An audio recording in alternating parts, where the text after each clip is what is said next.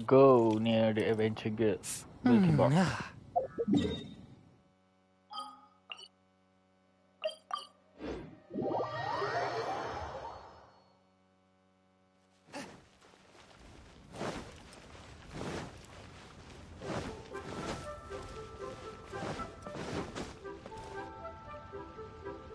Oh, yes! Yes! They have the audacity to go after anything! The 7 dragons, gods. No ancient artifact that relates can escape their greedy ambitions. Still, this time is different. Who do they think they are, going after the Abyss Order's treasures? Oh, Traveler, it's you. Huh? Ganyu, what are you doing here with Lan? Do you have a commission you need to post? Hello. We were just discussing the treasure hoarders. Yes. We were just saying how even the audacious treasure hoarders should know better than to mess with the Abyss. It's just too evil. But we recently received intel from the Ministry of Civil Affairs that 2 big-time treasure hoarders in Liyue and Mondstadt are planning some big joint operation. 2 big-time treasure hoarders? Yes. They're known as Big Sis of the South and Raptor of the North. Oh, Raptor! Paimon remembers he tried to run away from Amber in Mondstadt. But who is Big Sis of the South? You are correct. She's the head of the treasure hoarders in Liyue. As I understand it, the treasure hoarders all call her boss. Some say that the god of thieves even bestowed a gift upon her for her exploits, making her Big Sis of the gods. But that's probably just a wild rumor. Anyway, the treasure hoarders discovered some previously unexplored ruins that the Abyss Order has been secretly guarding in the shadows. Despite how dangerous that makes it, all the treasure hoarders can think about is what kinds of treasure could be inside. They have already devised a plan. They will send out a decoy to divert the Abyss Order's forces away from the ruins, then send an expert thief inside to steal the treasure. To this end, Big Sis and Raptor have reportedly recruited a certain Grand Thief from Fontaine. Grand Thief? That's quite an impressive sounding title. Oh, indeed. He is an extraordinary individual. The Grand Thief is highly respected in the treasure hoarders, in the same way that we adventurers look up to great adventurers. Ah, so you're familiar with the author of the Tevat Travel Guide, then? Correct. The Grand Thief is someone as renowned as her. So, despite being relative big-timers in Liyue and Mondstadt, Big Sis and Raptor had to put in a lot of work to convince a thief of his status to come and personally oversee this operation. With the major changes in Liyue recently, the Ministry of Civil Affairs and the Millelith already have their hands full. They don't have any time to investigate rumors about treasure hoarder activity. But anything related to the Abyss makes me feel like there is some unknown danger lurking beneath the surface. So I decided to come to the Adventurers Guild to post a commission. Leave this commission to us. Oh, thank you so much. Good to see this in the hands of a reliable guild member. Well then, good luck.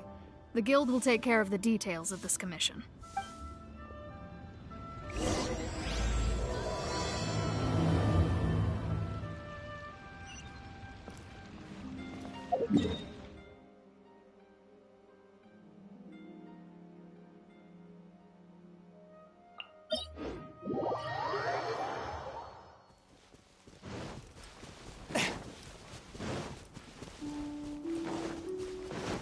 I ride on wind and cloud alike.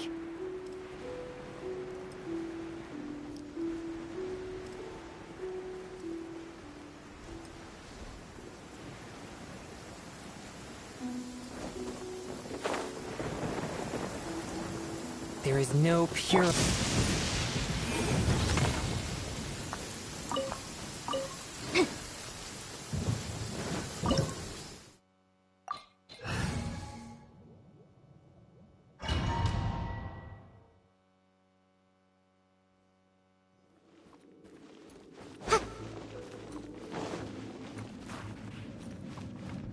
There are signs of treasure hoarder activity here. They must have come to these ruins. Let's go deeper inside. Paimon sure hopes Ganyu's information is reliable. There aren't many guards here. Looks like their plan to draw away the Abyss Order's forces really worked.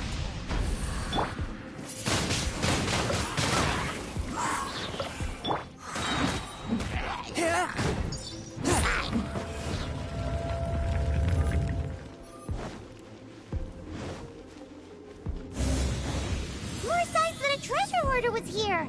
This should be the right direction. But why does it feel stranger and stranger as we make it deeper into these ruins? Be careful now. Paimon's right behind you.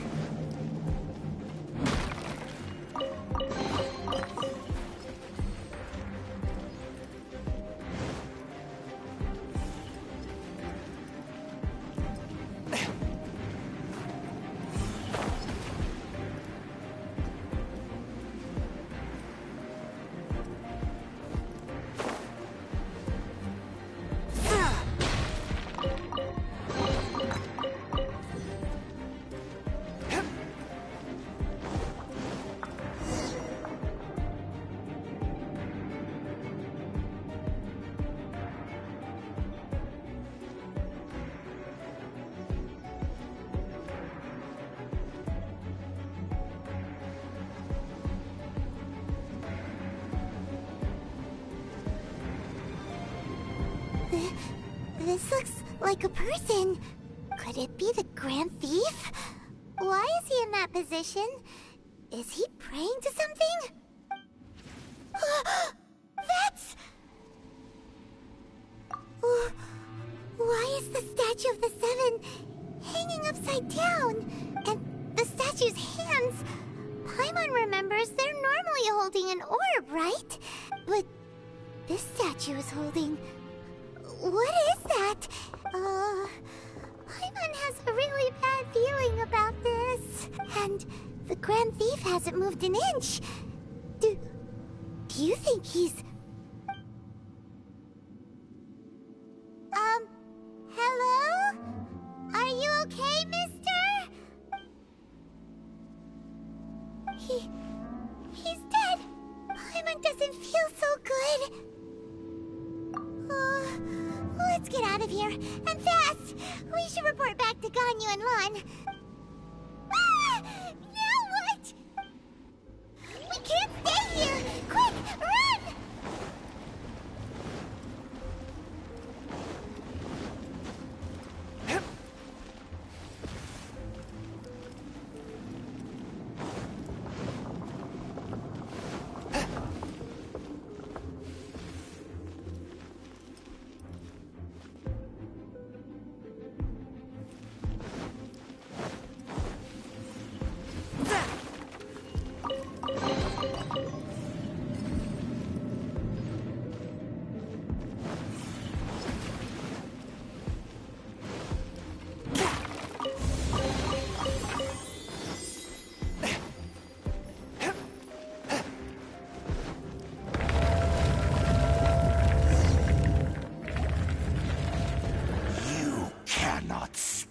On the secrets of the Abyss.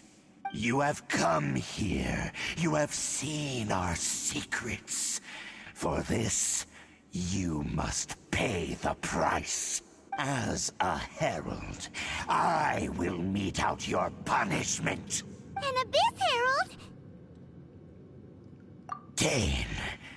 Dainsleif. Oh, I thought you were just a couple of pests that stumbled in here by mistake. So, you are with Dainsleif, that constant annoyance in our affairs. Did he send you here to die? His resistance against the Abyss has gone nowhere for a long time. There is nothing you can do to change the tide. The Abyss is unstoppable.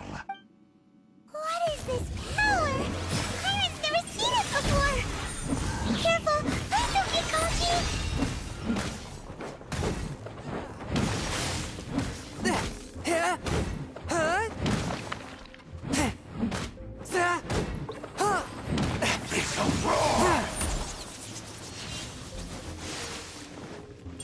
with my blade.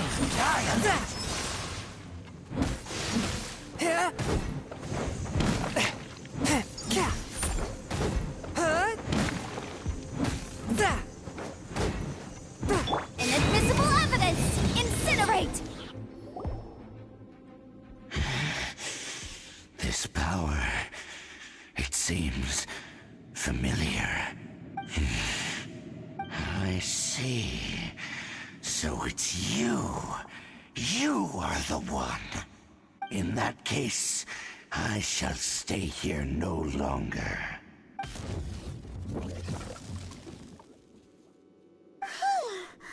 What a tough battle! Are you okay? Oh, such a strong enemy. Who knew the Abyss Order had monsters this powerful among them? Huh? What is it? What are you thinking about? Oh, right, yeah. We're near the exit now. Let's get out of this scary place before something even more dangerous shows up.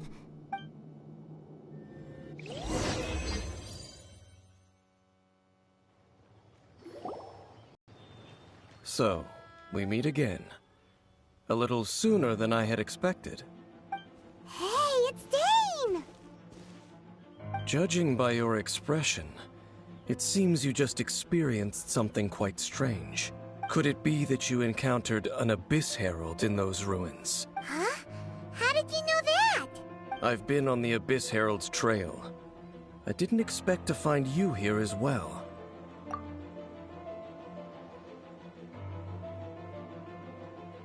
An inverted statue of the Seven, holding abyssal power in its hands. No, I have never seen such a thing during my time fighting the Abyss, though I have had my suspicions. Tell me the rest of what happened in there. So you escaped the ruin depths filled with abyssal power, and then?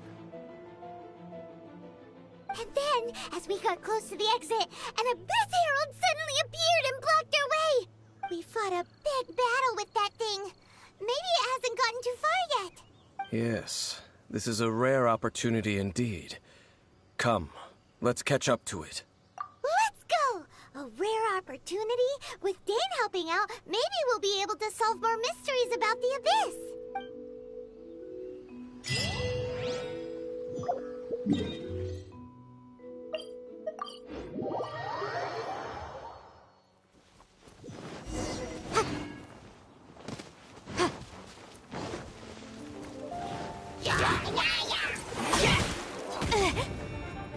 Motion to compel. Keep within the law. Wingblade! Be gone!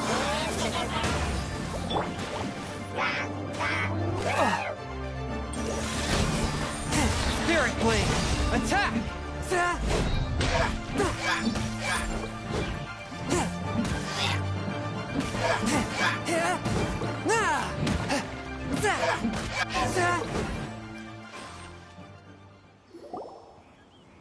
Those Abyss mages just now. Were they trying to ambush us? No. They were just digging through these abandoned ruin guards looking for something of value. Oh, is that so? The Traveler here seems to like doing that a lot too. Looking for chaos devices, chaos circuits, you know, that kind of stuff. They wouldn't be searching for such ordinary objects. In fact, I was nearby investigating precisely because Abyss mages often come out from that ruin to explore. They seem to be searching the remains of ruin guards for a certain valuable object to take back to the ruins. However, they look disappointed, so it would seem they haven't found it yet. Well then, why didn't you grab one of them just now and ask what they were up to? I certainly don't mean to be merciful towards these monsters of the Abyss, but I have a feeling that their plan with this object is of major importance to the entire Abyss Order. One cannot discover the truth behind it through interrogation. Or rather, these Abyss mages likely fear something else, much more than they do a painful interrogation. Paimon is getting goosebumps thinking about all this. All right, we shouldn't waste too much time here. Let's continue our search. Let the show begin.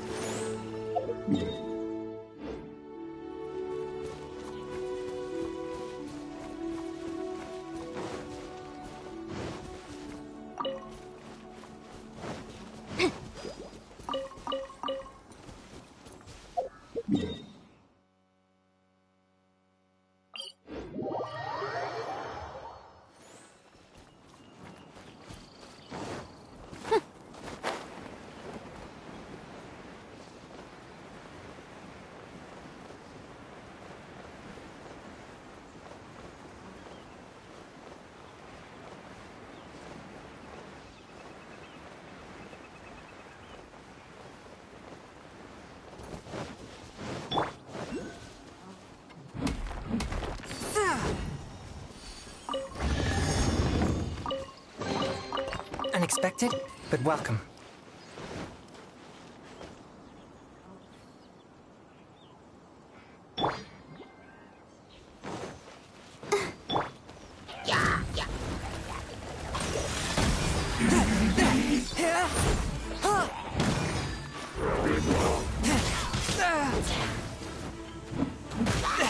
Curb your fury!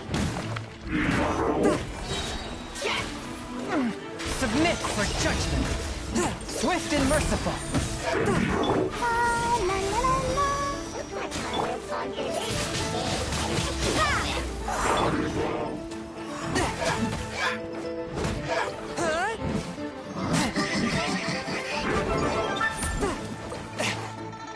Forth, my blade!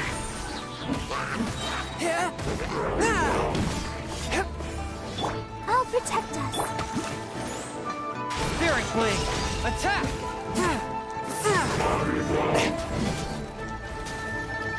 Attack to frost!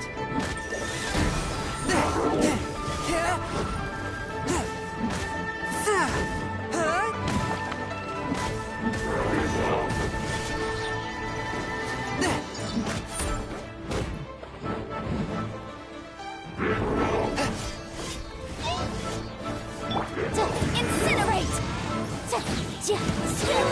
Time for your arraignment!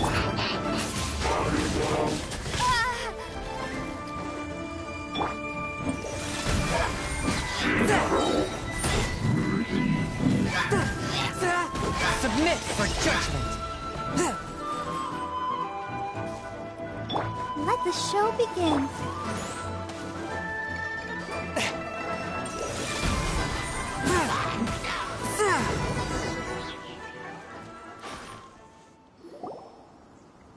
Wow! Besides the Abyss Order, Ruin Guards sure are active around here. Seems wherever we find an Abyss Mage hideout, there's often a bunch of Ruin Guards roaming around too. Is that just a coincidence? Or... There are no coincidences in the world. Everything is the fruit of seeds planted long ago, just like your appearance in that tavern. Time is just waiting for those seeds to sprout. Forget it. Just some needless musings. The connection between the Abyss Order and the Ruin Guards is by no means incidental. Rather, they are both branches that have grown out and up from the same roots below. branches? Roots? What do you mean exactly? Both originate from an ancient nation that was destroyed 500 years ago. Khaenri'ah. Huh? Khaenri'ah? Really? The Abyss Order and Ruin Guards are left over from after the destruction of that nation? Oh. Speaking of Khaenri'ah, that's really a super ancient name! Oh, right. As your guide, Paimon should explain a bit here. A long time ago, the nation of Khaenri'ah was... Huh? You have memories of being there. But that nation was destroyed 500 years ago! Is that so? Well, everyone has their secrets. You did not pry into mine, so I shall not pry into yours. But, if you would like to tell me, I will listen. So, the Khaenri'ah you saw, what was it like?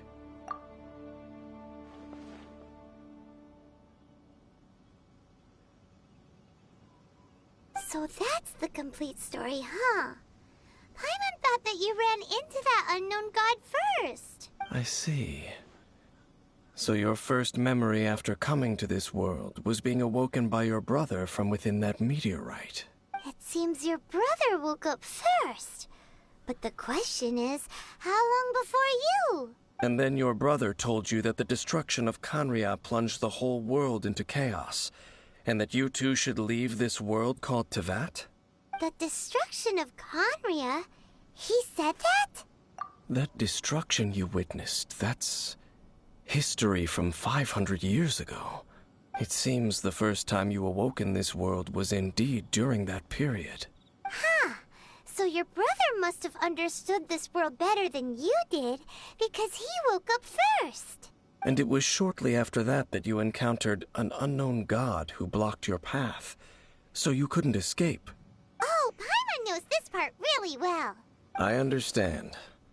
When you awoke at that time and hurriedly tried to leave for another world, you didn't know anything about Khaenri'ah. But now, since you have come to gain some understanding of Teyvat, you are able to guess that the war you witnessed all those years ago must be the war that ended Khaenri'ah. Am I right? Ah, if that's the case, you must have been flipping through all sorts of books during our adventure these past few months. Before going to Mondstadt, you had just looked at some vague materials. Later, we managed to gather a whole bunch of old books from all around Mondstadt and Liyue, but you told Paimon they were useless. So, the whole time you were just trying to learn more about Khaenri'ah so you could find your brother? Oh, yeah. You can travel around the 7 nations to find the 7. But where can you go to find a nation that was destroyed 500 years ago? I probably know more about Khaenri'ah than both of you. Khaenri'ah was a nation without a god. Not because it had a god that died or abandoned them, but because it never had a god to begin with. It was a powerful nation, built purely by humans. An unprecedented, flourishing, and glorious civilization. It was the pride of humankind. A nation without a god? Later events unfolded just as you remember. It was all destroyed by gods. You mean that... 500 years ago, the gods descended upon the world and brought desolation to Khaenri'ah. The pride of humankind was uprooted and crushed, like a weed removed from the garden of the gods. How could that be? The history books don't say anything about that. Yes, well, continuing to discuss the past now will only dampen our spirits. Let's keep moving. I will tell you more of what you want to know as we continue our search.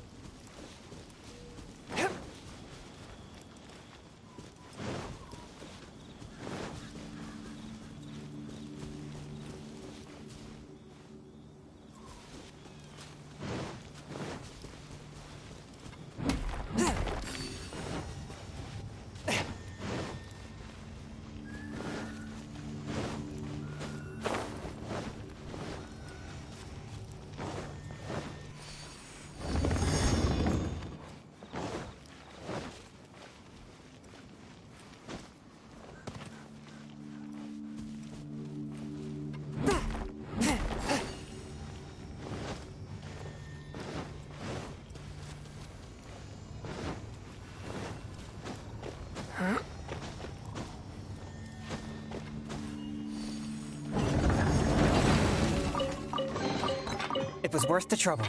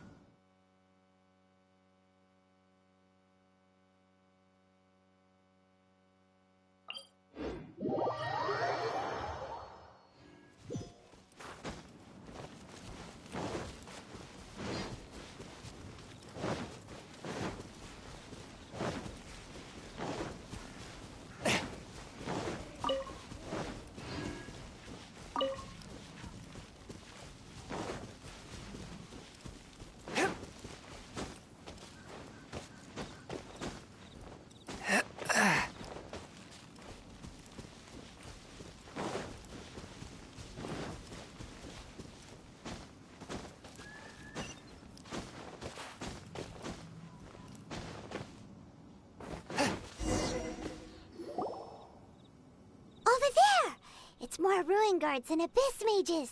Dane was just saying how these ancient machines are from Khaenri'ah. So, did Conria have a lot of ruins that needed to be guarded? No. Ruin Guard is the name modern people have given these machines. No one called them that 500 years ago.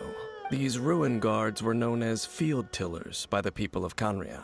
Field Tillers? What a strange name. It's not like you think. Field Tiller was just a code name. The people of Conria like to give code names to their weapons. The land is not to be tilled with farming tools, but rather is to be fought for with steel and blood. This is how the Field Tiller came about. Fought for with steel and blood? Well, that's an interesting way of understanding tilling. Paimon doesn't think it's a very positive interpretation. After the destruction of Conria, these masterless field tillers went completely out of control. They wandered aimlessly over the centuries, gradually spreading to every corner of Teyvat, perhaps resonating with the sorrow of other civilizations lost to time. They found their way to various ruins across the land, where they... That sounds so sad. Once you understand more, those details won't mean much to you. But no matter their past, all that remains of them now is the danger they pose. So destroy them all.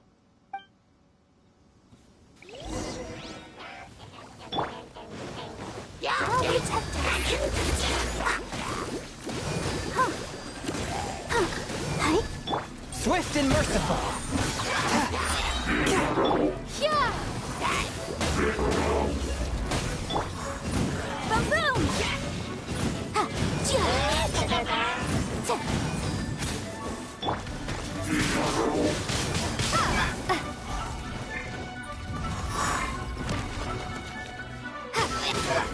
A touch of frost!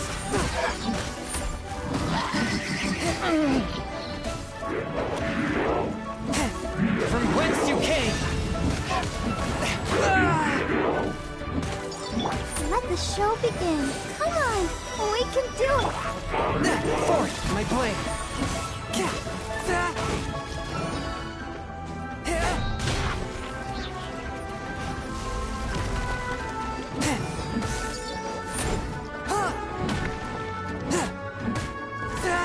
Swift and merciful! Submit for judgment!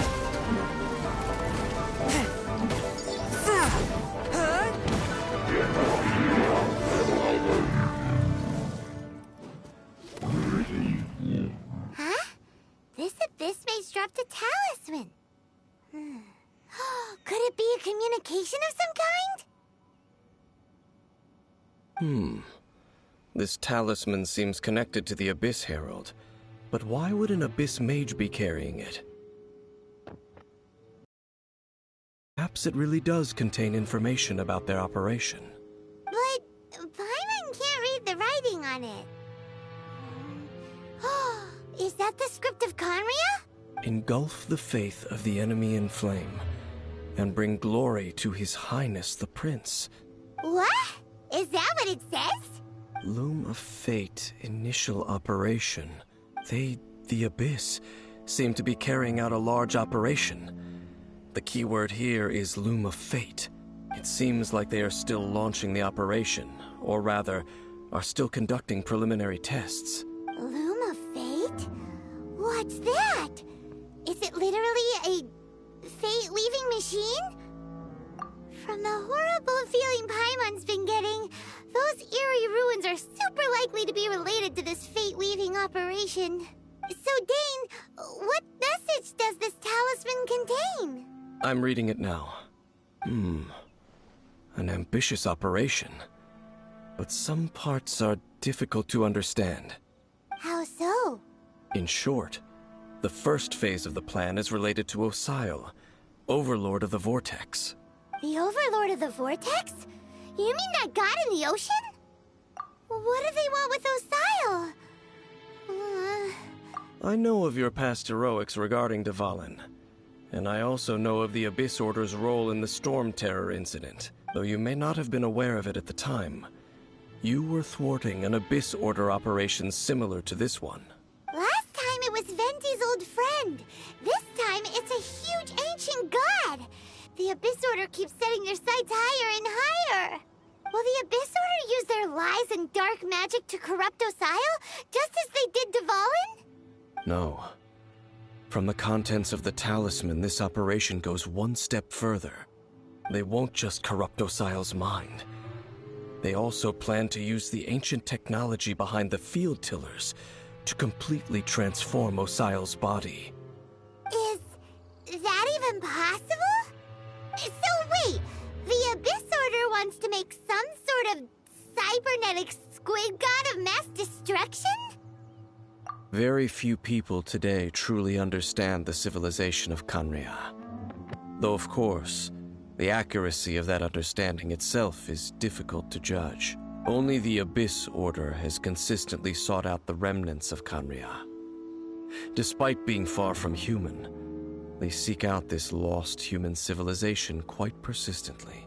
The talisman's message states that they will use the defiled statue as a base, attaching Osile's limbs to construct a mechanized god, and the new core that shall replace the orb usually held by the Statue of the Seven is the eye of the very first field tiller. The eye of the very first field tiller? Oh, Paimon gets it! All those Abyss mages are looking for the special eye, right? It would seem so. This whole thing keeps getting more complicated. But basically, it all has to do with that eerie Statue of the Seven we saw, right? Yes. According to the talisman, the eye should be placed in the hands of the defiled statue, thereby imbuing the newly born god with the power to topple the divine thrones of Celestia. Oh boy, the Abyss Order sure isn't holding back with this plan. Since no one knows where the first field tiller is, how about we take the information about the statue as the starting point for our investigation? Yeah, that tone-deaf bard is too difficult to track down anyway. Let's go to the cathedral first and ask around. Maybe we'll learn something. The cathedral. Huh? What's the matter, Dane? Nothing. Let's get moving.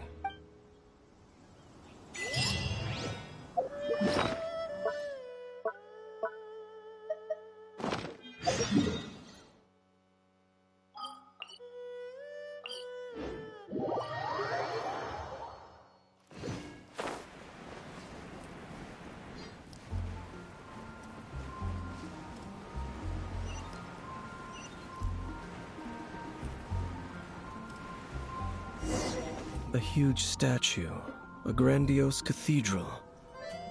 The people of Mondstadt clearly spent a great deal of resources and energy to construct them. But how aware of this was the Animal Archon on receiving this gift? And how much did he give back in return? Faith doesn't ask for anything in return, though, does it?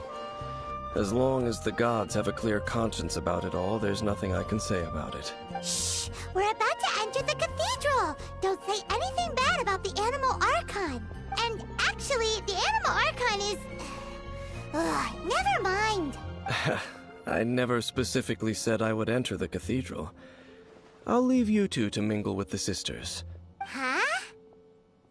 You are the honorary knight of Mondstadt. They will surely allow you to poke into these affairs with their utmost trust. Having me tag along would only make them suspicious. Correct. And just as our little friend said, I might say something bad about the church at any time. When a non-believer steps onto holy ground, the result is never pretty. I have never received the favor of the gods in the past. I don't see any reason I would need it now, or in the future either. That's enough about that. While we've been chit-chatting, the Abyss Order continues to act. Okay, then we'll just go in ourselves and ask around. I should warn you about one thing. Don't go mentioning the defiled statue inside the cathedral. The Church of Favonius wouldn't ignore the matter of the statue. But if they rashly tried anything against the Abyss Order, it would only ruin whatever element of surprise we may have. Also, meddling in the affairs of the Abyss usually doesn't end well for anyone.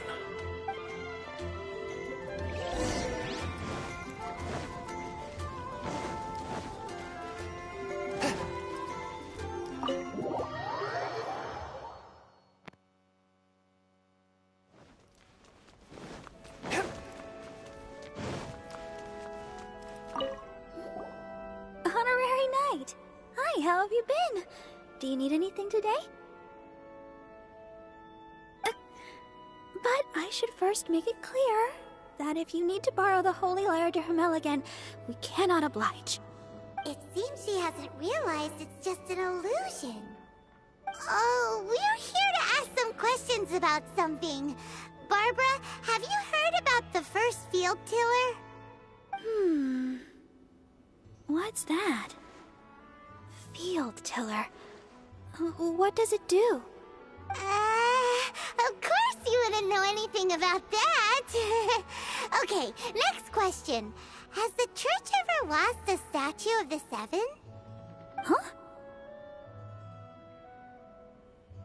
You're here to ask about that old story? Well, I didn't expect that.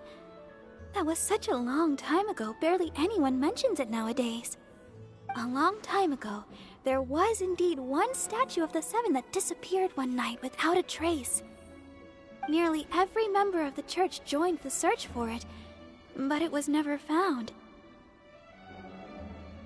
In the church's records, as you might assume, this incident has been called the Lost Statue of the Seven.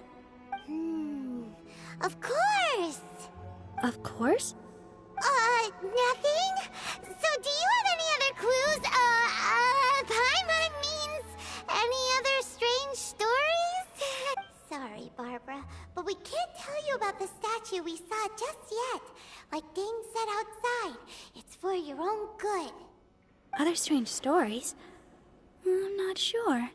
Let me think about what other unusual incidents are in the church's records. Oh, the Tyrant's Final Fury? No, that's from another time. Probably unrelated. The Tyrant's Final Fury? Oh, this refers to a time of great danger that engulfed Old Mondstadt, the place now known as Storm Terror's lair. Many, many years ago, there was a time when balls of fire would rain from the sky whenever anyone approached Old Mondstadt. Balls of fire raining from the sky? How terrifying!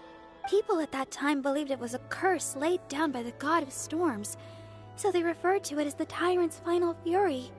This strange phenomenon continued for about a year. No one was ever able to solve it. It just gradually ceased on its own. Right.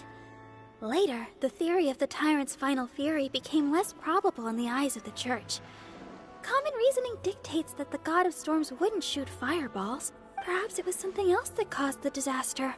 Anyway, this incident might not be related to the lost statue of the Seven, but I just can't think of any other strange incidents that might be. It's okay. Thanks anyway! There's that pointless word, thank you, again.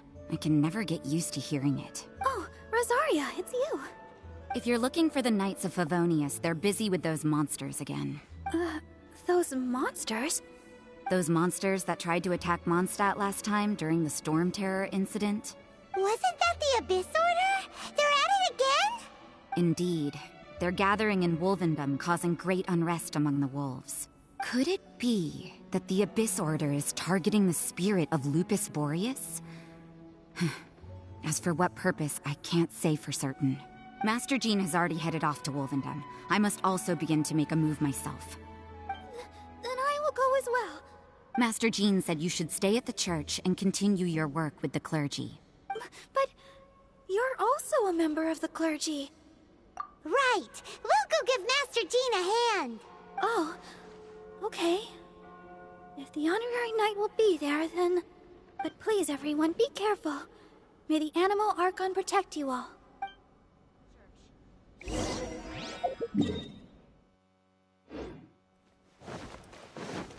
Run along. This isn't a conversation for children. What's that man doing?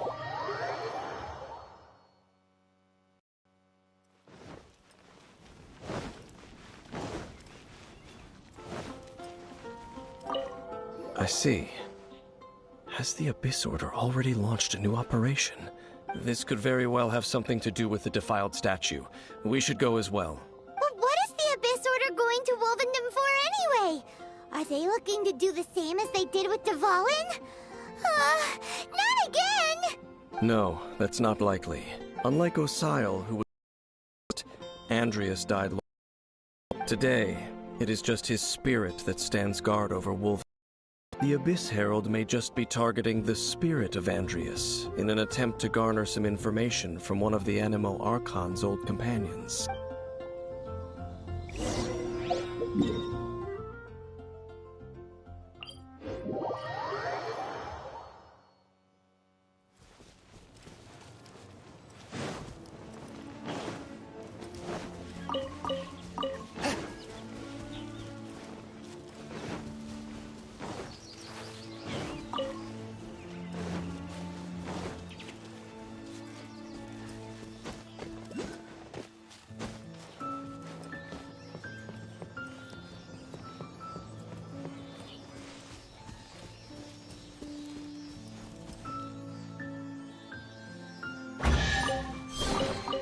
Unexpected, but welcome.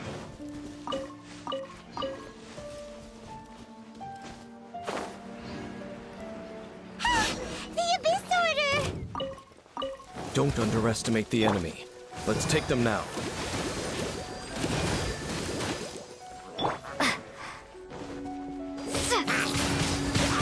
Windblade!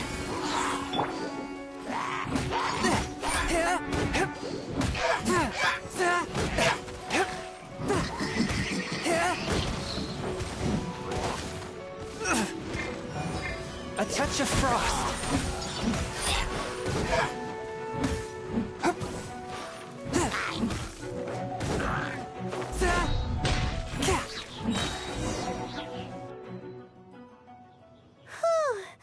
There sure are a lot of enemies around here. The closer we get to the target, the more enemies there are. Fits the Abyss Order's style. Yeah, let's go! I'm not going any further. Huh? Why Oh, not? no. Is it because It has nothing to do with wolves. It's because Boreas was an Oh, ancient account god, yet satu he lagi. willingly became a servant of the Seven. I cannot possibly agree with his actions. I don't desire any interaction with him. Macam yang Besides, kau dah tahu you're cara the dia one tu. people like. Pakai account PSN I'm lain, guna less YouTube sama. likable. Yang kau betapa tu, ni cara dia like. There's nothing special about gods Aku pakai anyway. account lain. It's just my PSN lain. opinion, but a YouTube word of sama. advice. Always be on your guard when around gods. You shouldn't place too much trust in them. But at the same time, don't go too far in the opposite direction. Don't go trying to overthrow them or hunt them down, even if the god in question is your sworn enemy. Don't trust? That's some awkward advice. Does Dane hate the Seven, or is he protecting them? Lest I repeat the failings of my forebears, I will tell you one final fact. Huh? What fact? The destruction of the nation of Kanria by the gods is the reason the Abyss Order now seeks to destroy the nations watched over by the Seven. Well, enough chit-chat. We should get back to business. I will go take care of the remaining Abyss Order members in the area. Try and keep your visit with Boreas brief. Afterward, let's meet at the entrance to Wolvendom. Up, there he goes. What a strange man. Yeah, that's true. You also keep your guard up against unfamiliar gods. At the Rite of Dissension in Liyue, your decision was very similar to what Dane would do. Not the easiest situation. Honorary Knight, Paimon, what are you two doing here? Oh, Master Jean! So glad we found you. Rosaria told us that you came here to fight the Abyss Order, so we came to help. Then your help is greatly appreciated. The Abyss Order's sudden offensive is very strange. They have surrounded Wolvendom. I am preparing to send out some knights to fight back. I just scouted out all of Wolvendom, but I did not see you. Rosaria told me that the Abyss Order is going after Boreas. But the Abyss Order and Boreas... what is the connection between them? They just like to cause trouble. Do they really need a reason? The Abyss Order already went after Dvalin. It's not too surprising that they would also go after another one of the Anemo Archon's buddies. That is true. Regardless, whether the reason behind the present threat is clear or not, I will handle the situation. Honorary Knight, please go and check if Lupus Boreas is in any danger. This god's spirit... He does not often see people, but I hear that you have met him before. Maybe it is best that you are also the one to meet him this time. Okay, be careful. Thank you for your help, Honorary Knight of Favonius.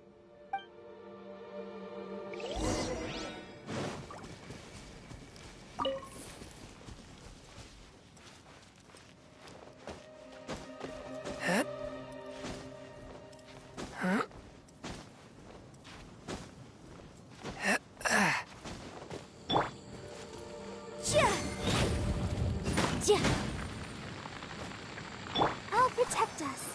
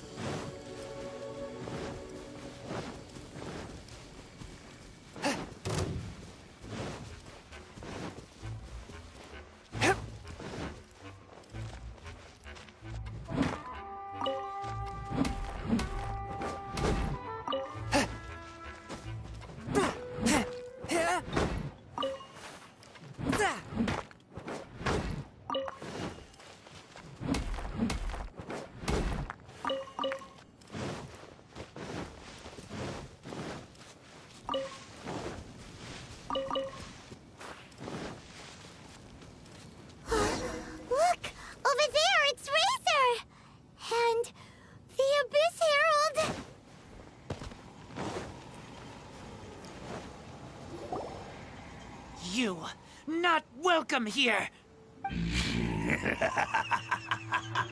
So, the wolf's wretched spirit likes to raise wild pups now. You claim to be a guardian, yet your once sharp claws have clearly dulled since your days of godly glory.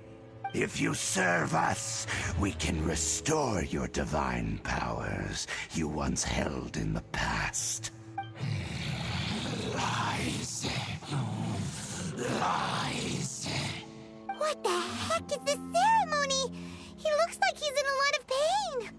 Oh no, is this the same thing they did to corrupt Dvalin's mind? Wolves never surrender! But this can't go on. No matter how many times you resist us, your efforts are all in vain.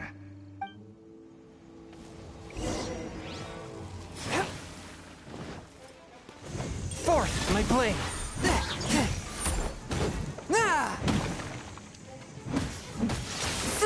From whence you came! Abyssal roar! Incinerate! Breath of the flame! A touch of frost!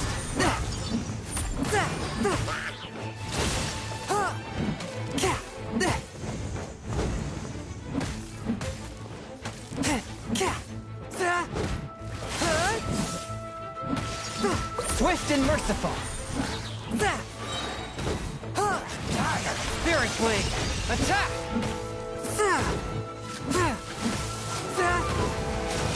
Resistance is futile! The end is nigh!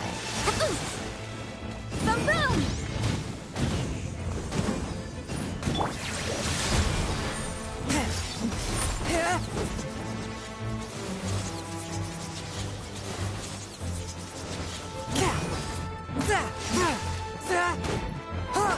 Surging tide!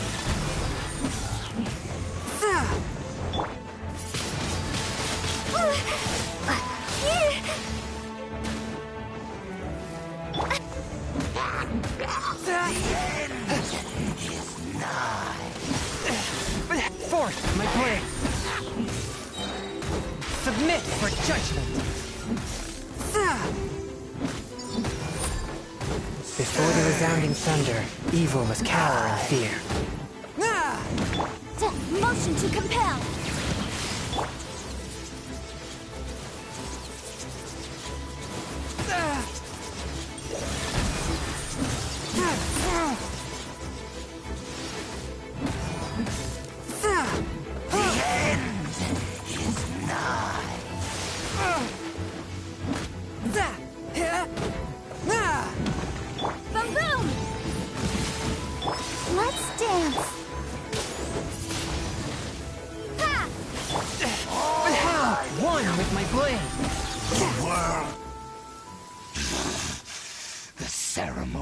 was interrupted. How fortunate for you. How does an old spirit have such determined will? No matter. This is but a small unforeseen variable. Our grand scheme will not be affected. It disappeared again!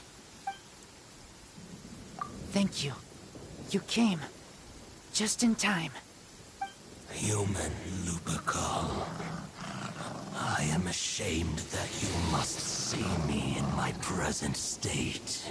But still, the Abyss Herald underestimated my strength. Lupus Boreas never refuses trial, but scary outsider, not respect trial rules. I too didn't see the trap. Wait, so you mean the Abyss Order had everything prepared to corrupt Lupus Boreas' mind, then lured him out under the pretense of challenging him in a trial? Thank you. In the future, my claws must get sharper. You smelled danger and came here? No, we heard about the danger. Paimon's nose doesn't even know what danger smells like. Besides coming to help, we actually have something to ask you about too. Excuse us, Mr. Wolf God. Do you know anything about the first field tiller? I pay no heed to the contraptions of humans. I know not what this field tiller is. Though there was indeed one human-made machine that I can never forget. It entered into my proving ground by accident, and I mistook it for a challenger. But it could not think, only fight. It was designed as a pure killing machine from top to bottom. I eventually damaged it greatly with one of my attacks. Before it fell to the ground, it fled the proving ground. By the sounds of it, it's possible that could have been the very first field tiller, right? Yes, it could spin, leap high into the air, and even shoot fireballs. Although no match for a god, it was stronger than even many who wield visions. Fireballs? Hey, didn't we hear this somewhere else recently as well? Anyway, this pretty much proves that the first field tiller came to Mondstadt, doesn't it? It sounds like the first one was way stronger than the mass-produced ruin guards that came after. But in this story, it was damaged at the proving ground while fighting the Wolf of the North. Don't know, but did we help? Yes, you were a big help. Thanks.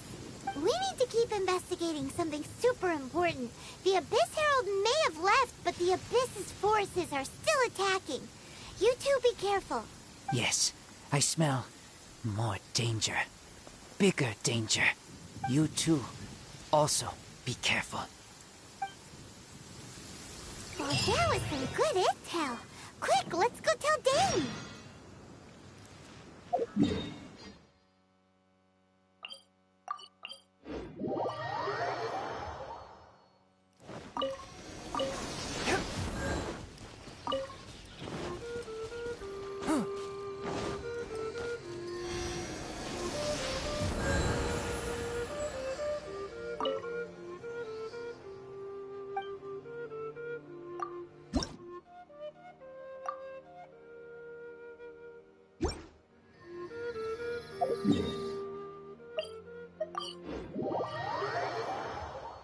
There is no purer form of water than rain.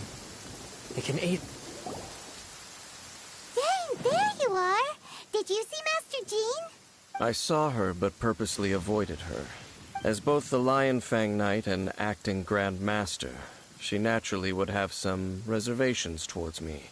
If I'm not careful, one day I may find myself becoming the object of one of her investigations. But back to the matter at hand. I defeated some of the Abyss forces, but wasn't able to gather any information. Did you have more success?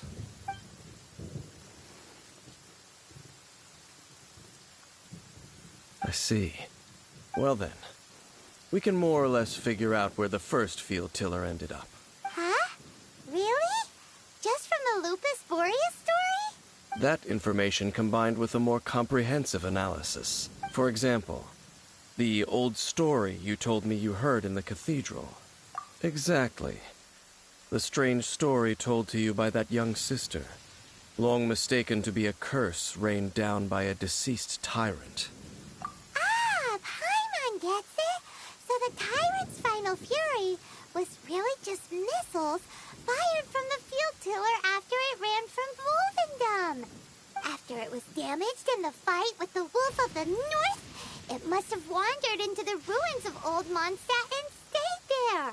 Then, whenever anyone got close, pew, pew, boom! It would fire a ton of missiles at them. Until one day, it finally broke down for good, and the fireballs stopped raining from the sky. Back then, the people of Mondstadt hadn't seen many ruin guards before, so they came to interpret it as the tyrant's final fury. It looks like we need to make a trip to Storm Terror's lair and comb the entire area. What do you mean? Huh? You mean... Oh, Paimon remembers too! We saw that abandoned ruin guard sitting atop the tower when we went there before. Can't forget something like that.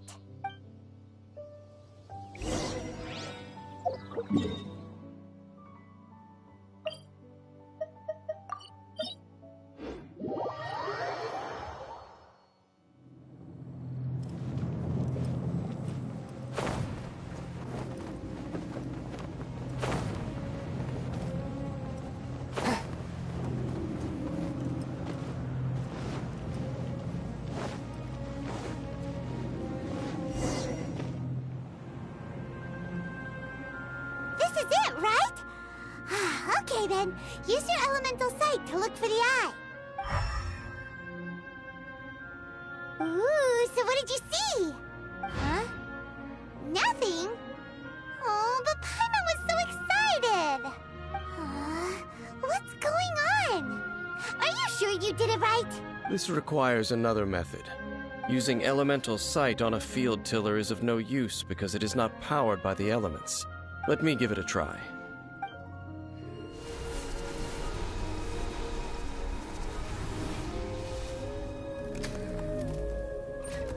And done. Wow! It's the very thing the Abyss Herald has been seeking all along. The eye of the first field tiller. All of the ruin guards today are just replicas of this machine. As the prototype, its combat capability was unrestricted.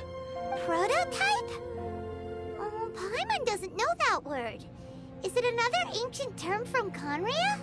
As the Abyss Order has surmised, if this eye is placed in the hands of the defiled statue, and if the limbs of Osial, Overlord of the Vortex, are attached to the statue, there you have a mechanized god. And this newly born god will have the power to topple the divine thrones of Celestia. Yes. Then, what should we do with this eye? No. I'll guard it myself. Huh? You? Dane? You won't go and do anything crazy with it, will you? You may doubt me if you wish, but I must ensure it does not fall into the wrong hands. No matter where we may hide it, they will find it. And as for the Church of Favonius, well, you know I don't trust them. Oh, right. But our work isn't done yet. To avoid any further repercussions, we must also take care of that defiled statue. We can't have the Church get involved. Let's handle it ourselves. As for what I mean by take care of it, naturally I mean to completely destroy it. Destroy it? That's a statue of the Seven, as well as being a a really important cultural relic, they're actually divine too! Well, good thing we didn't tell Barbara earlier. Otherwise she'd be going completely bonkers right now! Do the Seven really expect me to help them look after what belongs to them? Let's go back to those ruins and destroy the inverted statue. If we are lucky, we will also run into that Abyss Herald. I'll make sure it doesn't get away this time.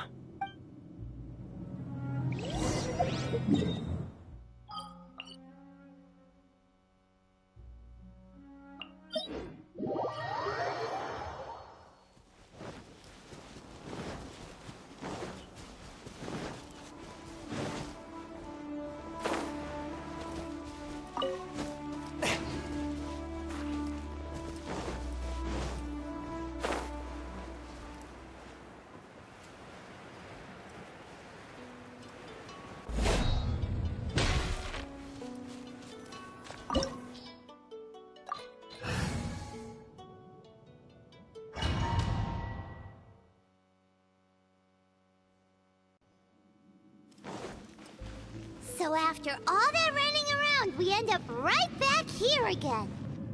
Look at us. We barely escaped this place last time, and now we're strolling right back in. Gee, surely we must be some of the bravest adventurers in all of Tibet. That or the stupidest. To get to that creepy statue, we just need to follow the path we used to escape last time. That should take us right to it. Yep, that'll work. Let's go, and remember to be on your guard.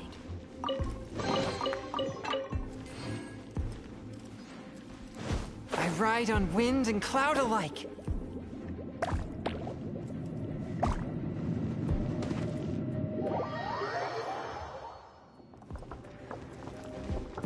I'll protect us.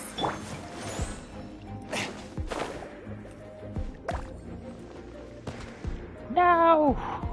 After all that training.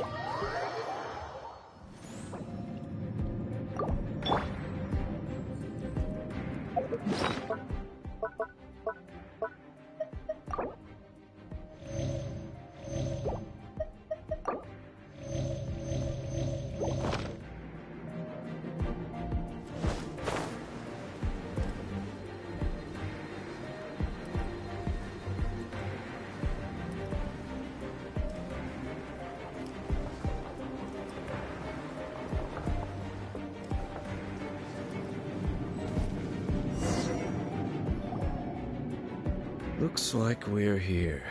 An eerie, lifeless, dark chamber. I understand the evil aura you were describing earlier. Oh, such a scary place. Be careful to not be overwhelmed by the power of the defiled statue.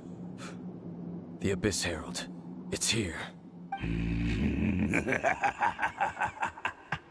You sense correctly. You are just as vexatious as ever, Dainslif, enemy of the Abyss. I sense your soul is stained by terrible bloodshed, perhaps from your darkest nightmares. Unless... Oh, and something far more dangerous. You reek of a corruption familiar to me. Then we are the same. We're both dangerous.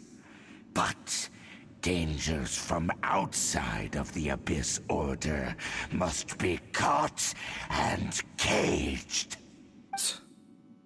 It is your words that forever reek of corruption. Time to silence you! Forth, my blade!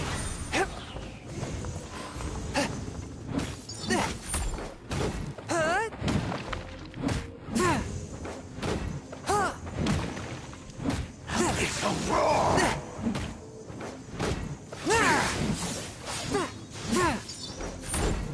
Swift and merciful!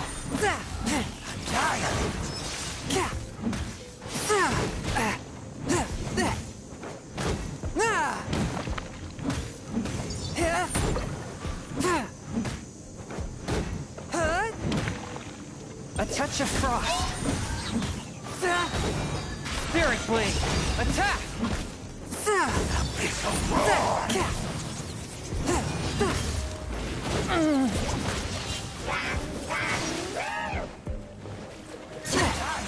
Force my blade.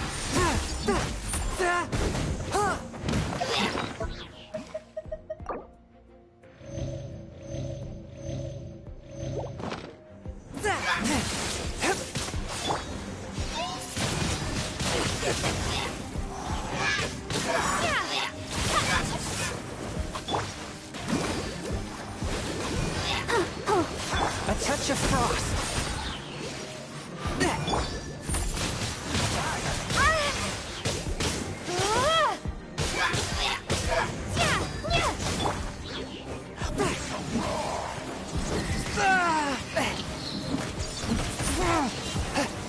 From whence you came. Swift and merciful.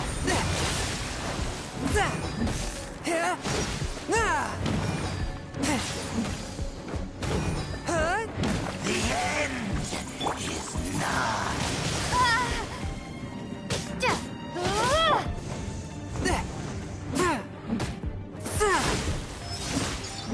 Force my blade.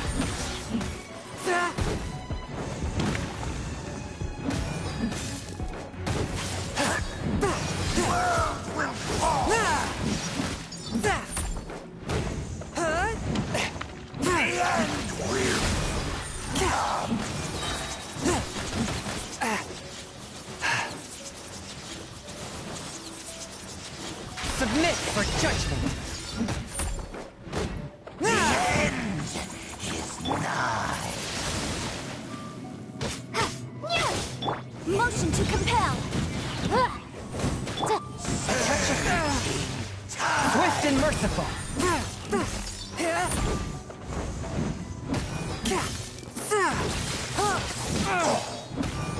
The world will fall.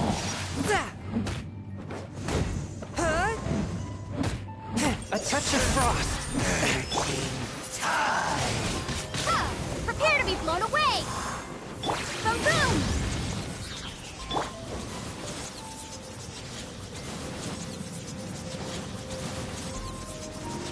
One with my book. The world.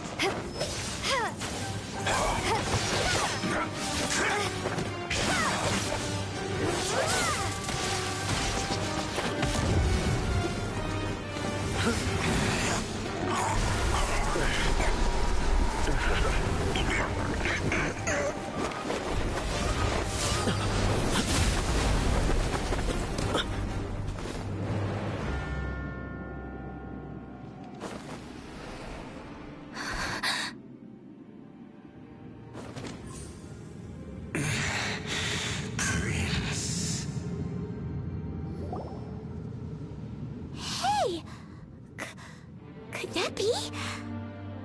Lumine.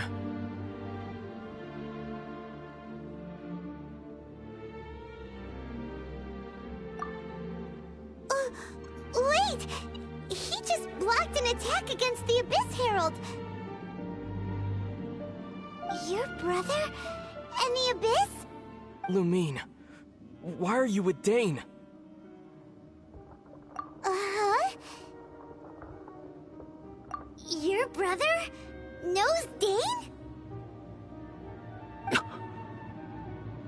Ether, we meet again. What's going on here? Dane knows him too? You shouldn't team up with this man. He is my enemy. Ether.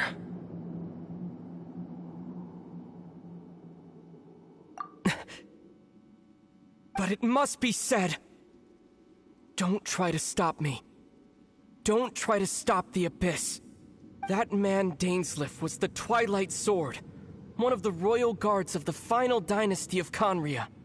500 years ago, he failed to prevent the destruction of Conria. A curse of immortality was laid upon him, to forever wander the wilderness, while he watched the people he was supposed to protect turn into the monsters of the Abyss. You're saying Dane is from Conria? The same Conria that was destroyed 500 years ago? And you said the people turned into monsters? You're trying to tell Paimon that the Abyss Order is not only related to Conria, but is actually the people of Conria themselves? And the whole thing about Dane being your enemy...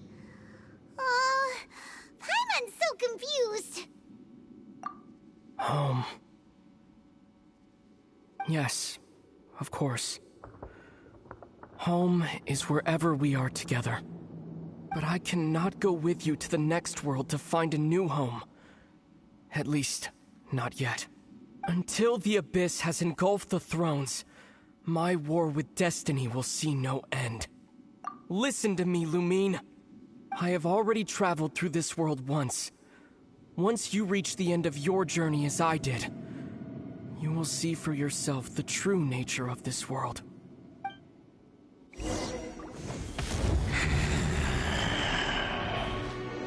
So we'll meet again. Though we need not rush, sister. I have more than enough time to wait for you.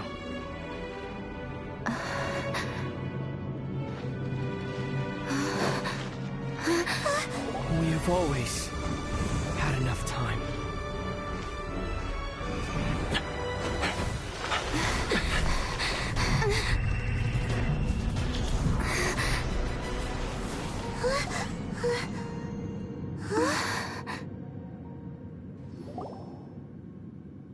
They left. Oh, don't be too sad. We'll find them again. Look on the bright side. At least we got some really useful information. Uh-huh, that's right. At least now, as well as the Seven, Dane is also a key part of finding your sibling too, right? That's right. By the way, what they said just now is all pretty confusing. Did you understand it at all? Oh, well then, let's go over it again.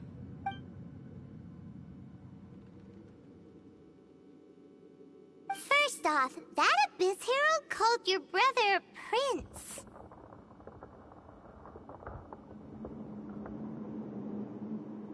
It seems like your brother is leading the Abyss Order. Even the Abyss Herald answers to him. Still, we don't know for sure if he's the highest ranking leader in the organization. Also, your brother said that he wants to engulf the thrones and go to war with destiny. What the heck does that mean? Could it be he wants to destroy the Seven and the Seven Nations? Next thing, turns out the Abyss Order monsters are really what the people of Conria turned into after their nation was destroyed. This story is just plain terrifying.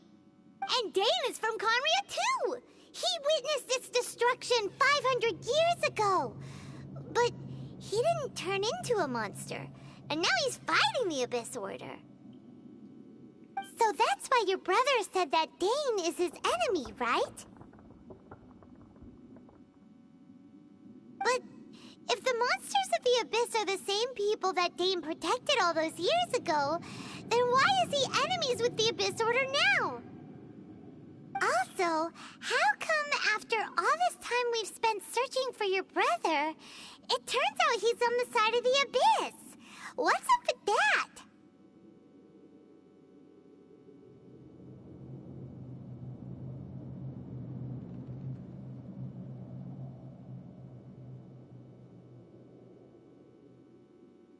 Yeah, you're right. Then, we can't let ourselves get down about it now. Our journey's not over yet. Let's get a move on.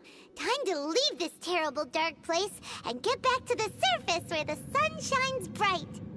If your brother wants you to reach the end of your journey, show him what you're made of. Come on, traveler, let's go.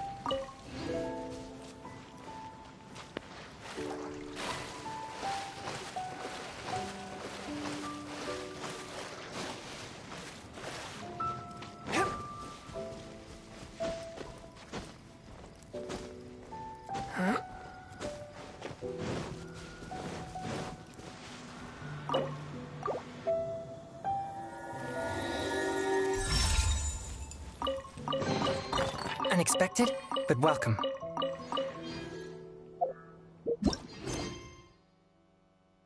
So aku dah boleh masuk INAZUMA. So pergi INAZUMA dulu lah.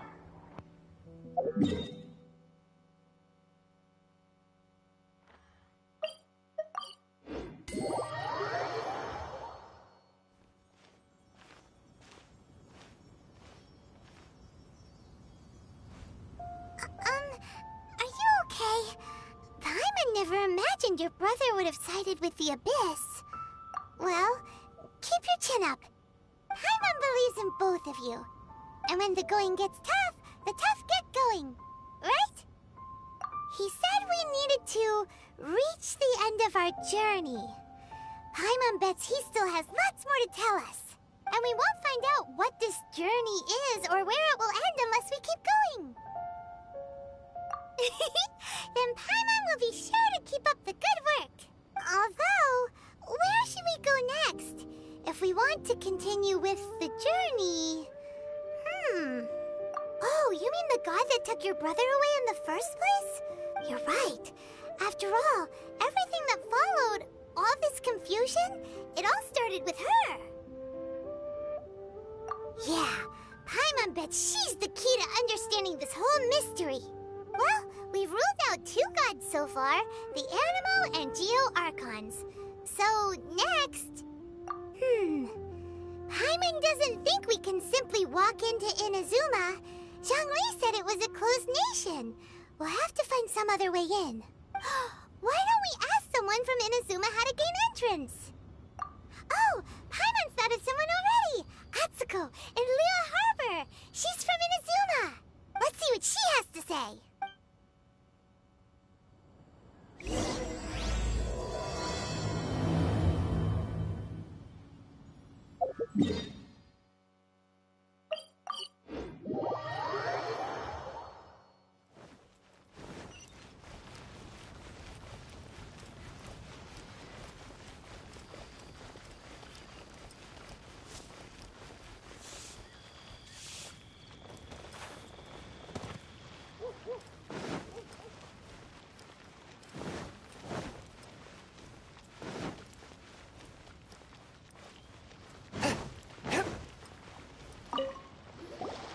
Oh. Hello. Oh, I mean good fortune, right? I'm still learning to talk like a local. Is there anything I can help you with? We wanted to ask, how do we get into INAZUMA? Oh, so that's why you're here. Well, there is a way. Great! We came to the right person! But the chance of success is incredibly small. Huh. Incredibly small? Then how did you get out of INAZUMA in the first place? It was in leaving INAZUMA that I found out just how dangerous this method truly was. All I had to rely on was a little wooden raft that I'd put together myself. There was a storm raging ahead of me, and my pursuers were close on my tail. After I'd escaped their clutches, I floated on the open ocean for I don't know how many days. My rations and fresh water supplies soon ran out, and I remember getting to the point where I was sure I'd reached the end. Then, I blacked out. But, to my surprise, my journey didn't end there. Or to put it another... that's right. I escaped by the skin of my teeth. The fact that I'm even alive to tell the tale must be a sign that the gods were watching over me. What a horrible journey! And you set off knowing how dangerous it was? Why? Well, because everything is just too restrictive over there. The atmosphere is so stifling. The Kanjo Commission subjects everyone leaving or entering the nation to a protracted approval process, and I felt like I didn't belong there. Kanjo Commission? What's that? Along with the other 2 commissions, they oversee everything in INAZUMA. We usually collectively refer to them as the Tri-Commission. I suppose they're equivalent to the 8 trades under the Liyue Chiseng. One of the obligations of the Kanjo Commission is to conduct rigorous identity checks on all individuals leaving or entering INAZUMA. All non-nationals are processed centrally on Rito upon arrival. Meanwhile, the Tenryo Commission is responsible for implementing the recently promulgated Vision Hunt Decree. They act like the executive arm of the Raiden Shogun's rule. Loyal, yet unfeeling. It doesn't feel good to speak ill of my home like this. But after spending so long under that oppressive atmosphere, I begin to lose all hope for the future. What I mean to say is, unless you have an extremely compelling reason to go to Inazuma, you should abandon your plans of trying to get there. You should know that the sea around Inazuma is engulfed in a perpetual tempest of wind and rain.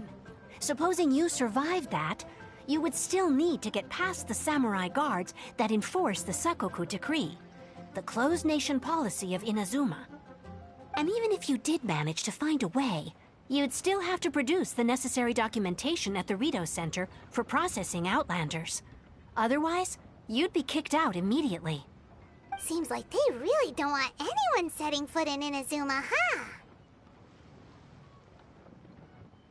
They only set that up as a port to guarantee a supply of goods and information to the island. Most Outlanders would be unable to acquire the documentation needed. But if you really are set on going, there is one thing you could try. The raft idea sounds a little on the dangerous side. Plus, Paimon would definitely get seasick. That's not what I meant. You could ask someone from the Crux fleet if they have some way of getting you to Inazuma. They're well known in Liyue. Voyaging far and wide has made them a well-traveled group with a wide range of experiences. They may just know how to break through the storm. But it's an armed fleet, right? Why would they agree to a request like this? That part is up to you. If you're able to persuade their captain, Beidou, then the hardest part will be out of the way. The Alcor is the flagship of the Crux fleet. I heard that it's currently anchored by Guyunstone Forest on a supply run. This might be your best chance. Then there's no time to lose. Let's go find Captain Beidou. Find Captain Beidou. Captain Beidou. Keluar pas server, yay.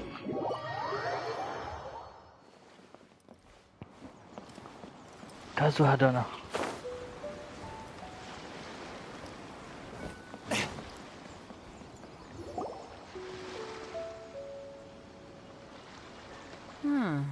Who have we got here? Wait, I know you. You're that traveler, aren't you? The one who fought against the Fatui Osile, right? Ningguang told me about you. A traveler of great insight and remarkable skill has saved Liyue, she said. She's a hard one to please, so praise from her is high praise indeed. I remember thinking at the time that it'd be good to meet you in person. Judging by the clothes on your back and this floating thing, I guess that time has come. Hey! The name's not Floating Thing, it's Paimon! Paimon? What a fascinating being. You two give off not only the essence of wind and earth, but also of... yes, the stars. Huh? The fragrance of what now? That's the weirdest compliment Paimon's ever heard. Pay it no heed. I mean only to say I am certain that it is by fate, not chance alone, that we should meet. And that gives our encounter meaning. You're not far off, but they go by a different name in Inazuma. This young man is Kaidahara Kazuha, a temporary addition to my crew for reasons I won't bore you with. Occasionally he opens his mouth and flowers come out instead of words. With this fine ship and the soft sea breeze, would it not be romantically irresponsible of me not to acknowledge it with a line or two of poetry? No, I can't argue with that. Okay then. Once the clash is underway, I'll give you a chance to perform. Only if the mood takes me, of course. Poetry for poetry's sake tends to lack meaning. Hey, you don't want to pass this opportunity up too easily, especially seeing as our great hero here might be in attendance. Oh, wait a minute. What's the clash? Also, just to clarify, by great hero, do you mean... Huh? I thought you might be here to sign up. You're telling me you've never even heard of it? The Crux Clash is a martial arts tournament that I hold. There'll be a whole bunch of folks taking part to showcase their talents. There are two important rules. One, competitors must be renowned fighters. We want those with real martial arts ability, not just people taking part for the fun of it. So, you've got nothing to worry about there. I don't think there's anyone out there who hasn't heard of you. Two, you can't take part if you've got a vision. Otherwise, things get a little one-sided. You must be feeling confident, but you might want to watch out. There are a few crouching tigers and hidden dragons lurking around in Liyue.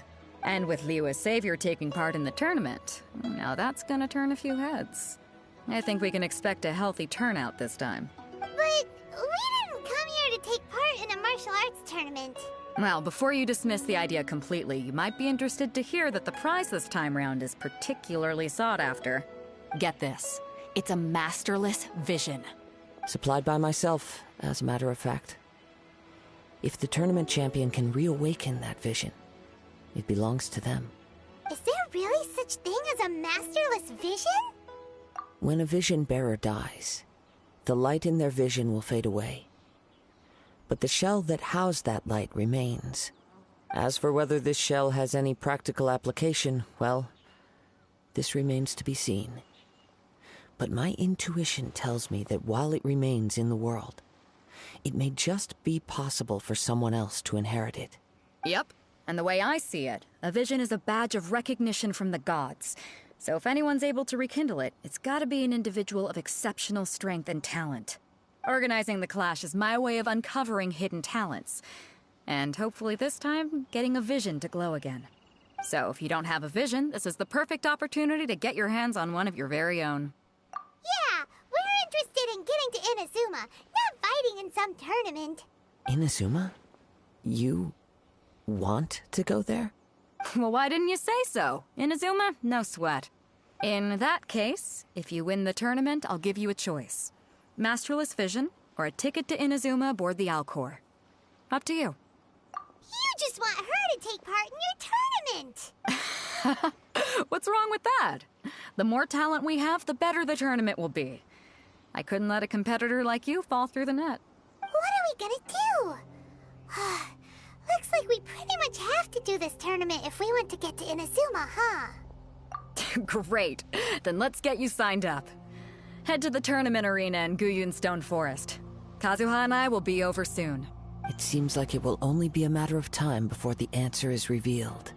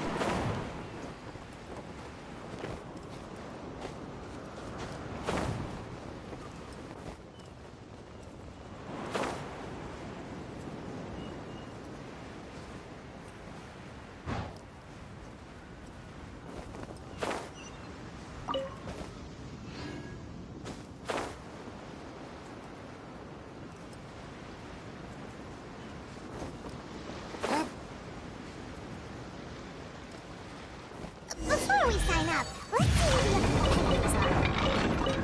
Beto said that they had to be renowned fighters. Who will we be up against?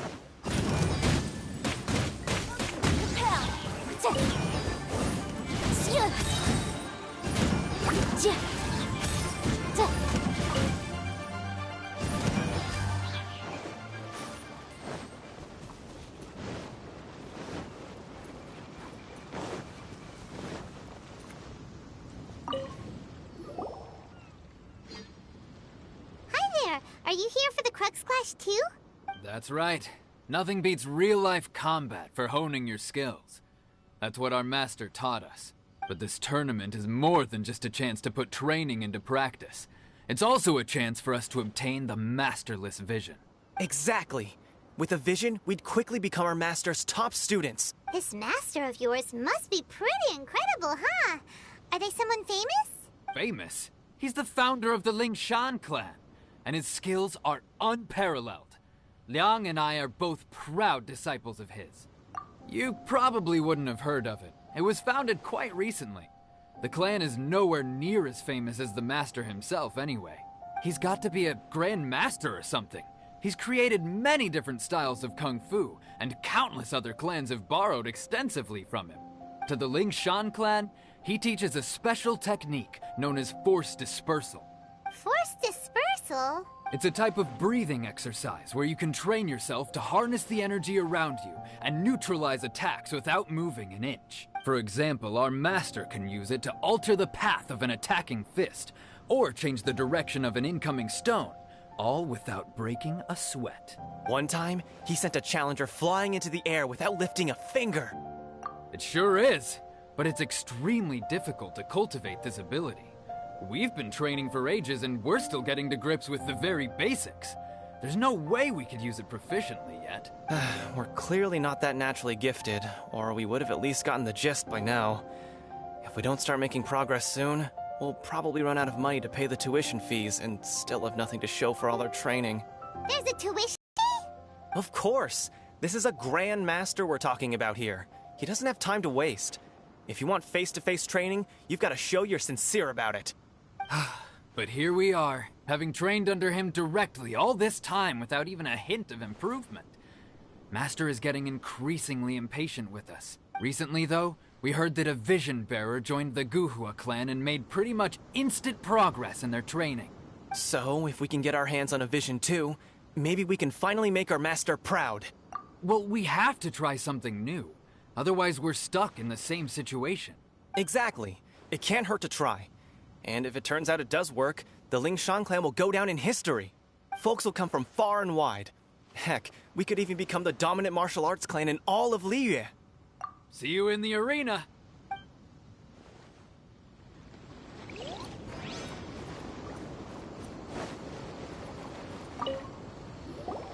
Hello! Are you here to compete in the Crux Clash? You bet I am. Have you put your names down yet? Well, I'd have a look at the entrance criteria if I were you. Then it'll allow just anyone to take part. The Clash is a comprehensive test of fighting ability. Anyone who turns up for show over skill is gonna get their butt handed to them. Nobody wants to see that, right? Yeah, we heard a rule about that. So, Paimon's wondering, are you a renowned fighter? Me? Only a former runner-up in the Chihu Rock Freestyle Combat Summit. Oh yeah. Also, that doesn't sound like the most official tournament out there. What? You... Nonsense. Have you been living under a rock? It's been going on for years. There were plenty of competitors when I took part. Not to mention, I've helped the Millilith catch treasure hoarders before. There were 2 of them trying to escape. I soon sorted them out. They tried to sneak past me under the cover of darkness. They didn't know what hit them. I planted a left hook on the skinnier one's face and sent him flying. Then, the big guy pulled out a knife. I stood my ground, of course. A roundhouse kick sent the blade hurtling into a beam above us. I told you. Unarmed, outnumbered 2 to 1, but I still got the upper hand. I'm not saying I came out completely unscathed, of course. But the fact remains that I did manage to subdue the both of them, and hand them over to the Millilith. I received quite the commendation. Uh-huh. But for us, Even 4 or 5 treasure hoarders at a time is all in a day's work. Alright, we're gonna keep looking around. I'll see you in the arena, but I don't plan on losing to a pair of children anytime soon.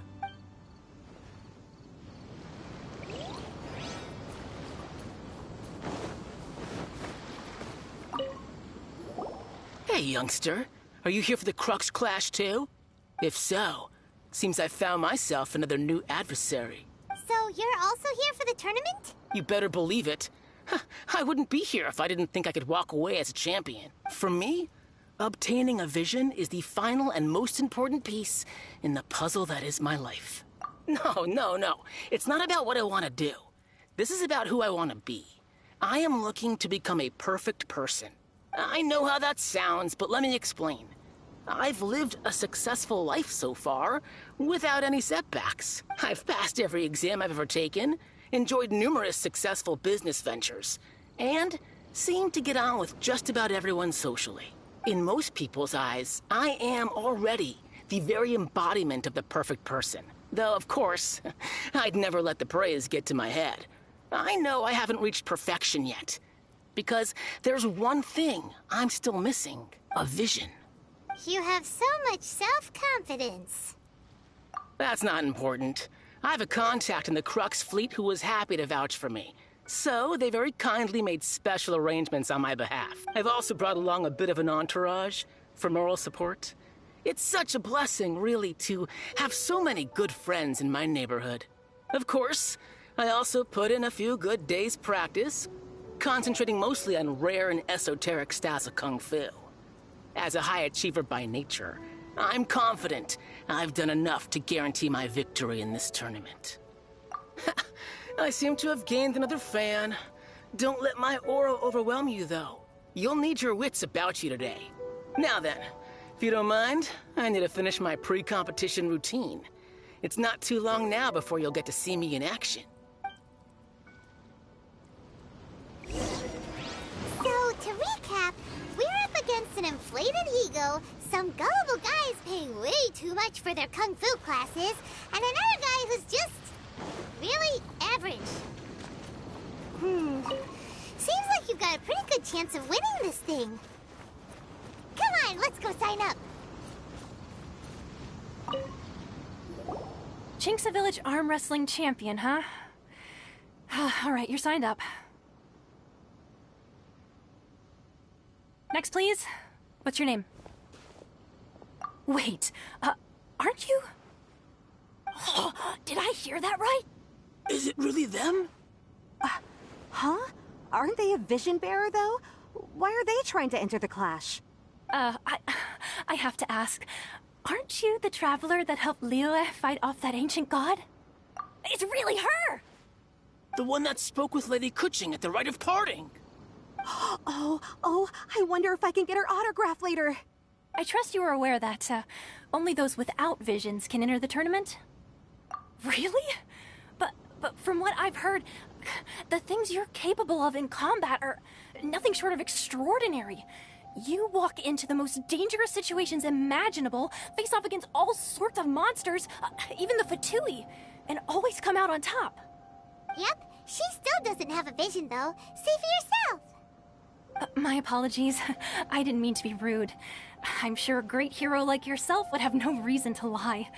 Now, could I ask you to provide a few claims to fame? It's just a formality for you, of course, but I have to make a record of competitors' achievements as part of the sign-up process. So far, I've got defeated the ancient god Osial, so that's one. Do you have any others? Yeah! Also, don't forget to mention that the previous battles include, but are not limited to, Storm Terror Dvalin and Fatui Harbinger Child. Whoa! Might as well declare her the champion already. I wonder if it's too late to withdraw. Okay, that's plenty. Actually, this is the most dazzling track record I've ever seen. By a long shot. Right, your registration is complete. Now, a brief word about the prize. A great hero such as yourself can surely only be here for one thing. To win the tournament and claim the grand prize, namely, a vision. Oh, we're not here for that. We're here because Captain Beto promised to take us to Inazuma if we win the tournament. There's another prize, too? Oh, first I've heard of it. Beto must have upped the stakes this time to attract top talent. But why would anyone want to go somewhere as dangerous as Inazuma? I see. So, I take it you discussed your terms with Beto in advance, then? Well, nobody expected you to sign up to a tournament like this. I can hardly believe it myself, to be honest. Anyway, the qualifying rounds are about to begin. I'll leave you to your preparation. Hey, so Paimon's thinking about that whole no vision bearers rule in this tournament. Even though you don't have a vision, most people in Teyvat think that you can't manipulate the elements without one. So Paimon thinks you probably shouldn't use your elemental abilities during the tournament. You know, just to avoid any misunderstandings. In any case, looking at the competition, it should still be pretty easy for you to win, even without using any elements, right? All right, it's showtime! You got this! You seem like you're raring to go. Are you ready to compete? Good. Then please follow me into the arena.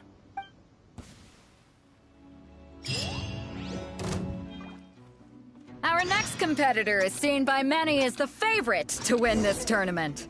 Her first bout begins now! You? You're the hero they're talking about? Ugh, how am I supposed to win now?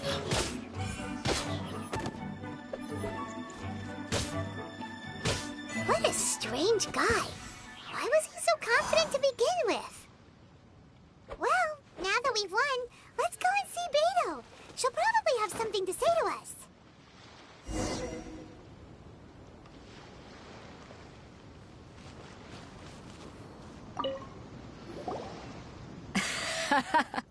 I knew I wouldn't regret introducing you as the favorite.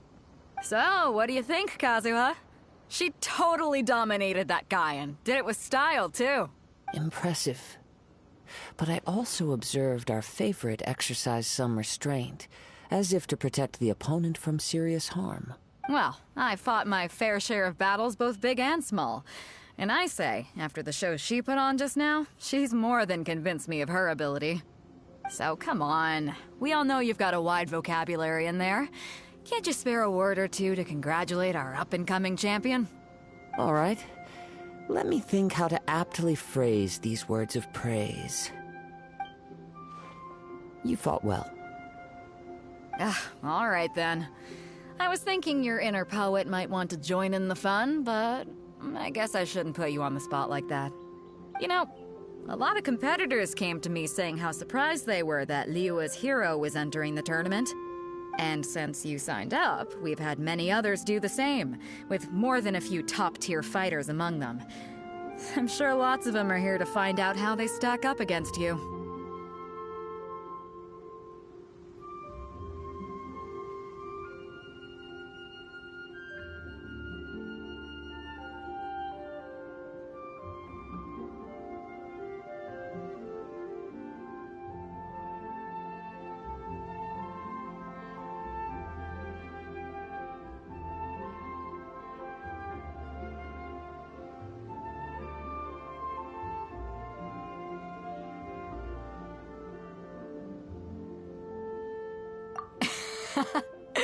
Well, since everyone sees you as the one to beat, I figure I should start treating you that way too. For one thing, we don't want you wasting all your energy in the early rounds fighting people who are well below your level. Not to mention, you must be itching to fight someone in your league too, right? So, I'm putting you straight through to the semifinals. Huh? But we only just started the qualifiers. Seems like a crazy system if we just skip straight to the semifinals. This is how Captain Beto works. You won't persuade her otherwise. Besides, at your level, you would have made it to the semifinals anyway. Huh. To be fair, Paimon was thinking that too. Alright, I'm gonna watch some more of the tournament. If there's any potential contenders for you out there, I want to know who they are and what they're about.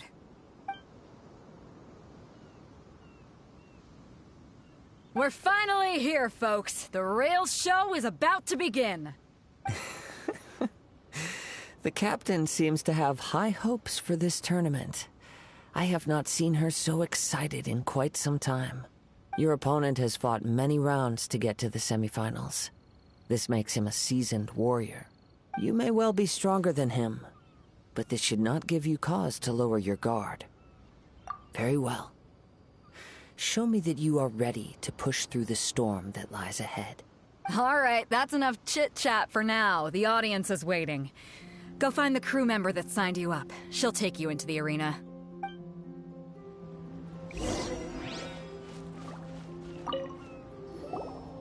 Your opponent in the semifinals is new to the Crux Clash, but he has quickly become the dark horse of the tournament. I do not doubt your abilities, but I would suggest that you make sure you are fully prepared before you begin. Relax! My girl's at the top of her game. She ain't gonna lose. Okay, follow me. At last, the moment we've all been waiting for. The semifinals have begun. Who's it gonna be this time? The hero or the dark horse? I don't care about the prize. You're a strong opponent. That's what I'm here for.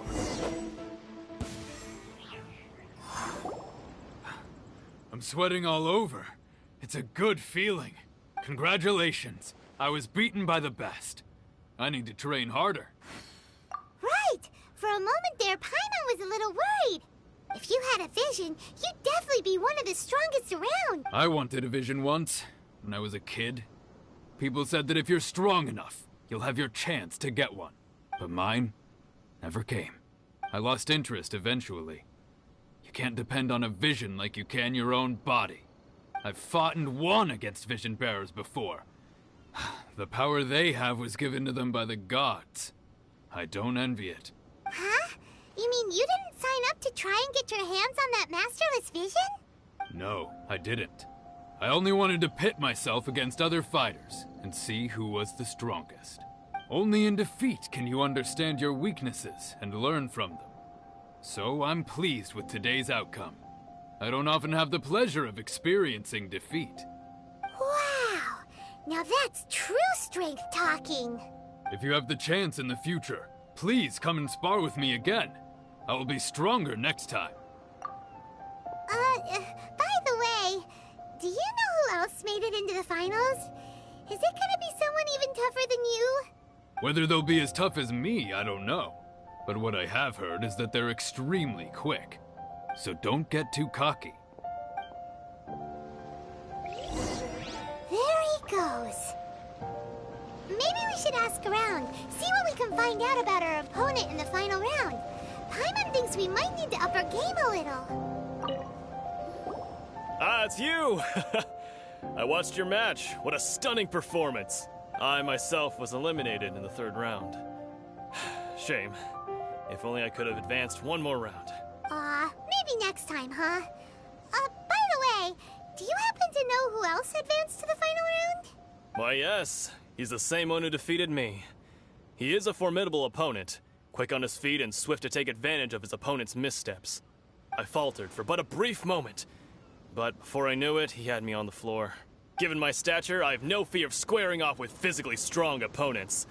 But faced with a nimble, agile opponent such as him, I found myself completely out of my league. Still, I'm sure he'll be no match for you.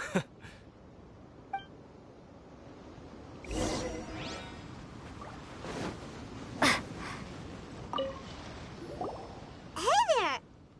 Well, where did the other guy go? He tried to use force dispersal to deflect a punch, but instead he took it straight to the nose. There was blood all over the place. His opponent was pretty freaked out by it. He kept asking him, "Why didn't you dodge?" But he was pretty much out cold by that point and couldn't reply. "Why don't you dodge?" they ask. Because to not dodge is the very essence of Lingshan clan kung fu. It's just that he hadn't quite mastered it yet. Don't even get me started. I spent all my energy helping him get from here to the boat to take him back to the harbor. But by the time I got back, my scheduled match time had already passed and I had to forfeit. I don't dare tell my master about this, otherwise I'd never hear the end of it. Sorry, I shouldn't be complaining in front of you like this. I'm afraid I'm still a bit out of sorts at the moment, so I probably won't be able to help you with whatever you were here to ask me about. Oh, alright then. Hope your buddy makes a swift recovery. Hang in there. Thanks, I'll do my best.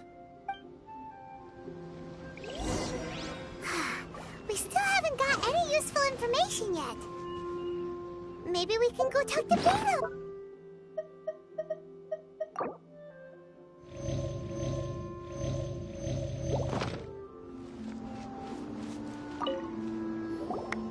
You gave an outstanding performance.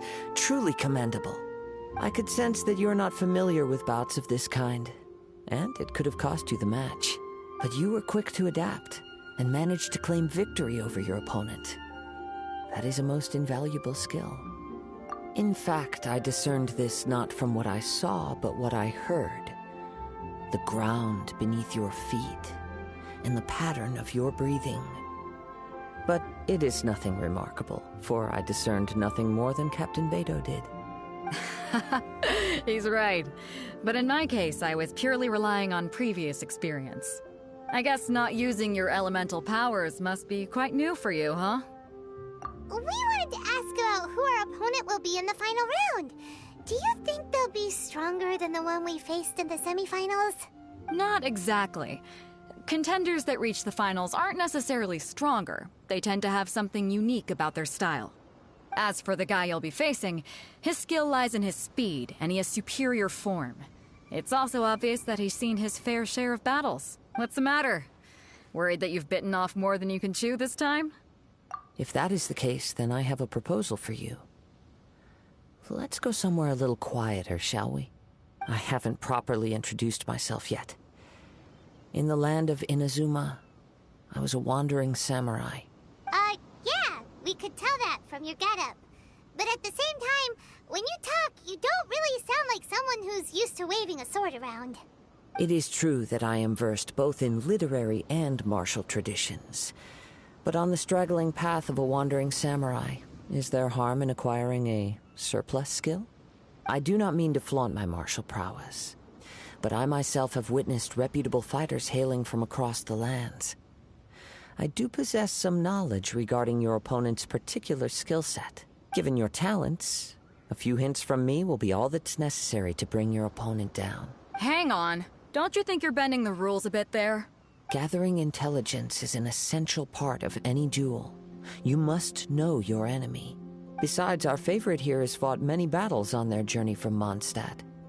Such impressive feats require more than just bravery alone. You betcha! Wait a second. We never told you that we've been to Mondstadt. Does one not leave a trail when traveling through the wild? In return, nature also leaves its traces upon you.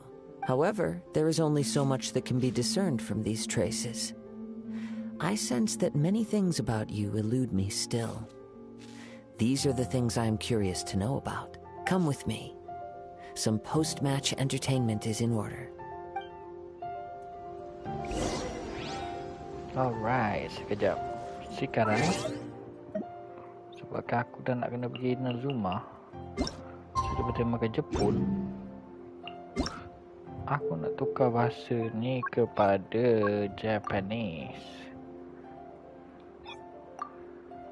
Ya, saya tukar kepada Japanese. Alright, King.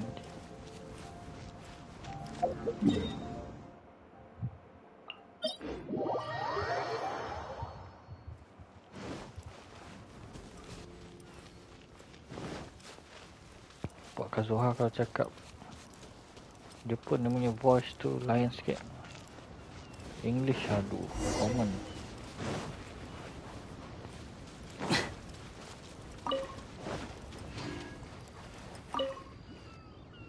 辺りに人影はない。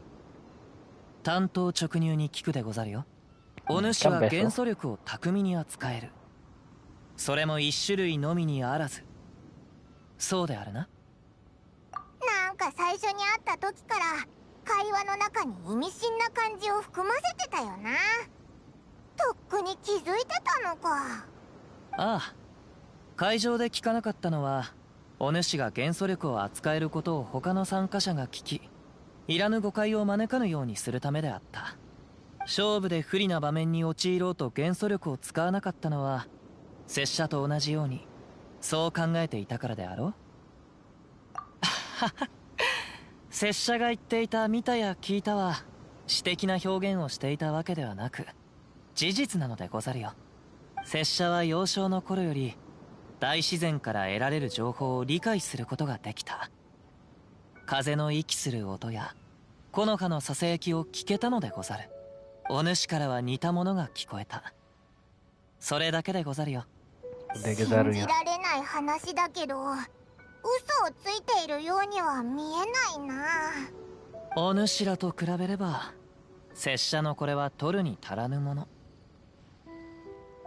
神の目に頼らず複数の元素力を扱える人間など、それにどこから来たのかもわからぬ至極複雑な匂いのした神秘的な生き物も。匂いでオイラを判断するんじゃない。その複数の元素力をいかにして手に入れたのか、拙者に聞かせてはくれぬか。ふむ、理解しがたい。ではお主はいかにして元素力を応用し実戦で使用しているのでござるか。ひひ、それほどでもないぜ。オイラはただ自分が思ったことをこいつに教えてやってるだけだ。長い旅を経て様々な経験をした。それらを振り返りいろんなことに気づく。正直オイラも原理まではわからない。もしかすればその不可解こそ神と神の目の本質であるのかもしれぬな。だがやはり拙者はこの目で見てみたいでござる。お主がいかにして元素力を使うのか、拙者が持っている情報も共有しよう。さすれば平等な情報交換となるであろう。ではそこの舞台を利用して行うでござるよ。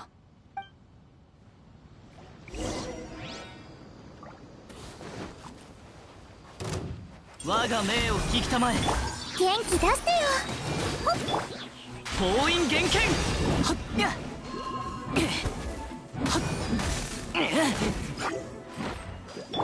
短所鉄拳燃えよ。やっとっ風神。やっはっせやっはっ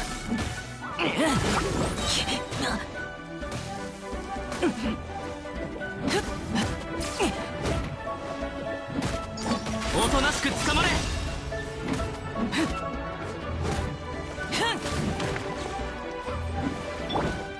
急ごう。下がれ。はっさあトン。あはっ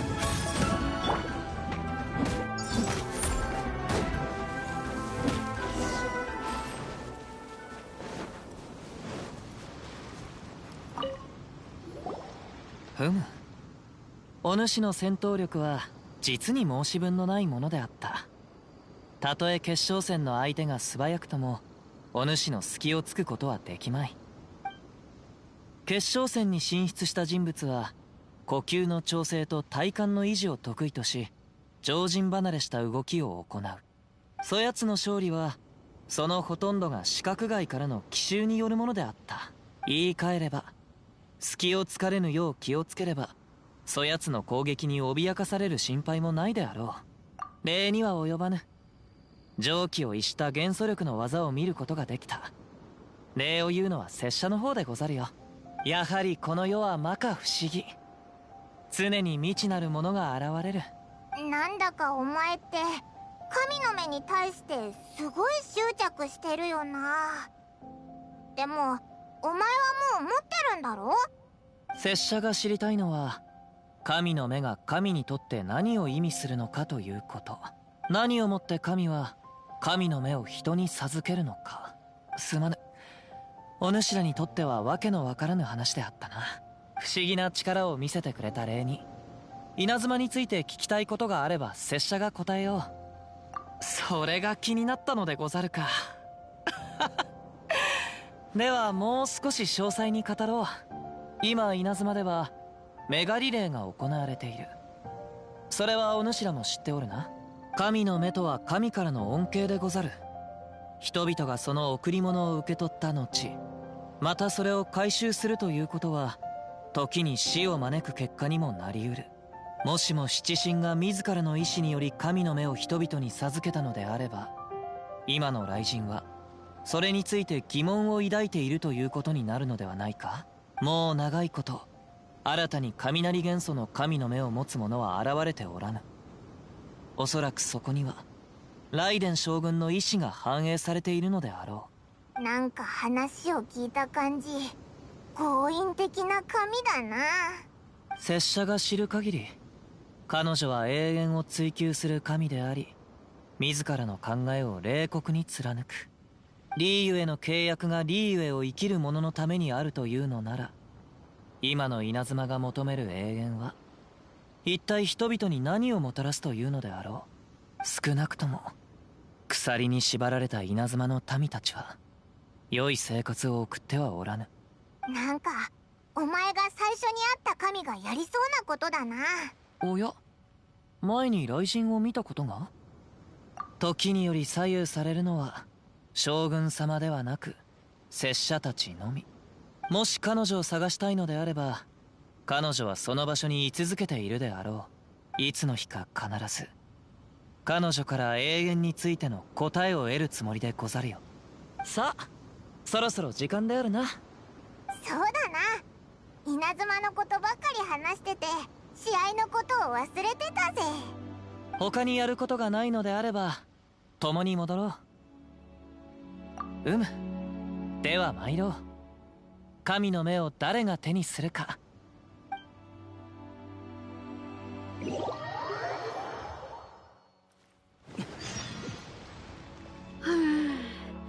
まだか？まあいい。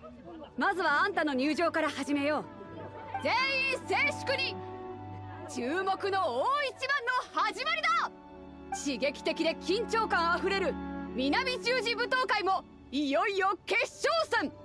あまたの劇的な試合の末、ついに2人の選手がこの舞台にたどり着いた。まず紹介するのはこちらの選手。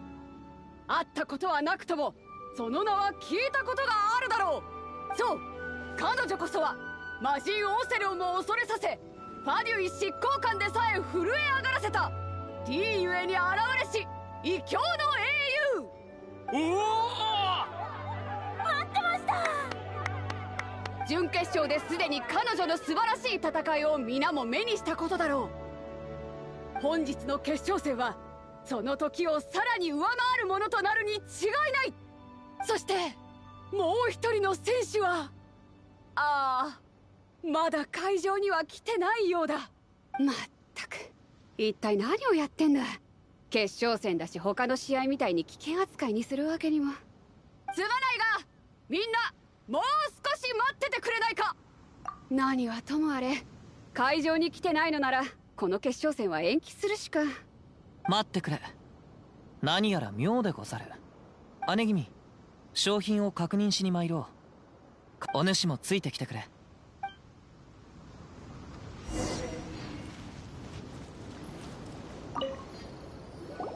どれどれ。神の目がなくなってる。盗まれたのか？でもこんな真っ昼間から一体誰がそんなことを。そもそもいつ盗まれたのかもわからねえ。まさかどこぞの誰かにこの私が隙を突かれるとはな。急ぐ必要はない。どのような手段であろうと自然の目はごまかせぬ。どうやら盗まれたのは今しがたのこと。まだ遠くへは行っておらぬようだ。神の目は拙者が差し出した商品。監視をおろそかにし盗まれたのは拙者の責任だ。故に拙者が責任を持って取り戻すでござる。分かった。そこまで言うならこの件はカズハに任せる。私はここに残って舞踏会を見に来た人たちに説明してこよう。お主も共に来てくれぬか。でもここって島だぞ。追うって言ってもどこをどう追えばいいんだ。拙者と共に来てくれ。もうじき風が吹くでござるよ。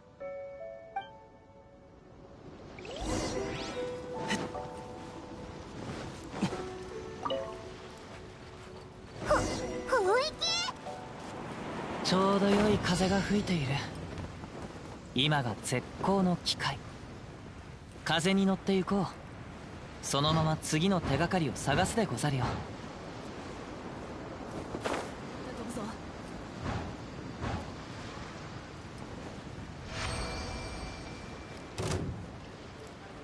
そういえば、どうして商品のことを確認しようと思ったんだ？盗む音が聞こえたのでござるよ。風が拙者たちを前へ導いてる。盗人は向こう岸に着いたようでござるな。また聞こえたのか？一体どんな音なんだよ。凄まじく得意げであった。この方角で間違いない。拙者についてきてくれ。道中待ち伏せを受けるかもしれぬが、お主ならたやすく対処できるであろう。野郎ども追ってだ。かかれ！強盗だ。どうやら拙者の予想と大差なかったでござるな。道を開けてもらうぞ。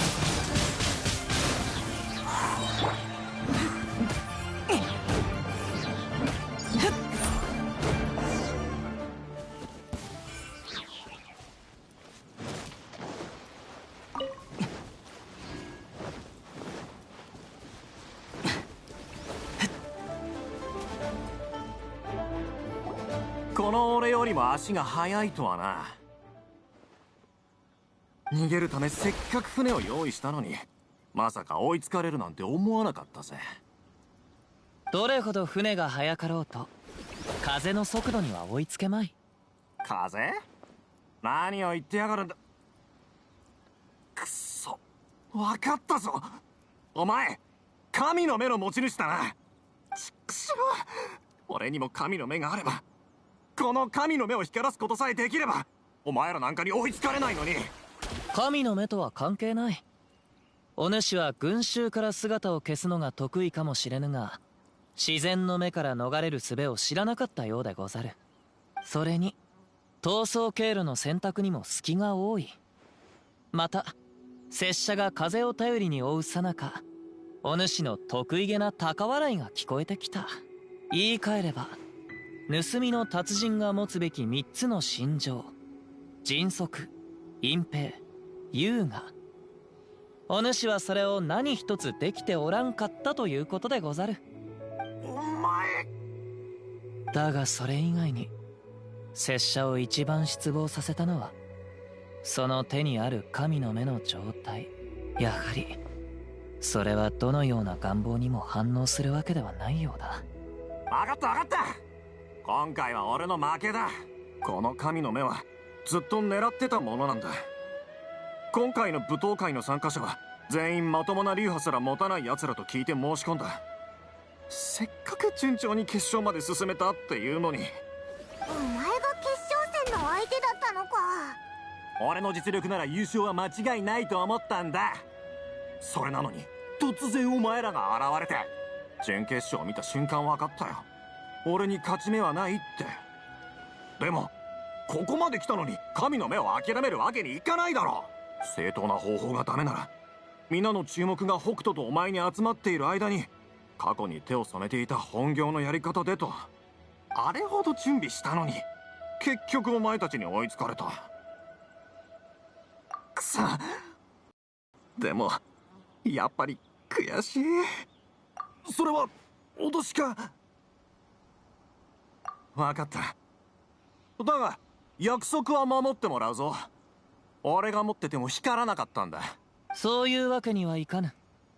盗みを働いた罪は海の規則にのっとり腕を切り落として償ってもらわなければ。嘘だろ。それに商品を盗んで決勝戦に参加しなかった。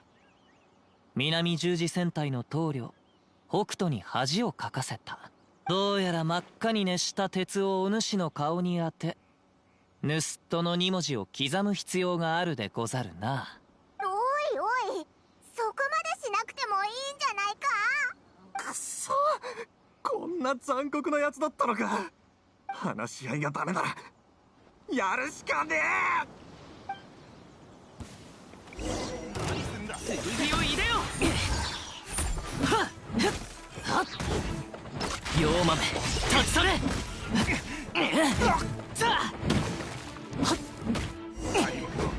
一時的なものに。くっそー。やだ、やめてくれ。楽園だけは頼む。生死の狭間に陥り、全力を尽くそうとも神に振り向いてもらえぬか。神の目を残して立ち去れ。拙者は気が変わった。お主への罰はなしとしよう。え？どうした？もしかして自ら罰を受けたいと？拙者は別に構わぬ。そのような武士道にのっとった覚悟は称賛に値するでござるよ。いやいやいや、そんなわけないだろう。見逃してくれて感謝する。本当にありがとう。よくわかんなかったんだけど、脅しただけだったのか？そのような趣味はない。ただ神の目がまだあやつの手の中にあったゆえ、人は窮地に陥った時強大な力を発揮する。それが神の目を照らすきっかけになると思ったのだが、残念なことに何も起こらなかったでござるな。そうでござるよ。光の消えた神の目にもう一度光が灯るのか知りたかったのでござる。あやつが神の目を盗んだ時からこの実験に利用させてもらおうと決めていたでござる。それに過去にも幾多の方法を試してきた。主なき神の目が再び光を灯すことは伝説でしか聞いたことがない。だがお主は複数の元素を同時に操れる。そんなものを目の当たりにすれば不可能なことなどないと思うものであろう。さあお主も試してみるでござるよ。拙者の思い描く結果になるか確認したい。どうやら何も反応はないみたいだな。なるほど。お主でも無理であったか。気にするでない。こうなると予想はしていたでござる。これでこの神の目は引き続き拙者と共にいることになるな。そうだぞ。この神の目に何か特別な思いでもあるのか？それについてはある個人の話をしなくてはならぬ。彼は拙者の親友であった。ある日彼は拙者に無双の人たちを聞いたことがあるかと聞いてきた。拙者は当然その人たちは神罰が下る時にのみ見られると答えた。それは雷電将軍が達した武の極み、最強である証。しかし彼はその人たち手が届かなくもない。いつの日か雷帝に相対する者がこの地上に現れると言った。その後メガリレーが何の前触れもなく下された。人々の願望は永遠を構築する河原となり果てた。そして拙者が放浪をしていた時、彼がメガリレーの執行者に御前試合を申し込んだと聞いた。御前試合は厳粛で残酷なもの。敗者は神罰を受け、勝者は天気を勝ち取る。彼は自分こそが立ち上がるべき人間だと思ったのであろう。それに無双の人たちに相対するのが彼の願いでもあった。しかし拙者が天守閣に着いた頃、すでに御前試合は終わっていた。ただ神罰が下り、彼の刀が地面へと落ちる音が響いた。それが彼の見たかった光であったのであろう。最後の瞬間、彼はどのような顔をしていたのだろうか。想像する間もなかったでござる。拙者は光が失せゆく神の目を奪い、そこから逃げた。拙者に理解できたのは、彼の熱き願いを氷のように冷たき心臓へとはめ込むべきではないということのみ。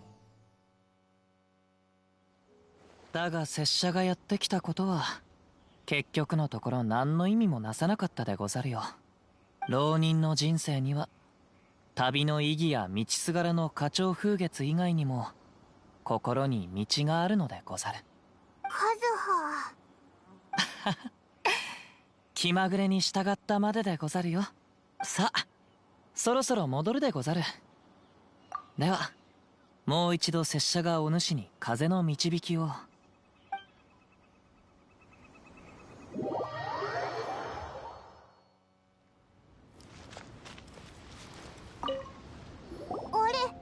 北斗はいないのか？まさか船に乗って帰ったのか？北斗姉様なら行幸さんに呼ばれていきました。今回の南十字舞踏会の規模が報告していたものより何倍も大きく、見て見ぬふりできなかったようです。北斗姉様はつまらない女だと愚痴をこぼしながらリーウェ港へと戻りました。姉君と行幸殿のいざこざは。ただ優勝者の誕生を見られなかったことをとても残念がっていました。リーウェ港に戻られる前もずっとそのことについて話していましたよ。実は神の目を盗んだのはこの大英雄が本来決勝戦で戦う相手だったのでござる。勝算がないと悟り商品を盗むという邪念が生まれたようだ。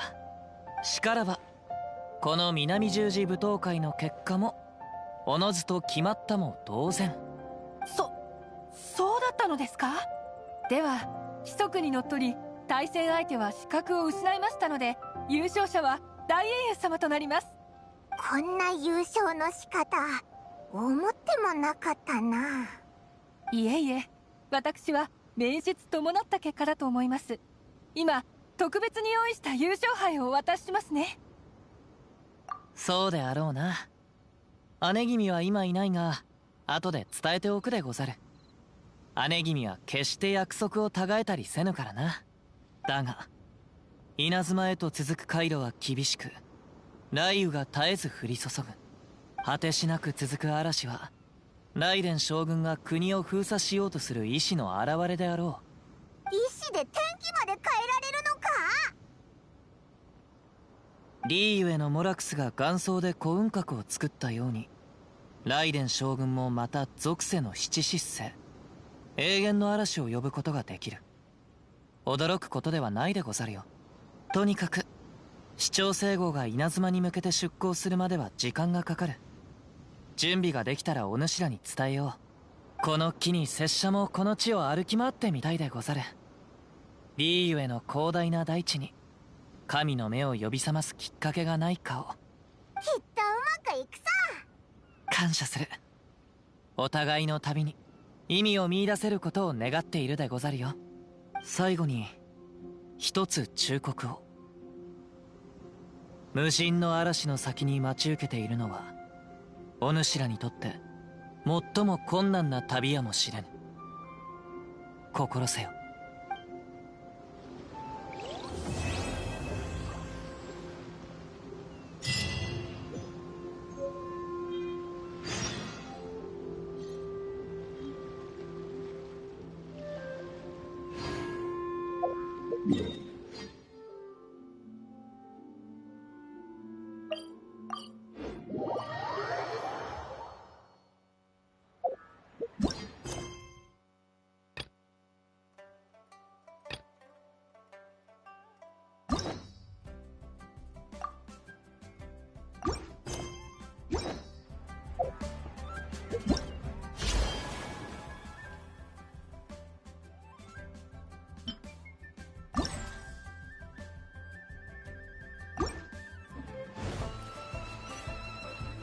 Kita kena buat quest mana dulu untuk buat event.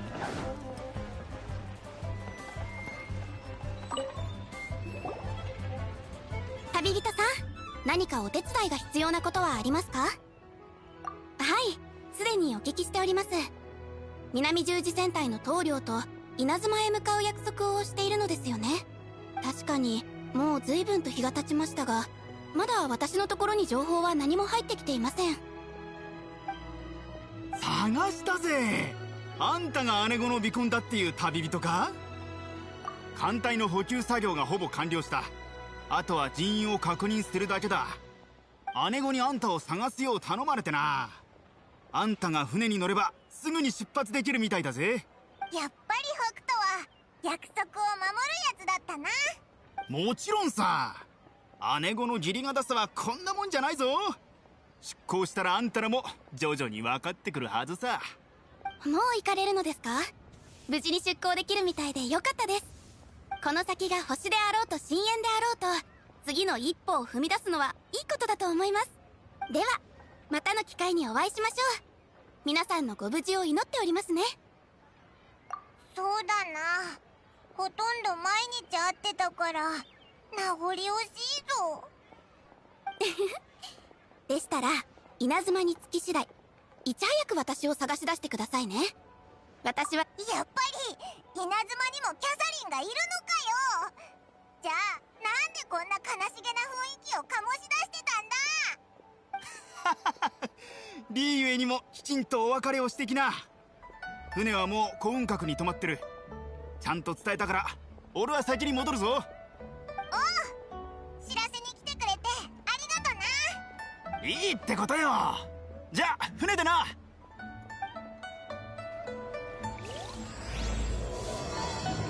Alright, off to INAZUMA.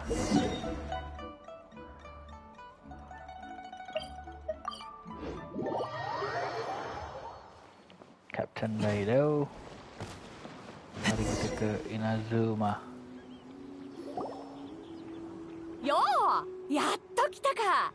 かつては嵐でさえ止めることのできなかったこの南十字戦隊を港に引き止めてるんだ。私がどれほどあんたたちの顔を立てたか言うまでもないだろう。冗談さ。ちょうどいい時に来たな。出航準備が今終わったところだ。じゃあ人も揃ったことだし、そろそろ雷雨に包まれし永遠の国へ向けて出航だ。出発。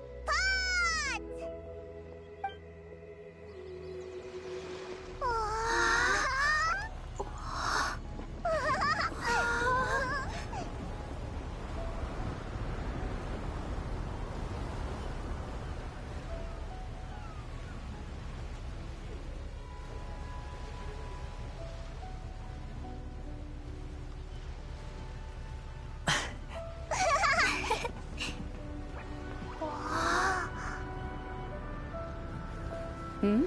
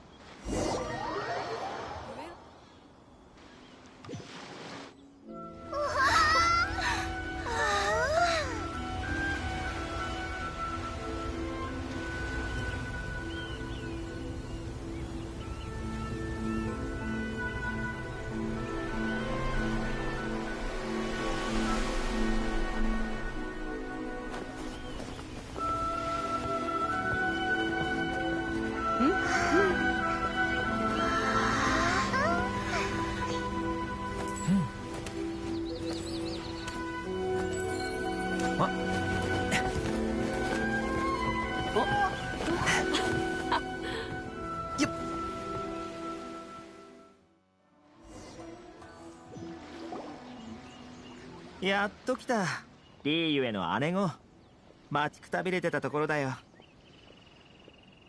それと二人の密航者、いや客人というべきか。あんたたちの将軍様のせいで近頃は稲妻近海の雷雨と暴風が前よりも強くなってやがる。もちろん私の戦隊も大いに本領を発揮したが、それでも少し時間がかかっちまった。そうだ、紹介しよう。こいつはトーマ。最近知り合った商売仲間だよ。君たちに会えることをずっと楽しみにしてたよ。トーマ、この二人は。紹介はいらない。異教の旅人の名声は外界の嵐だろうと防げないからね。とっくに耳に入ってるよ。嬉しいこと言うな、お前。手間が省けたな。トーマはもう長いこと離島で活動している。ここの顔役と言っても過言ではないだろう。何か困ったことがあればこいつを訪ねるといい。だがもしこいつがあんたに不埒を働けば、次稲妻に来た時、私があんたの代わりにこいつを締めてやる。安心してくれ。俺たちなら仲良くやれると思うよ。そろそろ時間だ。私の船にはまだお尋ね者が一人乗ってるからな。長いはできない。カズハのことか。また会おう旅人。稲妻でどんな荒波に遭おうが乗り越えてみせろ。バイバイ、元気でな、北斗船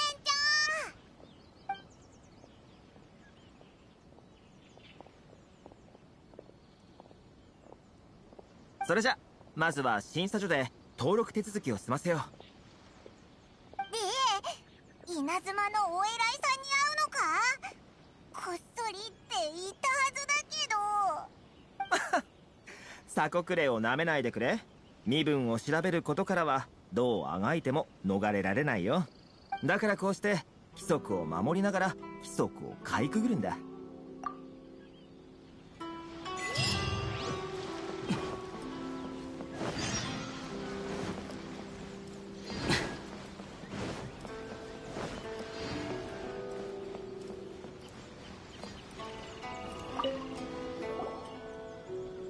こんにちは。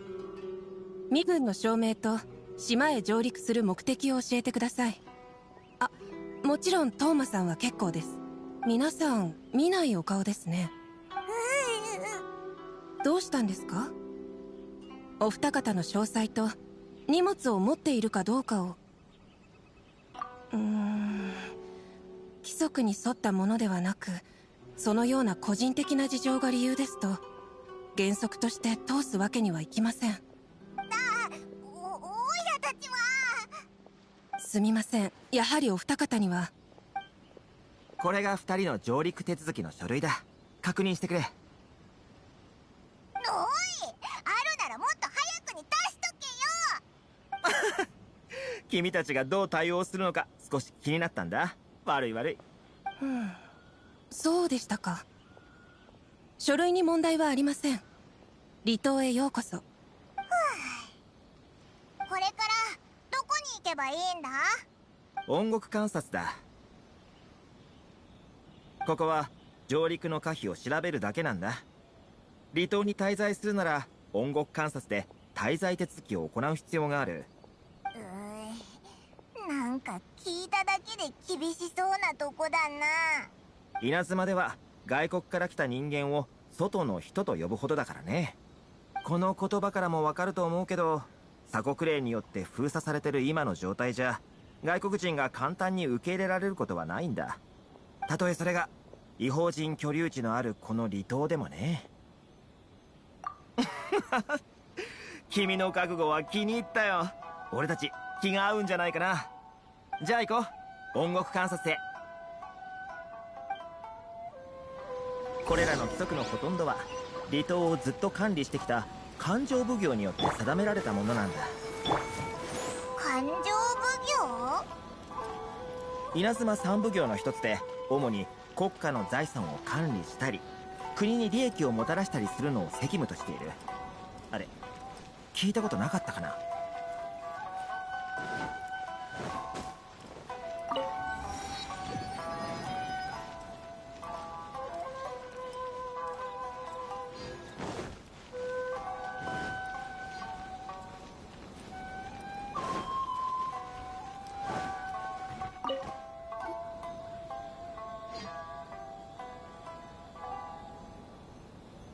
すでに上陸手続きは済ませてありますよね。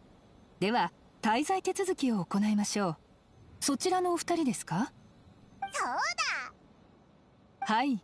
では手続き料の200万モラをお支払いください。200万！手続きだけで200万もするのか？はい。お一人100万ですので計算に間違いはありません。ご安心ください。いや、間違いというかそういう問題じゃなくて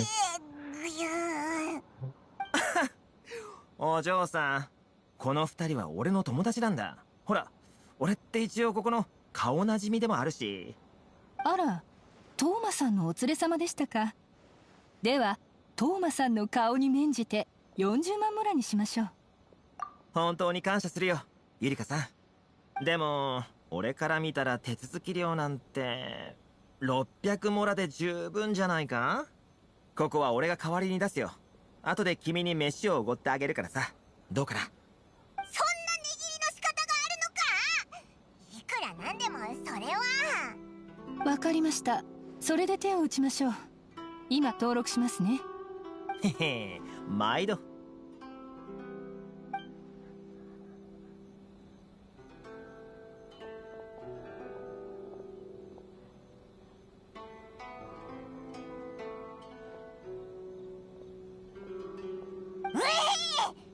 200万が600って稲妻人の金銭感覚おかしすぎだろ。そんなに驚くことじゃない。手続き料自体が私的な要望なんだ。音楽観察では手続き料をいくら取ろうとも最後は全て監察官の懐に入る。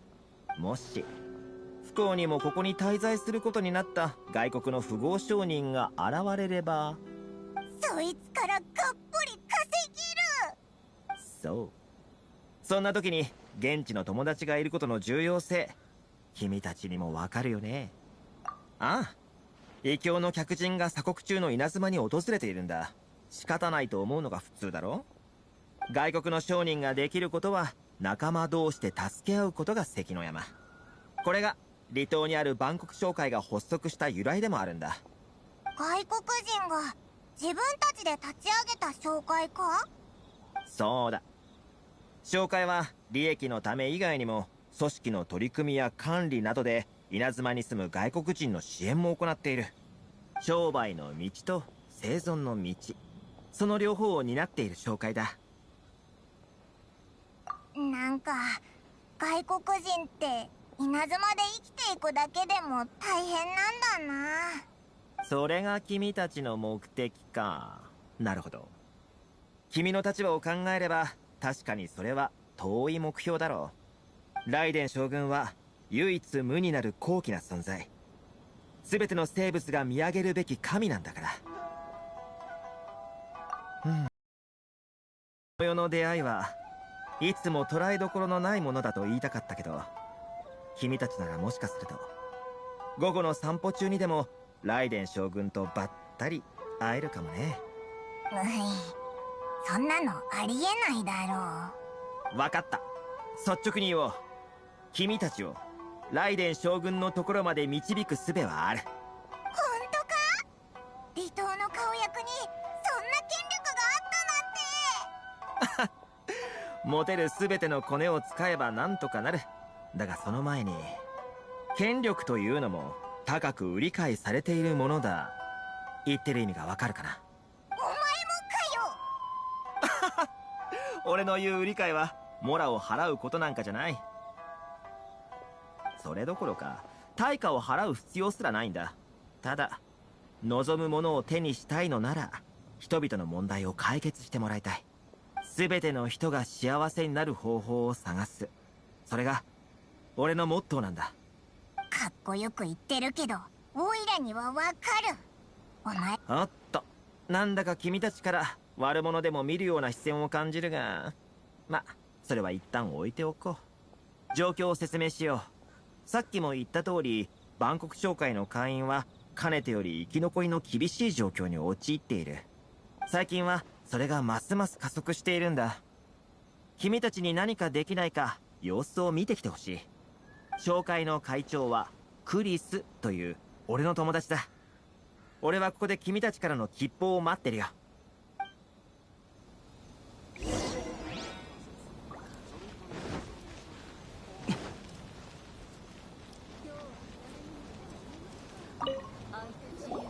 おや、万国商会に助けを求めに来たのですか。もしや音楽観察にモラを。それならよかったです。来て早々財産を全て失うことにならないよう気をつけてくださいね。最近紹介で困ってることはないか。困ってること。至る所に困難がありすぎてもう慣れてしまいました。鎖国令って外国から来た人にとっては大変なんだな。問題の根源は鎖国令ではありません。活動範囲が制限されるとはいえ、それでもそこそこやっていけました。実際に我々外国の商人を搾取しているのは勘定奉行にいる強欲な奴らなんです。おいら覚えてるぞ。三奉行の中で離島を管理してる奉行のことだよな。はい。高額な税金徴収や不条理な規則、それだけならまだ良かったのですが、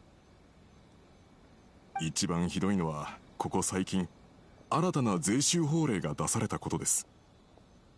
上納する税金がモラから消化骨髄というものに変わりました。消化骨髄？その法令が出されるまで商会にいるほとんどの商人がそんなものを耳にしたことはありませんでした。最終的にリーユエから来た年配の商人がそれを知っていました。それは彼が若い頃にスネージナヤへと運送したことのある一種の材料でした。皆さん嫌々ながらも各地でその消化骨髄を探して税金として納めたのです。しかしそれはその場しのぎでしかありませんでした。上納する税金の要求が大きくなるにつれ、消化骨髄の値段がますます上がっていったのです。そして最後にはある一人の商人の手にのみ残り、他では買えない代物となりました。そういう状況って独占って言うんだよな。お詳しいんですね。その商人は値段をずっと上げ続けました。我々も法令の圧力からそれを買うしかなく、そのような悪循環が続いた結果、今や税金の値段が我々の利益をも超えようとしています。このままでは。勘定奉行と法令について相談しようと試みたのですが、雷鳴轟くこの国で窮地に立たされた商人の声など誰が聞くというのでしょう。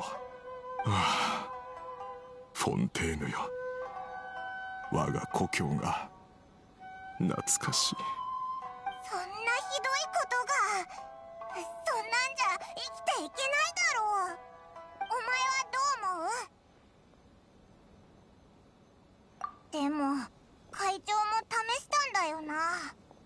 それにオイラたちだって異教から来てるわけだし。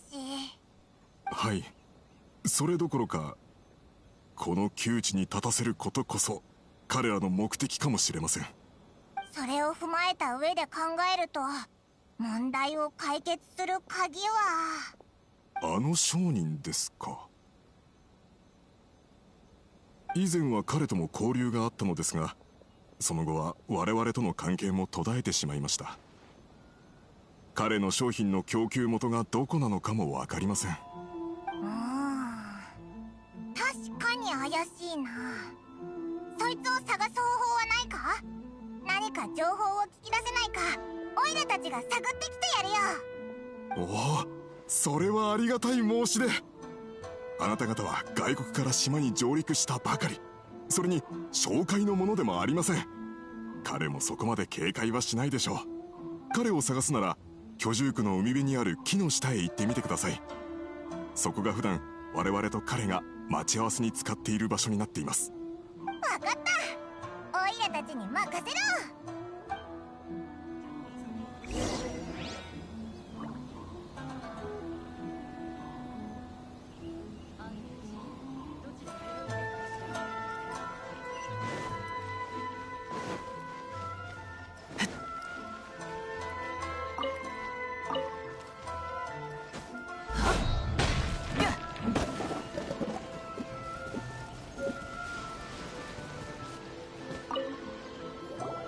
おや、見ない顔だが新入りか？言えよ、何しに来た？あっち行った。そんなもん教えたら商売にならないだろう。企業秘密だ、わかるか？企業秘密。ひどい態度だな。買うかどうかも決めてないのになぜ値段のことを？ほうほう、さては分かったぞ。お前たちクリスに言われてきたんだろ。あいつらには関係のないことだ。俺の利益を損なわないでほしいね。なんでだよ。言った言った。クリスのやつに伝えておけ。売ってやってるだけ感謝しろってな。俺がいなきゃあいつら税金すら払えないんだから。どうしよう。全く話を聞いてくれない。そうだな、一度あいつに聞いてみるか。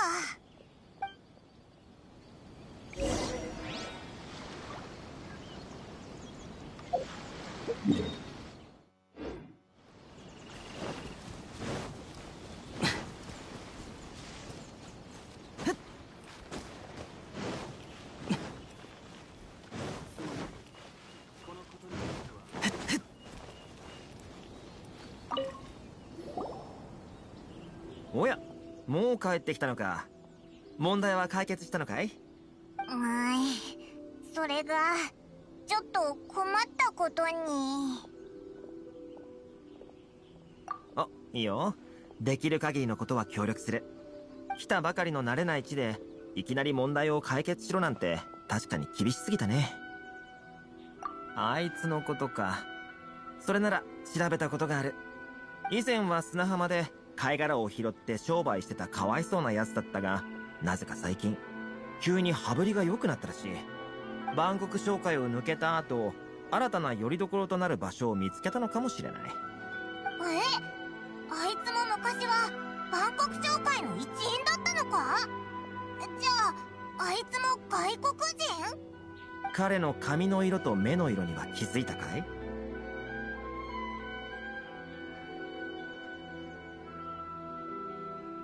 そう。ベルナーはモンド出身で、リーウェと稲妻の間で海運業をしていた。鎖国によって彼は離島での滞在を余儀なくされた異教人なんだよ。そうだったのか。もともと万国商会も彼にひどい扱いなんてしてなかったんだが、後から出された数々の法令により商会自身も立場が危うくなってね。だからあいつは商会を辞めて恩知らずなやつに。それは言い過ぎだよ。この世に根っからの恩知らずはいないし、永遠に冷酷で残忍な奴もいないと俺はそう信じてる。もういいのか？どうやら切り込む隙を見つけたようだね。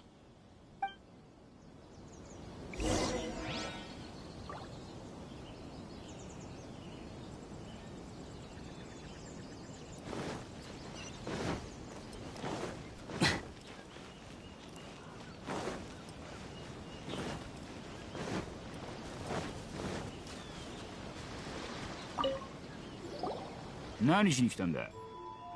確かに俺は暇だが、お前たちのために時間を費やしたくはないんだが。あ？何を言って。モンドのことを言ってるのか？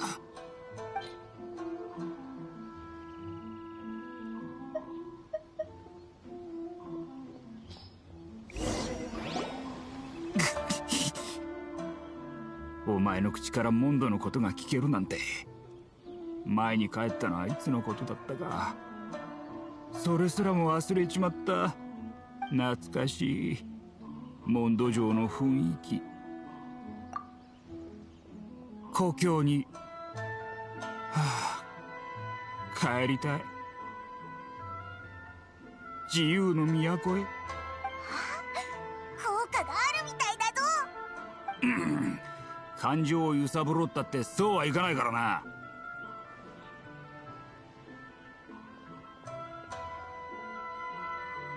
あ？今度は何だ？いいから目をつぶれって。波の音か？あ！リーウエコー。俺の目の前に波の音が、100匹の声が。リーユエ公の姿が浮かんでくる。小塔だ。怪盗祭だ。小塔が登っていくのが見えるぞ。想像力が豊かすぎると言うべきか。リーユエ公のことが懐かしすぎるのか。はあ、リーユエ、リーユエよ。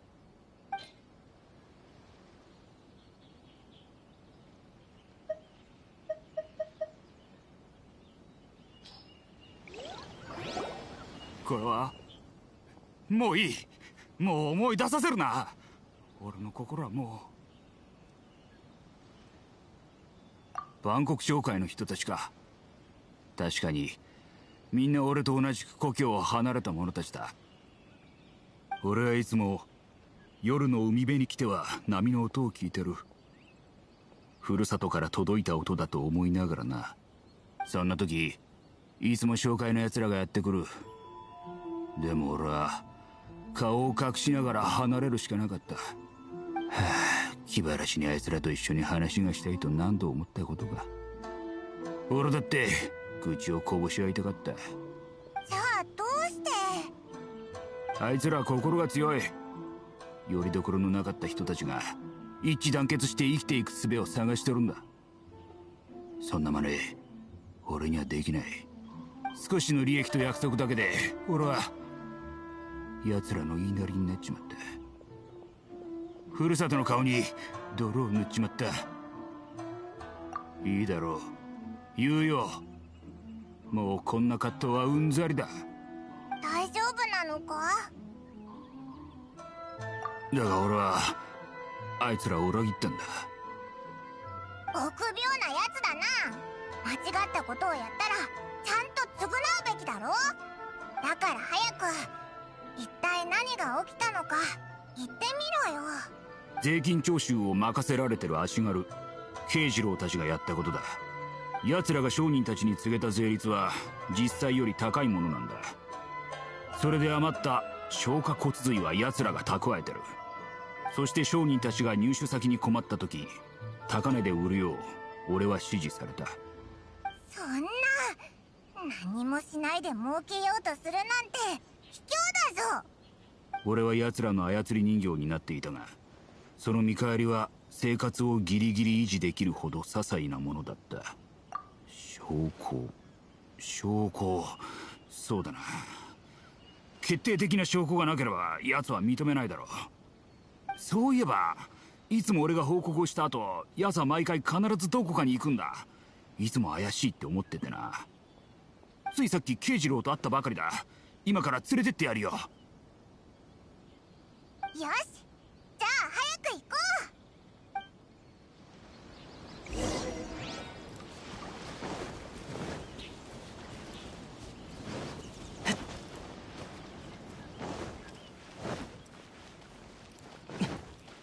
すまない。このことについてはもう少し考えさせてくれ。奴だ、慶次郎だ。行くぞ。今日は早めに店を閉めますか。どうせ人も来ないことでしょうから、どちらを選ぶべきかしら。暇だな。あいつどんどん離れてくぞ。早く追いかけよ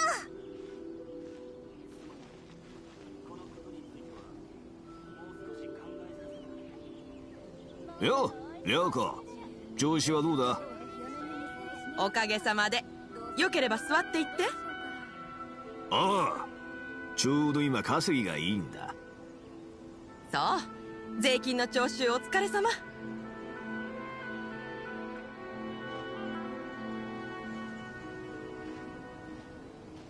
ええ、まだ払ってないやつはそうだな、バンコク商会のやつらをもっとしばいておくべきか。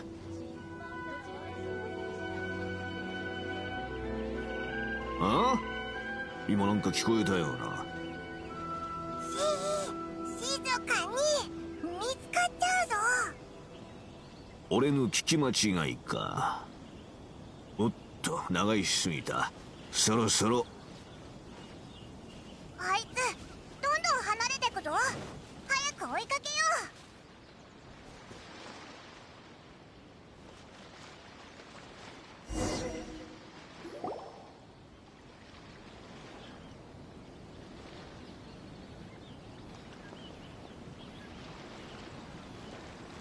こんな場所に何をしに。何か埋めたみたいだぞ。見てみようぜ。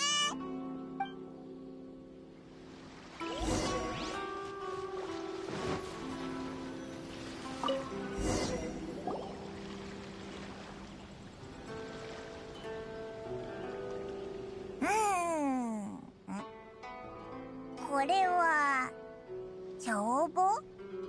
おいらはてっきりモラでも埋めたのかと思ったぞ。がっかり。見せてくれ。これは間違いない。これだ。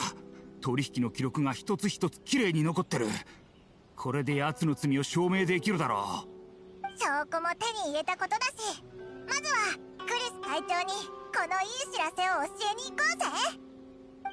じゃあ俺はここで先に帰るよ。一緒に行かないのか？会長に会うのはまだ少し時間がいる。すまない。ベルナーってひねくれた性格だな。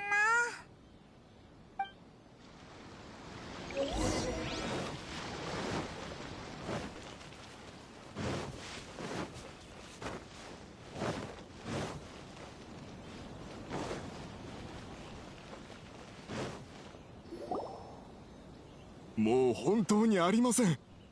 このままでは商売も損するだけで飢え死にしてしまいます。法令は法令、規則は規則。払うべきものは払ってもらう。言い訳は無駄だぞ。ああ？誰だお前。紹介の新入りか。お前の帳簿はもう手に入れた。それと隠してたものもな。転売して儲けてたことも全て公にさらしてやる。なんと、そうだったのですか。ずっと騙されてたのか。シャナ、税金 Waalaikumsalam のことは Zam. 俺は Khabar baik ya. 帳簿を見せていただけますでしょうか。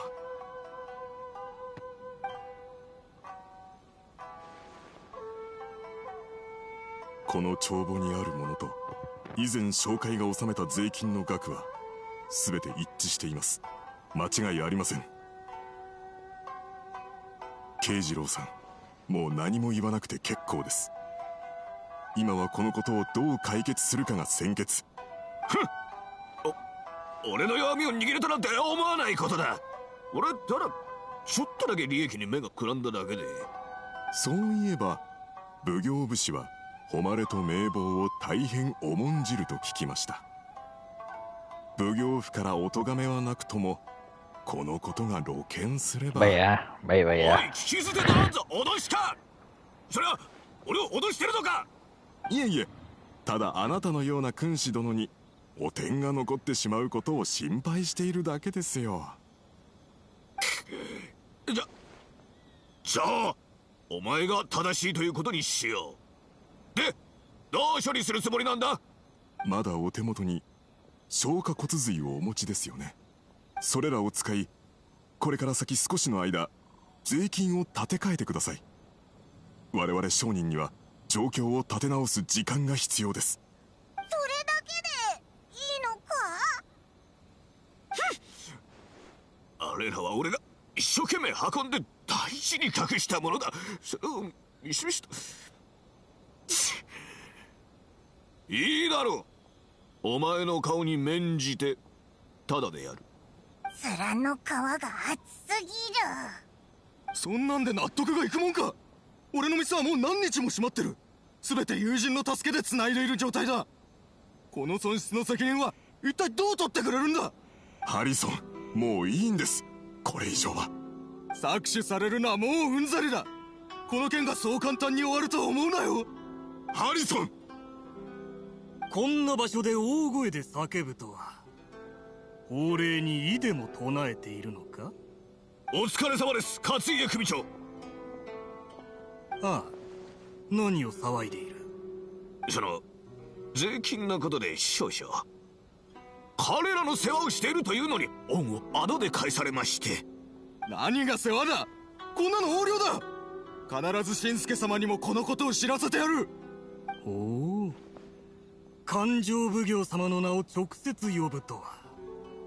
ふん、よそ者はこれだから規則というものを知らない。この商人どもを連れて行け。何か言いたいことがあるのなら奉行府で話してもらおう。まずい、このままじゃ。まったく皆さん、そんなに深刻にならなくても、何か相談したいことがあるのならお酒でも飲みながらにしませんか？誰だお前、誰がお前なんかと酒を飲むか。ここの顔役だぞ。私の名刺をどうぞ。お、これは茶奉行のものか？ふん、ここは勘定奉行の縄張りだ。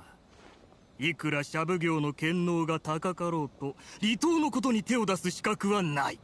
その通りですが、ここは我々のお嬢様の顔に免じていただきたく、お二方も将軍様にお渡しされる上奏の中でご自身の名前を見たくないでしょう？そのセンスは白鷺の姫君。非下の令嬢にご足労させるつもりはない。我々も余計なことはごめんだ。全て忘れよう。勝家組長、しかし。行くぞ。いつか日を改めてお食事でも。その際は私のおごりですので、お二方ともどうかご遠慮なく。無視された。はあ、人付き合いに影響が出ることはしたくなかったんだけど。ありがとうございます、トーマさん。しかし我々のせいであなたと勘定奉行の間に亀裂が。さっきのは冗談だよ。こんな代価些細なことさ。礼ならこちらの旅人に言ってくれ。彼女が形勢を変えるきっかけを与えたんだから。今後はあの足軽たちも少しは態度を改めると思うよ。トーマ、お前さっき一体。ここは人が多い。場所を変えて話そう。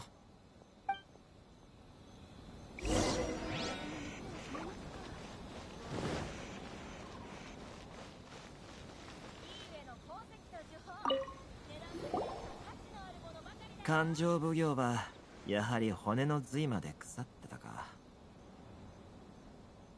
そうだ、そろそろ本題に入ろう。何が聞きたい？いきなりそのことか。じゃあ改めて自己紹介しなきゃね。俺は鳴上島の茶奉行上里家に属している白鷺の姫君の側近だ。なんだって？本当の身分をオイラたちに隠してたのか。その茶奉行も三奉行の一つなのか？ああ、茶奉行の上里家は祭祀活動や文化、芸術などを管理する家系だ。具体的な責務は俺にもわからないものが多い。そして俺はただ運よく上里家に迎え入れられ、白鷺の姫君という名誉を持つ上里家のご令嬢上里綾香の世話を任せられている。白鷺の姫君、さっきの二人の反応からして稲妻で結構な有名人みたいだな。もちろんさ。礼儀正しく優しいお心を持つお嬢はかねてより稲妻のために敬愛されている。その名声は当代当主をも超えるほどだ。そう、彼女の兄上里綾人よりもな。お嬢は俺のような側近にさえ友人のように平等に接してくれる。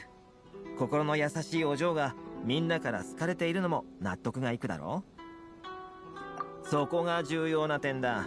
正直君たちに隠し事はしたくない。顔役という身分は偽装しようと思ってできるもんじゃない。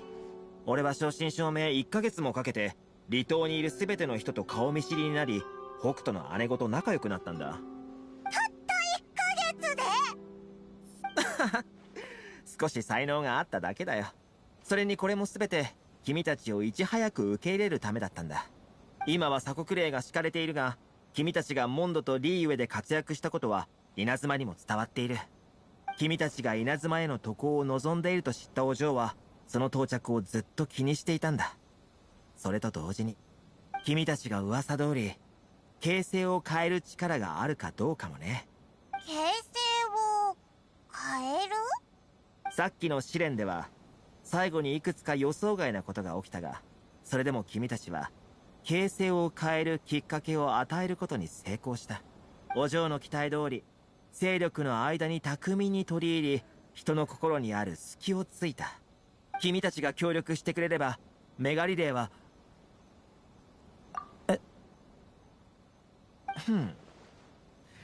予想外の展開だ。情報に間違いがあったか。そうか、それは理解してるよ。それに俺も君たちを導くって約束したしね。あれ、トーマがあっさりと受け入れた。とりあえず離島での任務は終わったんだ。しばしの別れと行こうじゃないか。そうだ、この招待状を君に。鳴上島に来たらここに書いてある木漏れ茶屋に来て俺を訪ねてくれ。それじゃ健闘を祈るよ。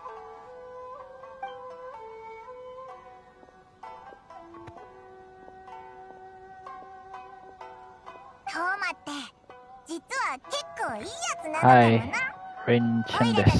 先に進もう。お、どうした？そうだった。おいら、なんでそんな大事なこと忘れてたんだ。トーマも忘れてたのかな。まったく、どうりであんなにあっさりと言ったわけだ。離島を離れたら木漏れ茶屋に行って絶対にケリをつけてやる。とりあえず今は行動あるのみ。Sehat, sehat. 離島から出る関所に行ってみよう。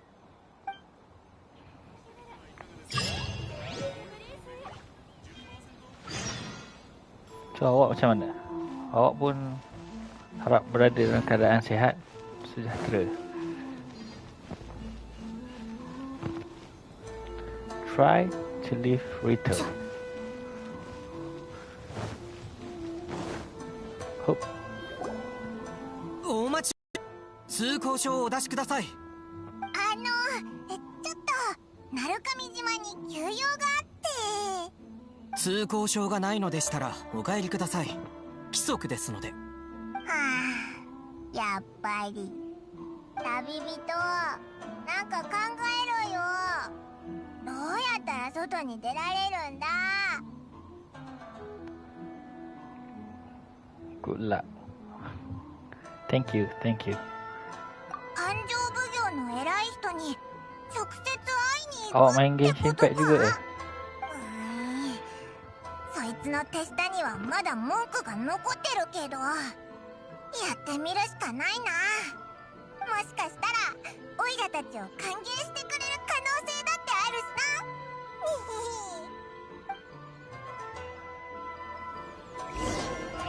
So sekarang kita tak boleh nak keluar. Go to the Raja Commissioner Office.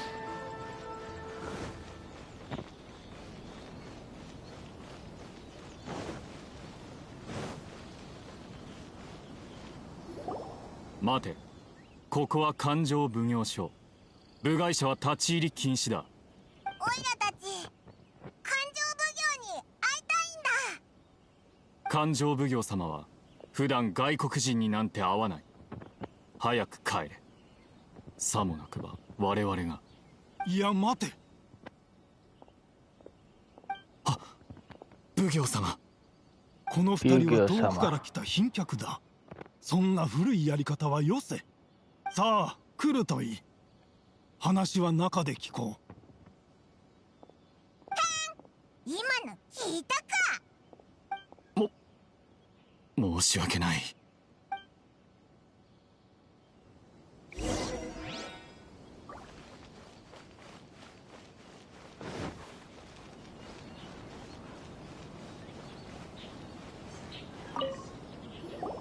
私は柊信介、勘定奉行柊家の当主をやっている。君たちに会えて実に光栄だ。会えて嬉しいぞ。今回会いに来たのはまあそうせくな。せっかく有名な二人の旅人が来たんだ。そう焦って本題に入らなくてもよかろう。へへ、オイラたちって有名なのか？もちろんだ。風魔竜を倒し、渦の魔人をも鎮圧するほどの実力を持った人間がこの世に何人いるというのだ。確かにな、おっしゃる通りだ。それとリーユエ港でファデュイの計画を阻止し、決戦の最中彼らの執行官を倒したのは本当か？そんなことも知ってるのか。確かに本当だぞ。やはり本当だったか。どうしたんだ？いや、何でもない。ただ君たちを称賛しているんだ。お二人がこの離島に訪れたのは実に光栄なこと。かねてよりお二人は熱心な方だと聞いている。我々勘定奉行のためにちょっとしたお手伝いをお願いできないだろうか。いいぜ、遠慮しないで何でも言えよ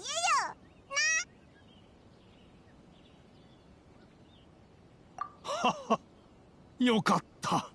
それなら知っておられると思うが、リーユエの山には精神と呼ばれる植物が生えている。オイラたちそれを取ったことあるから知ってるぞ。リーユエに行って取ってきてほしいのか？ああ、新鮮な精神を300個ばかし取ってきてほしい。新鮮で取り立てのものだ。オイラの聞き間違いか？おっと、そんなに面倒なことであったか。そうだな。それでは島の手紙配送を手伝ってくれないか？それならいいぜ。全部で709通だ。おい、どういうことだよ。それって本当にオイラたちがやらなきゃいけないことなのか？はは、すまないね。しかし島は確かに人手不足なんだ。理由もありきたりだな。どうするんだ旅人。本当に手伝うのか？さすが旅人殿。では私は返事を待つことにしましょう。本当にあんな依頼を受けるのか？おかしすぎるぞ。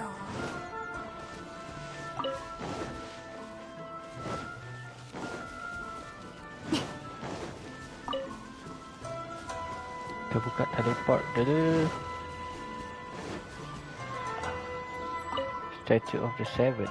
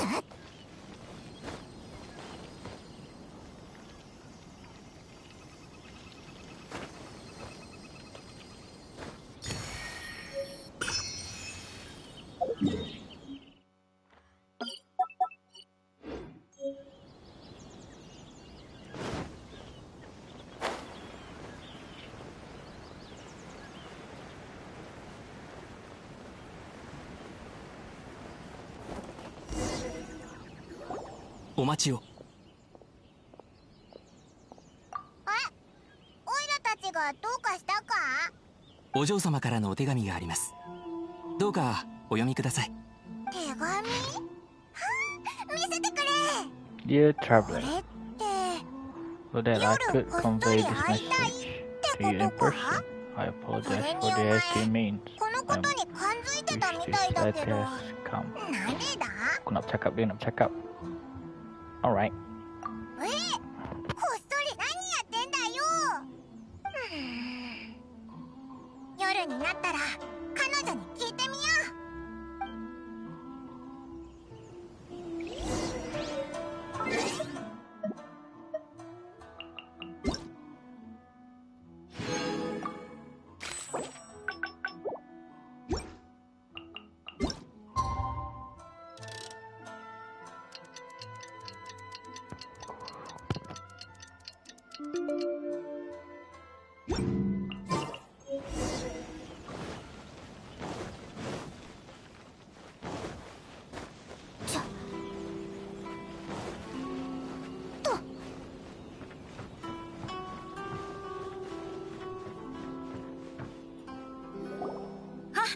いらしてくれたのですね。私は柊千里と申します。お会いするのは2度目ですね。何卒よろしくお願いします。本当に柊家のお嬢様だったんだな。いえ、そんなにかしこまらずに。あなたの噂はかねがね聞いております。そしてやっとこのような機会を得ることができました。なんか雰囲気が変だぞ。今回このように人目を忍んでお会いしたのは、この機会を逃せばもうあなたに話せないからです。何を話すんだ？そのお手紙を届ける依頼についてです。お前、やっぱりあの父親の娘だな。いえ、お待ちください。お二方には私の代わりに鳴上島へ行き、天領奉行の次男の鎌地さんまでお手紙を届けてほしいのです。父上からはずっと連絡を反対されておりました。政治の面から見てもっと良い相手を望んでいるのでしょうが、私の心には鎌地さんしかいません。離島で父上に歯向かえる方はいないでしょう。しかしあなた方は鳴上島へ行こうとしておられる異教の方。そんな事情があったのか。もちろんその代わり、あなた方がここを離れるのを全力で支援いたします。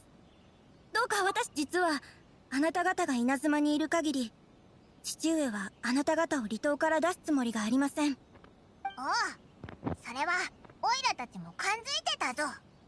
あんなことを依頼するなんて最初から足止めが目的だったんだろうな。何日か前に父上と身分の高そうな女性が話しているのを見ました。異教の旅人をどうやって離島に閉じ込めるのか相談していたようです。父上が将軍様以外の方にあんなにかしこまるのを初めて見ました。そろそろ時間です。あなた方を外に行かせるための計画を話します。今ちょうど外へ送る貨物がありまして。では関所でお待ちしております。手紙のことどうかお願いします。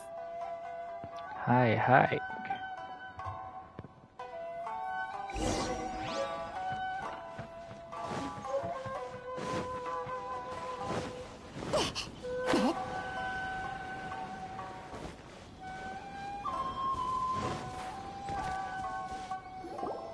少々お待ちを。その貨物渡積島まで送るのでしょうか。お嬢様、どうしてここに？おっしゃる通り、これは勘定奉行様から特別に命じられた貨物で、傷一つつけることなく渡積島まで送り届けなければなりません。どうかされましたか、お嬢様？であれば間違いありません。それについて父上が心配されているようで、私と手だれの方を付き添わせるよう手配しました。お嬢様が自ら運送を？いえ、それはお手を煩わせてしまいますし、それにその手だれの方の身分も。時間がありません。遅れれば処罰があると父上から言われているはずですよね。お嬢様、おっしゃることはわかりますが、しかし何ですか？父上の気性はあなたたちも知っているはずです。私の身に何かあればあなたたちに課せられる罰は言わなくても分かっていますよね。あなたたちに私を完璧に守る自信があるのでしょうか。佐藤さんすごいな。人が変わったみたいだぞ。わかりました。お嬢様とご同行できとても光栄に思います。お嬢様の身の安全、命と引き換えにしてでも守ってみせます。新之丞、いいのか。ああ、お嬢様がそう言うんだ。部下はそれに応えるしかないだろう。しかし問題はそこじゃなく。もういいでしょう。早く出発を。もたもたしていると賊に隙をつかれてしまいますよ。わかりました。出発。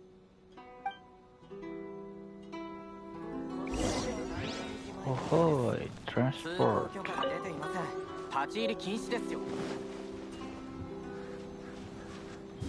スタート。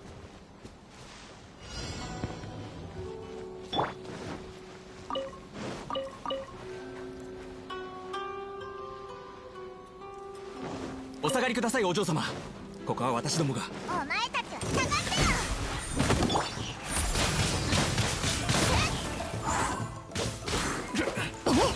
どうだ。やっはっはっ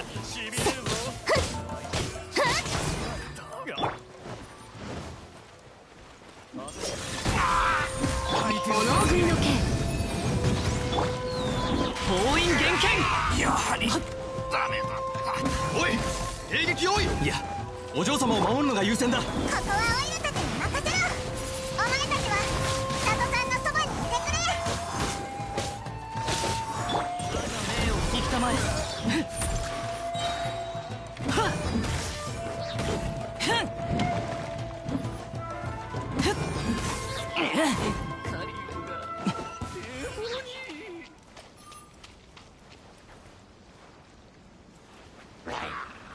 元気出してよ。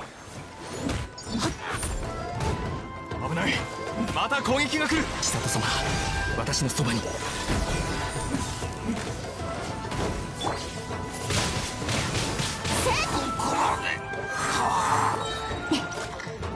消えるんだ。剣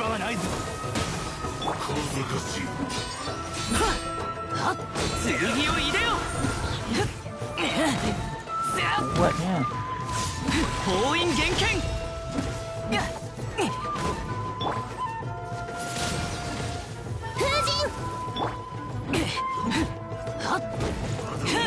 我が命を引きたまえ。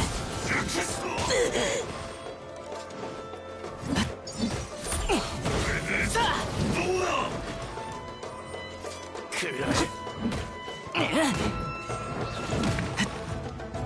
剣印全氷。おとなしく捕まれ。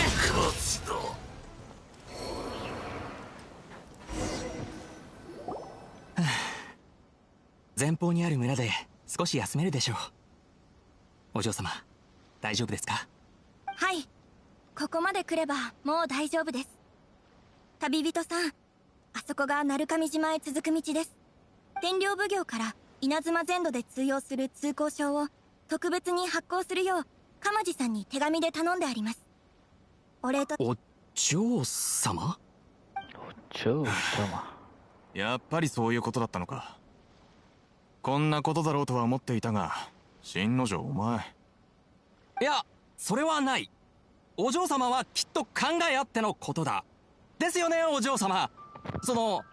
お嬢様がおっしゃっていた鎌地というのは。もう隠す必要はありません。私の意中の人です。意中の人？おいおい、嘘だろ。新之丞お前まさか。いや、なんでもない。なんとなく聞いてみただけだよ。俺がそんな夢みたいなこと思ってるわけ。二人とも心配しないでください。このことは何も知らないことにしておけば問題ありません。もし父上が咎めても私が全責任を負います。そうするしかありませんね。わかりました、お嬢様。でも千里さん、もし本当にバレ大丈夫です。父上は小さい頃から私を可愛がっています。ひどくても食事を半日抜きにされるだけでしょう。ご心配なさらないでください。あのじいさんにそんな一面があったとは。ではお二人ともお気をつけて。またいつかお会いしましょう。またな。ほら、さっさと貨物を運ぶぞ。何を塞ぎ込んでんだ。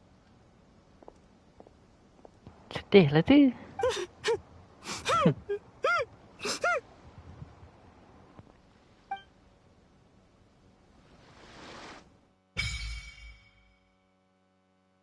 Sacred Sakura's favor. こ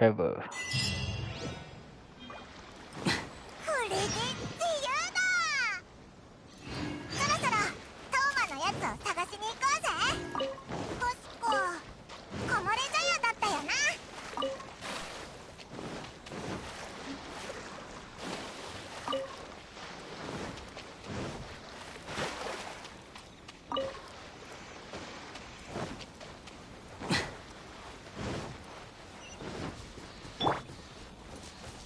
そこだ。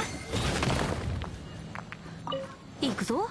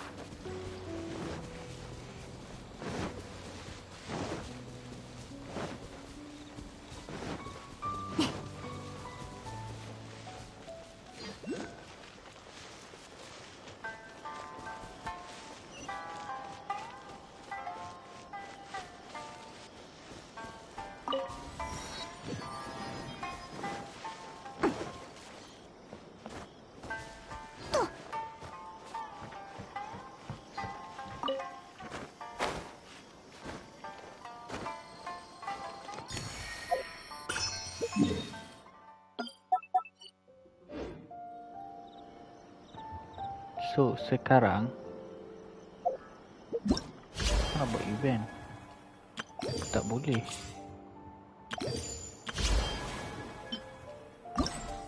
Sebab aku kena completekan Mona. So aku kena unlock dia dulu. Tapi kena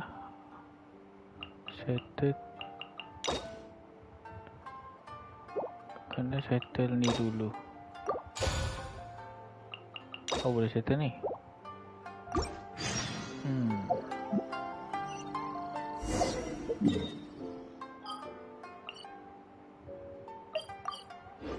So aku kena buat clear punya. Naikkan dulu AR baru bisa quest. Oh,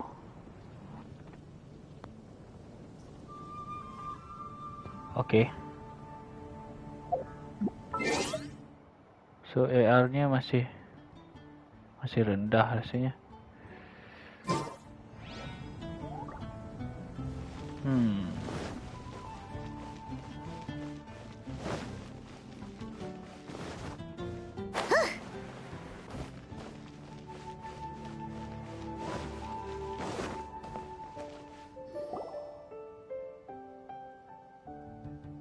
はあ、窓の外からみんなの話を聞くだけで会話に参加できないなんて。あの輪に混ざりたかったな。なんだ面白いことか。おいらにも教えろ。ん？ああ、実は酒場の客たちがある話題で盛り上がっててね。ズバリ誰がモンドで最強なのかって。最強？一撃でヒルチャールを数体倒せたら最強か？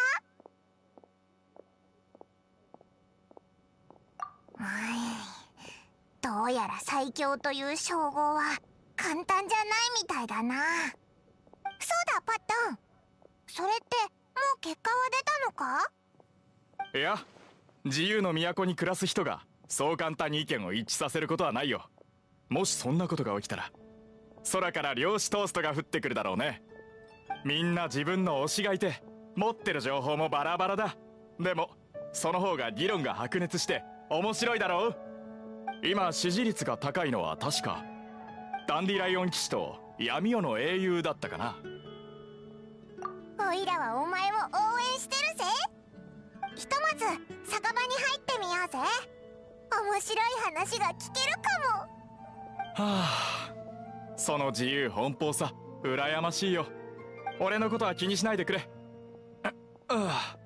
俺もぼちぼち仕事に戻るか。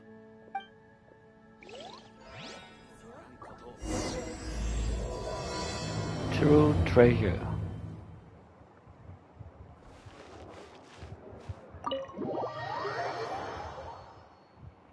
Kali punya story ni panjang ah.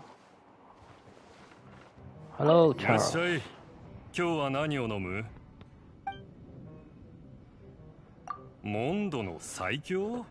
あまり気にしたことないね。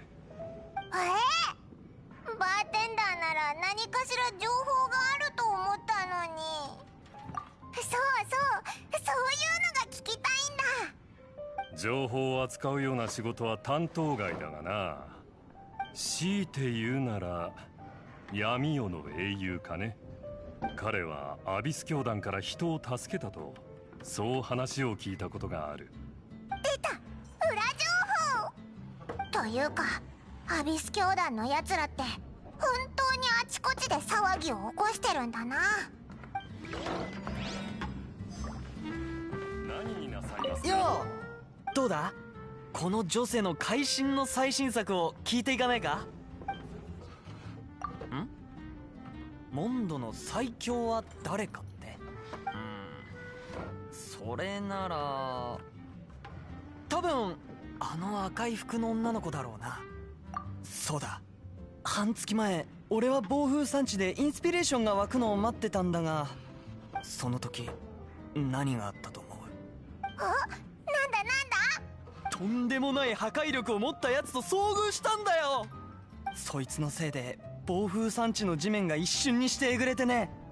すげえ。あの時俺は木の陰に隠れてて、赤い服の女の子が逃げ去るように走っていくのを見たんだ。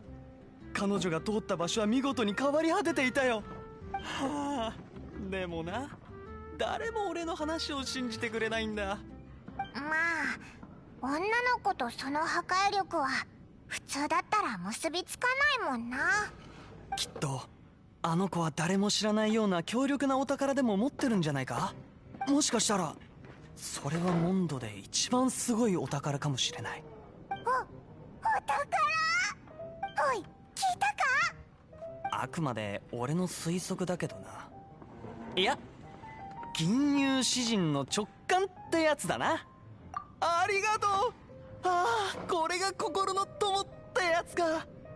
嬉しい、俺は嬉しいよ。で、その女の子の名前は？名前は知らないな。あまりモンドでは見かけない気がする。でも信じてくれ、全部本当の話なんだ。謎が多いな。まあ、情報ありがとな。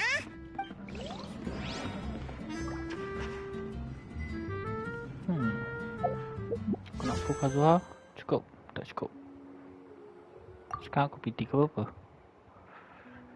PT 6 12 18 24 30 36 42 48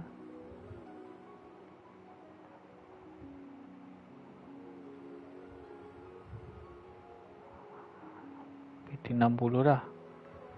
63, PT 63. Aku nak Kazuha. PT 63. ああ、お前もモンドの名手を飲みに来たのか？最強といえば、そりゃもちろん我らがジ団長だろ。だってよ、ジ団長は剣を少し振るっただけで一人でダダウパの谷の三大部族も一掃できる。そのおかげで俺たちは平和で暇なんだ。確かにジンは頼もしいよな。でもこいつ酔っ払いや、一人前の冒険者たるもの。そりゃあやっぱり大冒教会のサイリウスか。人弱か。もしお前の前に現れ、やっぱりパットンの言ってた通りだったな。でもこのままみんな自由に意見を言ってたら、いつまでたってもモンドの最強が誰なのか決着つかないぞ。あ、そうだ、ジンに聞いてみるのはどうだ？セピロス騎士団の公式ランキングとかあったりするかも。お前が対象としてカウントされてるかどうかだろうな。まあオイラはお前の実力を信じてるぞ。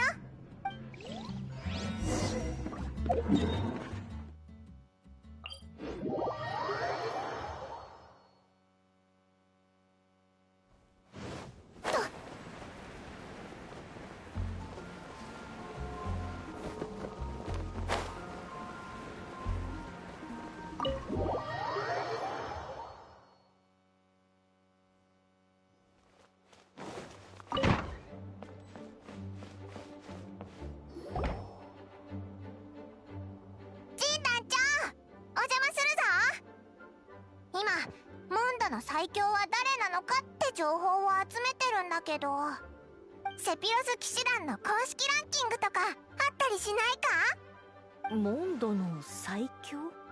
すまない、そういった資料はないな。そうか。こいつが5位までに入ってないか期待してたんだけどな。そんな統計がなくとも私は栄誉騎士の実力を疑ったことなどないぞ。そうだ、そういえば最近またアビスの魔術師がモンドの周辺をうろついているらしい。もしモンドの周りに用があるなら気に留めておいてくれると助かる。君の実力なら人々の安全を守るくらいわけないと思うが。アビス教団のやつらを倒したらきっと彼女のランキングも上がるよな。とにかく倒すぞ。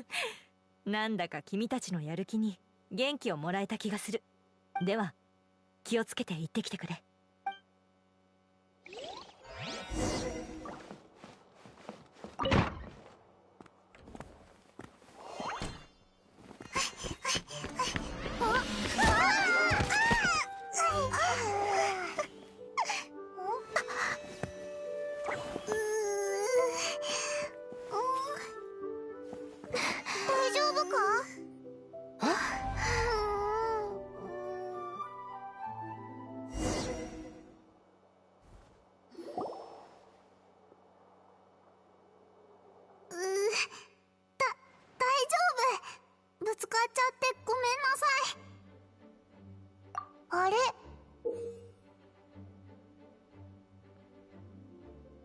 これ、腸内爆破は反省室。怪我人いるところに陣団長あり。山火事は一巻の終わり。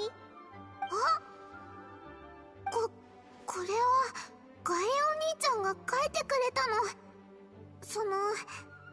生きるための心得だよ。生きるための心得？つまり絶対にしちゃダメなこと。でないとすっごく怖いことが起こるの。あ、自己紹介を忘れてた。自己紹介。クレイだよ。よろしくね。オイラのことはパイモンって呼んでくれ。あなたたちのこと知ってる。モンドを助けてくれた栄誉騎士でしょ。おお、オイラたちを知るやつがまた一人。感激だな。うん、アンバーをね。あ、今はそれどころじゃなかった。実はね、とっても大事な用があって、地図を持ってここまで来たの。あのね、ささやきの森に埋めた宝物がなくなっちゃったの。宝物？ああ、おいらも同じこと思ってた。宝物がなくなったのは一大事だな。ほんと？ありがとう。ね、宝物はね、この位置にあるの。地図に場所を書いておいたの。埋めた場所に小さな木の札を刺しておいたから分かりやすいと思う。木の札。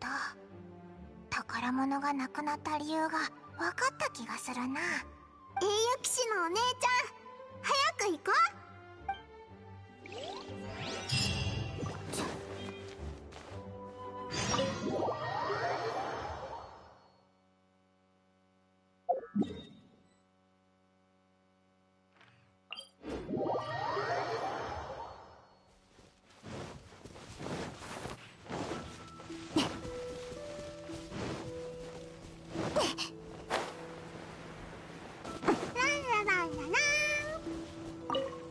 物がなくなったのにどうして楽しそうなんだ？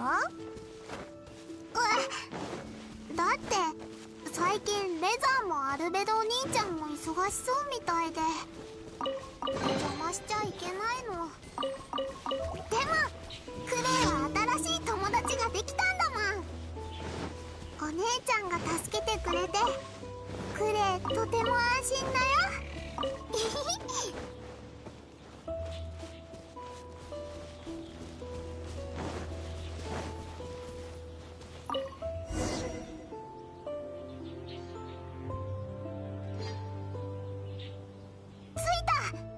この辺りだよ。クレイの宝物はここに埋めてたんだけど穴が開いてるな。アビスの魔術師か？まさかジンが言ってたやつじゃ。あれ？あいつの手何か持ってないか？ああ、クレイの宝物だ。なんだって？助っ人を連れてくるとはな。作戦変更だ。おい、待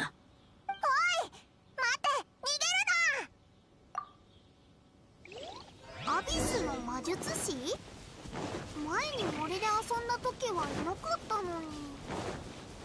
なんだか可愛いね。ふわふわ。さっさとそれを返せ。やかましい。せっかく手に入れたんだ。返すわけがないだろう。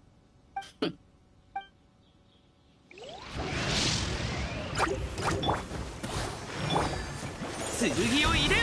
はっせっはっさ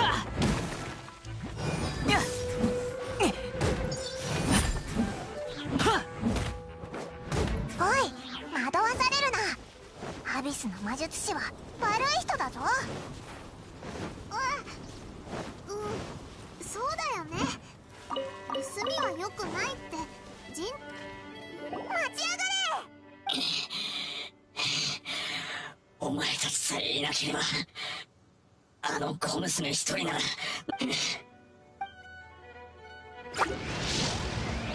に寄りするよ。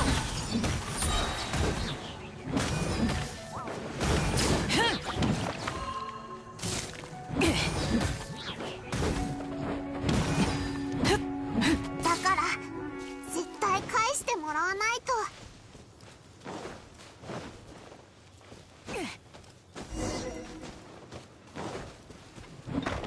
アビスの魔術師がいなくなっ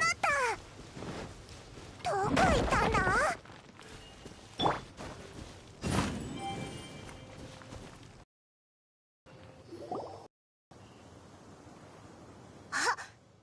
の入り口がこんなところに。きっとこの中に逃げたんだな。クレイ、まだ走れるか？ここで休んでてもいいぞ。宝物はオイラたちが取り返してきてやるから。ダメ。クレイも一緒に行く。モフモフが盗んだのはクレイのものだから、クレイが返してもらうの。ふふ。クレイだってやればできる子なんだよ。栄誉騎士のお姉ちゃん、早く行こう。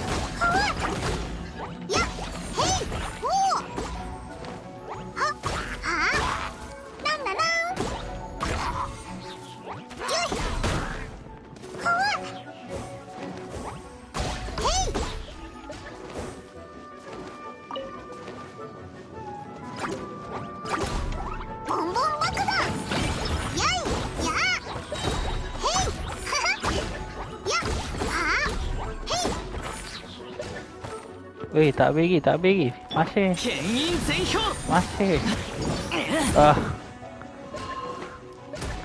Masih. Wadah. Music. Hajikira. Tatta-ta. Dokkan Hanari.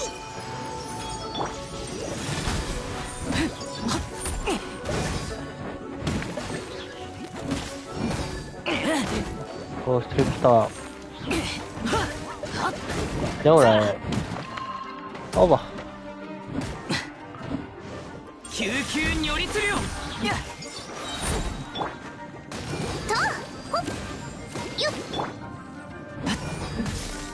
Bom.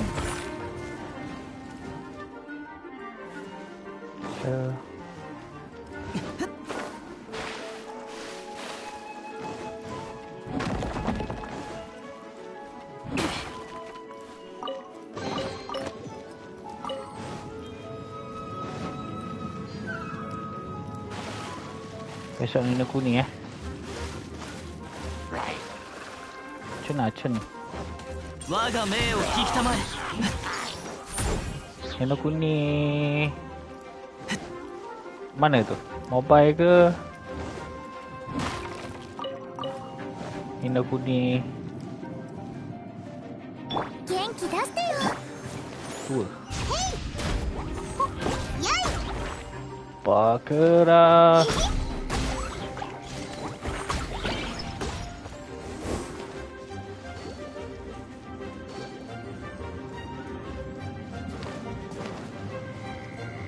Mobile dulu. Wah. Nanti kalau ada buat guild bagi tahu lah.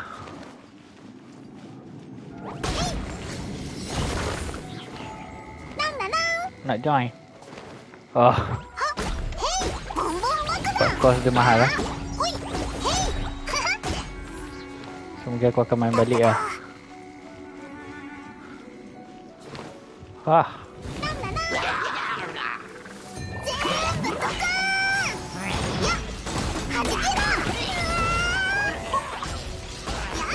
Mati dah.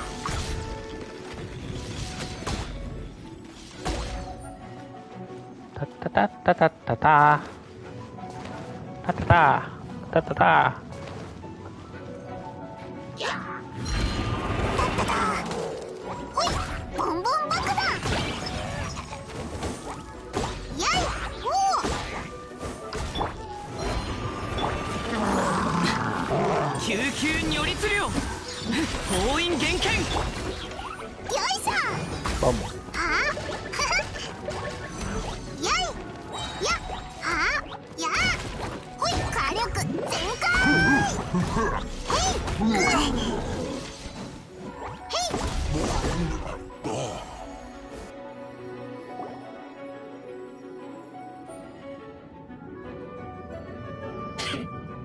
追いつかれたか。少しはやるみたいだな。だがここまでだ。おい、何をする気だ。人々の噂の中から最強の人間について情報を集めさせてもらった。そしたらこの赤い服のガキがモンドでも最強の宝を持っているというじゃないか。その宝が我々の手に渡った以上、そうだな、お前たちでこれの力を試してやろう。ダメ。絶対にいじっちゃダメ。その焦った顔、今になって怖くなったのか。どれどれ。火の印か。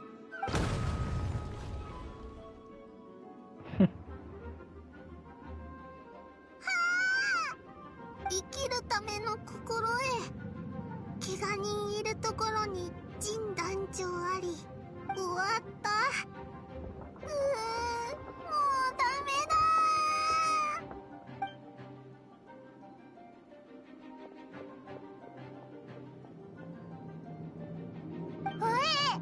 クレイの宝物って爆弾だったのか。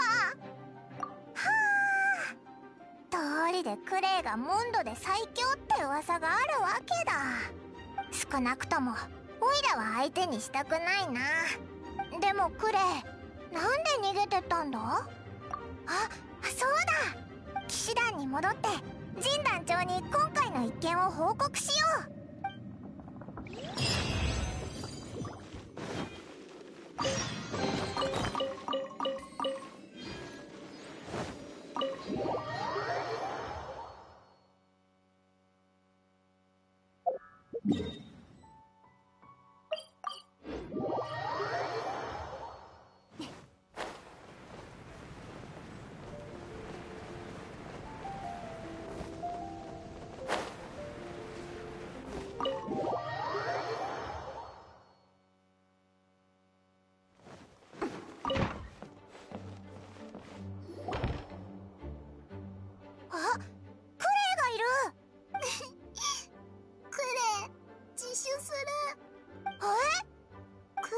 爆弾、人を傷つけた。心得を破ったクレイはきっと明日の太陽を見れない。クレイ、先に答えてほしい。怪我人はどこにいる？ん？でもモフモフはクレイのものを盗んだだけなのに、クレイの爆弾が。オイラが言ったアビスの魔術師は悪い人っていうのはただの言葉のあやだぞ。アビスの魔術師は人間じゃない。あいつらは、そうだな、人類と敵対する悪い奴らだ。モフモフは人類の敵？悪いやつ？わかんなくなってきちゃった。これは私のミスだな。クレイはまだ幼いからこういうことを教えていなかったんだ。アビスの怪物どもはモンドの脅威であり、とりわけ最近は活動が激しい。なるほど、オイラわかったぞ。きっと奴らは宝物の噂を聞いたからクレイを狙ったんだ。オイラがクレイの宝物を手に何なのか知りたかったみたいに。じゃあ今回の手柄に免じて今度のバドル同祭の参加を許可する。バドル同祭？やったー。お姉ちゃんも絶対お祭りに来てね。うまくまとまったみたいだな。しかしクレイ、その宝物をどこに隠していた？行く。また星落としの湖の魚に何かするつもりだったんじゃないだろうな。違うよ。おいらたちをすっごい見てるよ。クレー。クレー、反省室行ってくる。クレー、一人で反省室にいて退屈しないかな。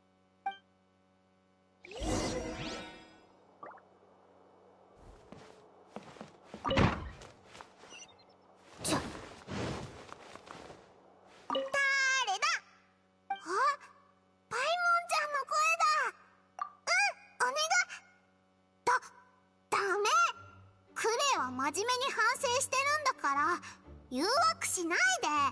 反省中はここでバドル同祭のために特別な宝物を作ってるんだ。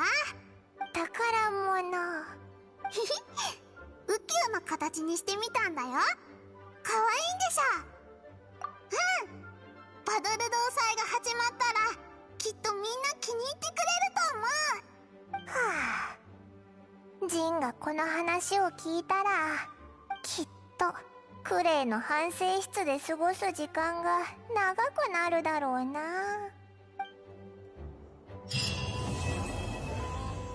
Alright, Cleveland's hacker. So, sekarang ni aku dah boleh buka Mona punya. Oh, Mona memang dah buka. So, Astro ni ke? Ni.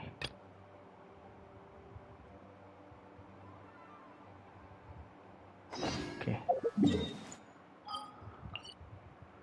So, satu Mona dulu. Last. Sebelum kita akhir stream ini. Mona! やっと来ましたね。はあ、待ちくたびれました。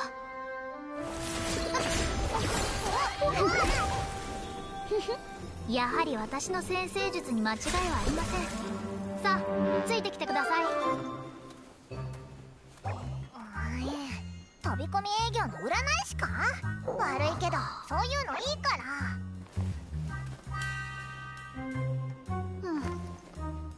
あなたこの世界の人間じゃありませんね。なんで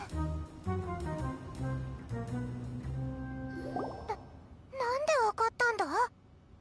私が使うものこそズバリ正真正銘の先生術だからです。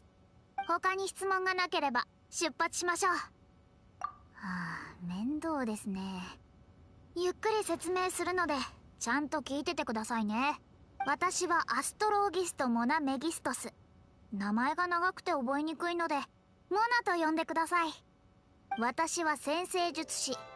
今は師匠の代わりにある箱を取り戻しにモンドへと向かっているところです。あれは師匠とその友人が50年前に交わした約束。ただ師匠は年で体も老いてしまったので私が代わりに取りに行くことになりまして。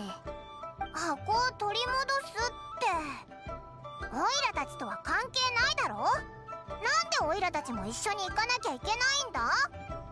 それはほら、箱を保管している人と勝負するためです。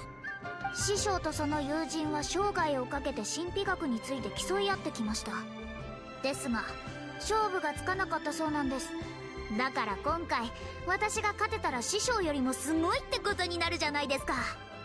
ごはん。正確に言うと先生術の実力と地位を証明したいんです。ですが私が占ってみたところ師匠の友人は現在モンドにいないみたいなのです。今箱を保管しているのはその継承者。きっと私のようにその継承者も自分の師匠より優れていることでしょう。決して油断はできません。今回の勝負は何が何でも勝ちたいといろいろ考えた結果あなたのことを思い出したのです。なんで急にこいつのことを思い出したんだ？師匠から受け継いだ知識は代々伝承していかなければなりません。もし向こうの継承者に会う時、私が弟子を連れて行ったら、それだけで一歩リードできているじゃありませんか。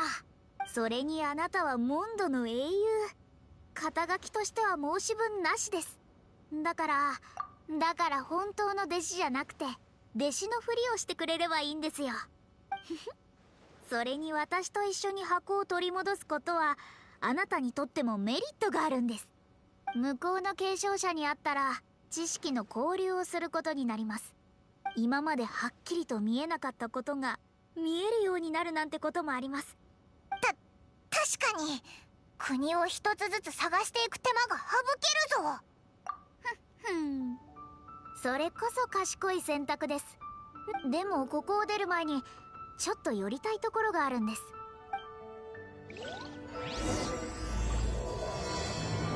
Beyond the world。天候山に小さな宿屋があります。そこの食事は安くて美味しいのになぜか人気が出ないんです。ここ最近はそこの店主のお世話になっていたので、出発する前にきちんとお別れを告げさせてください。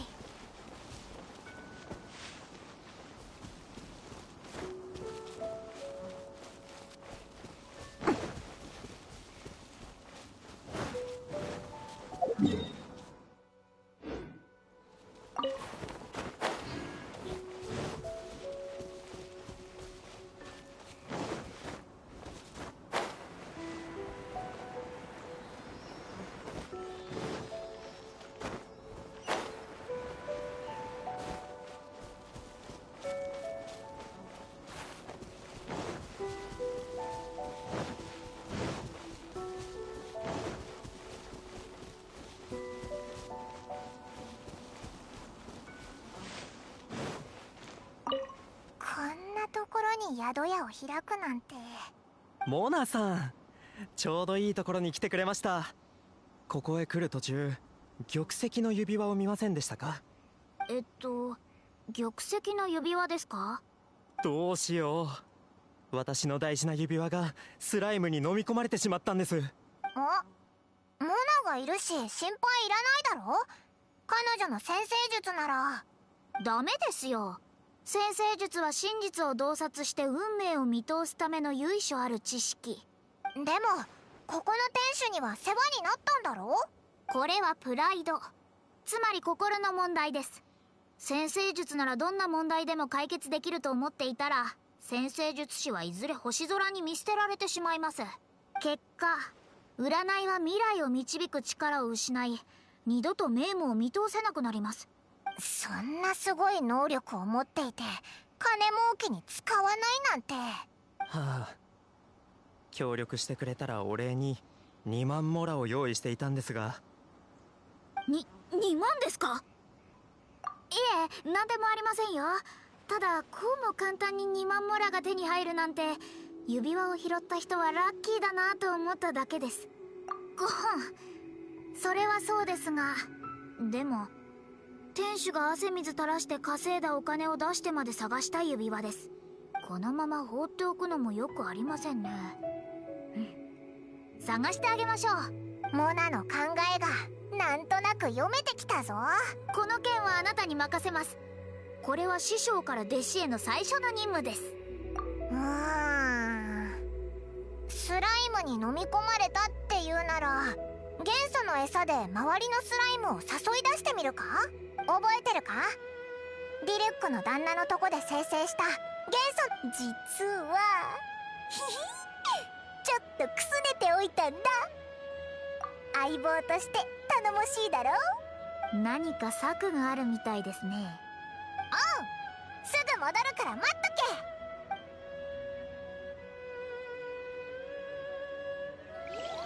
け。元素の餌の効果はすごいから、この辺りのスライムを一気に誘い出せるぞ。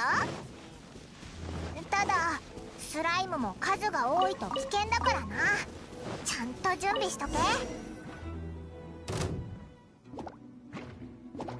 剣印全氷。やっはっせやっはっ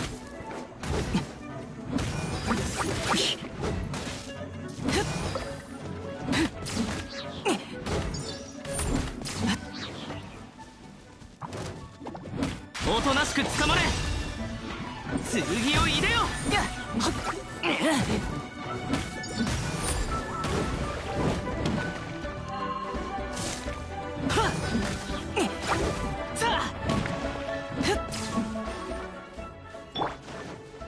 熱演イン燃えよ。よさあ牽引全票。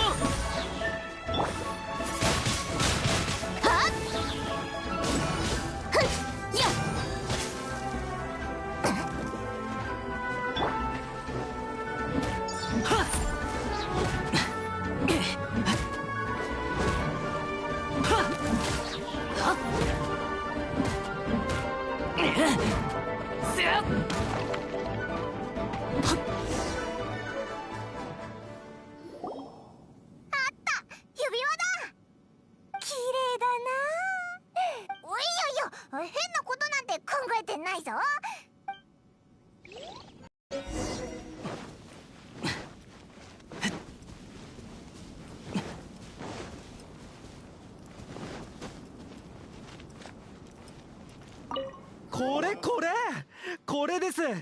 もう二度と戻ってこないかと思いました。よく見つけました。なかなかやりますね。店主、大事なものはちゃんと保管しておいてくださいね。今度なくしたらまた見つけられるとは限りませんから。気をつけます。母からもらったこの253個目の指輪をなくしていたら、どんな顔して母に会えばいいか分かりませんでしたよ。あ、どうやら誤解させてしまったようですね。うちは玉石鉱山を3つ所有しているんです。いいお嫁さんをもらえるよう、母が玉石のアクセサリーを家宝としてたくさん用意してくれて、全部で500点ぐらいですかね。じゃあどうしてこんなところで宿屋を開いてるんですか？若い頃に家業を継いでしまったゆえ、こう退屈な思いをしてましたので、とりあえず感謝しています。これが約束のモラです。じゃあ遠慮なくいただきましょう。苦労したのはオイラたちなのに。弟子は弟子らしくするのです。師匠から手柄を横取りしちゃいけません。そうだそうだ、今から練習しておかないとモンドについてすぐバレてしまうかもしれないじゃないですか。今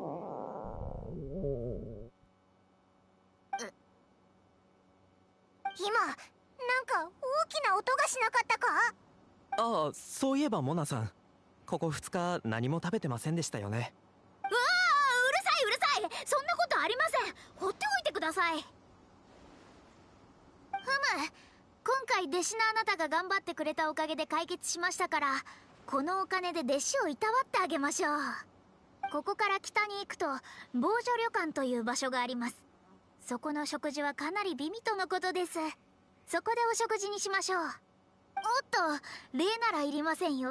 これは師匠として当然のことですから。ご飯をおごってくれるって？おいらの聞き間違いじゃないよな。早く行こうぜ。美味しいものが食べられるぞ。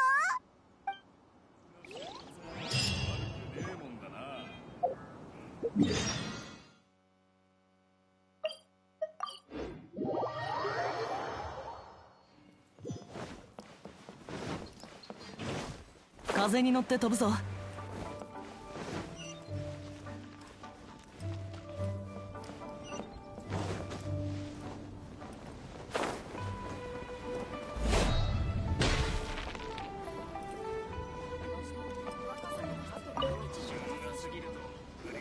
ナのおごりなら何を注文してもいいよな。もちろん師匠は気前がいいですからね。でも食べ物を残すのは絶対ダメですよ。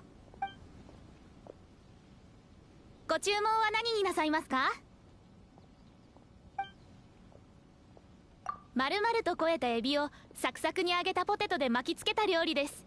不思議な食感を楽しめますよ。うちの常連さんたち一押しのメニューです。竹のご飯にかけるといくらでも名前の通り松茸で作ったアワビもどきの料理です。豆腐という食材は極めて普通ですが、カニ味噌との相性は抜群です。全部？私たち3、4いや、2.5人ですよ。頼みすぎです。オイラの数え方がおかしいぞ。それにオイラの注文がまだだ。揚げ魚の甘酢あんかけと上々時、あと真珠翡翠白玉スープ。かしこまりました。そちらのお客様はお決まりですか？ちなみになんですが、さっきの注文全部でいくらですか？そうですね、2万モラくらいでしょうか。ってことはそうめんをください。そうめんですね。かしこまりました。おかけになってお待ちください。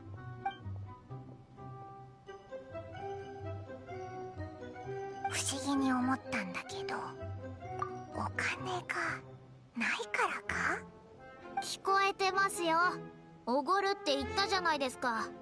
モラが理由なわけありません。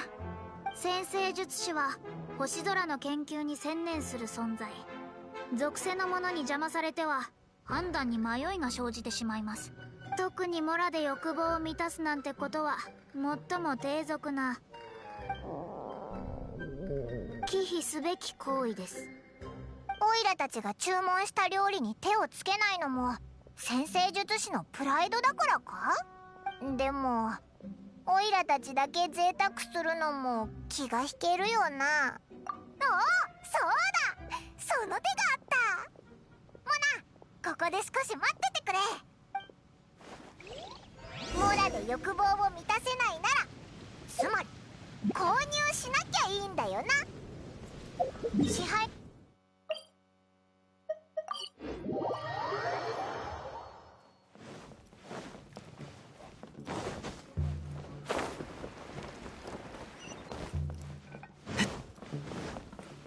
あら、どうしましたか？厨房を貸してほしいんだ。なるほど、それなら大丈夫ですよ。見たところお客さん料理の腕に自信がおありですね。さすがですね。実は一つアドバイスがありまして、お客さんの服装からして他国の方ですよね。せっかくリユエに来たんですから、リユエの料理に挑戦してみませんか？ここにユエ祭の定番料理黄金ガニのレシピがあります。カニに小麦粉をつけて揚げ終わったら生姜やニンニクと一緒に炒めれば完成です。黄金ガニ、黄金ガニ。早速作ってみようぜ。お前の料理センスならきっと簡単に。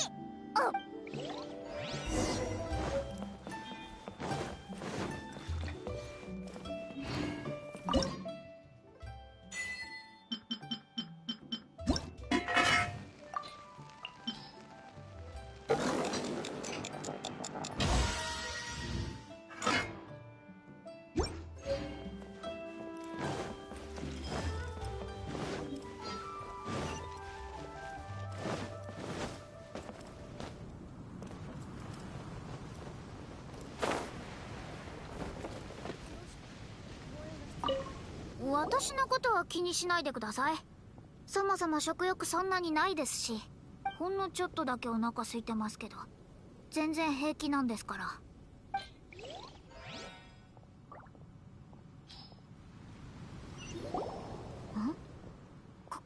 この香りは。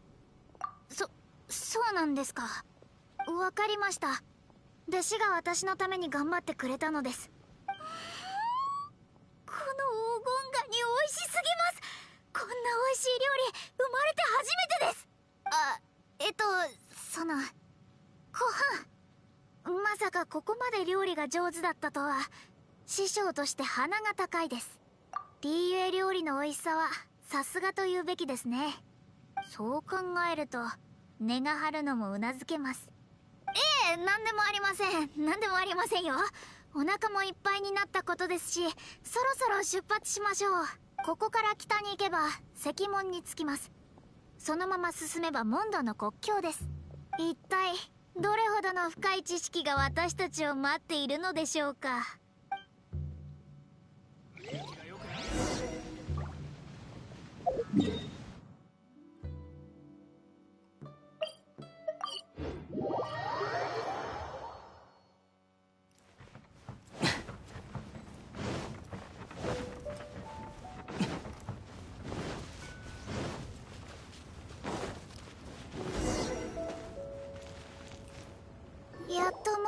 着きました。はあ、疲れた。偉大で深い知識を求める道のりは楽じゃありませんね。おいらは疲れてないぞ。あなたは飛んでるじゃないですか。なんだ、先生術師って大したことないんだな。それはあなたが先生術に幻想を抱きすぎてるからです。やあ、君たちもここで休憩かい？あ、誰だ？ああ、私たち兄弟は商人だ。リーユエで商売を終えて今からモンドに帰るところなんだよ。君たち疲れてるみたいだし、私たちが予約した馬車がもうすぐ来るから一緒にどうだい？では私たちと一緒に来るといい。ちょうどお帰り道の話し相手が欲しかったんだ。必要ありません。他に用がなければさっさと消えてくれますか？え、こちらのお嬢ちゃんは急にどうしたんだい？下手な芝居はやめたらどうですか、強盗さん。弱そうな相手を見つけたらうまいこと馬車に乗せて荒野で身ぐるみを剥がすつもりですよね。何を言ってるんだ。人の親切を無駄にするだけじゃなく根拠のないことまで言うなんて、こちらから願い下げだ。ではあなたたちが身につけているものの中から強盗で得たものを言い当てましょうか。不服なら被害者を呼んできて確認すれば一発でわかることです。もし私が間違えていたらお詫びに2万モラあげます。逆にもし私が正しかったらあなたたちにはリーユエ港の刑務所に入ってもらいますけど、どうします？まともな商人なら別に構いませんよね。お前、俺様を怒らせやがって。この小娘がどうやって知ったかは知らないが、お前を殺せばこの秘密を知る者は誰もいない。心配はいりません。ただの強盗です。さっき先生術師を大したことないと言いましたよね。ちょうどいい機会です。間違えたな。運命の追抜かわせるな。陽まで立ち去れ。チャンスだ。救急如律令。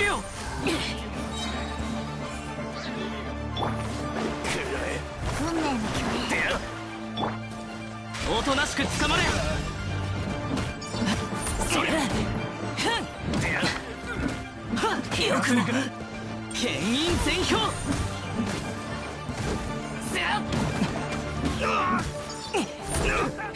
行くぞ。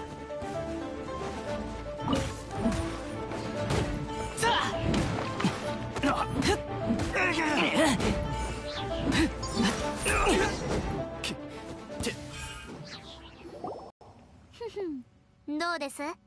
これがあなたたちの師匠の実力ですよ。先生術師にとってこれしきのことお茶の子さいさいです。先生術の前で嘘は無意味。運命と真実とは星空を見れば一目瞭然なんですから。詳しく知ろうとすればそれなりに時間はかかりますが、大雑把なことであれば一目で見抜けます。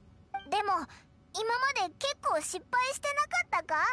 それはテイワットの星空ではこの世の運命と真実しか映らないからです。あなたたちに関することは全て曖昧で、この私でも正確に見抜くことができません。ですから向こうの継承者と会うことで両者の知識が合わさればあなたの運命もはっきりと見えるようになるかもしれません。いずれにせよあなたにとってはメリットしかない旅です。さて、十分休めましたし、このままモンドまで休まず行きますよ。馬車があったらよかったのに。最初に疲れてないって言ったのはそっちでしょ。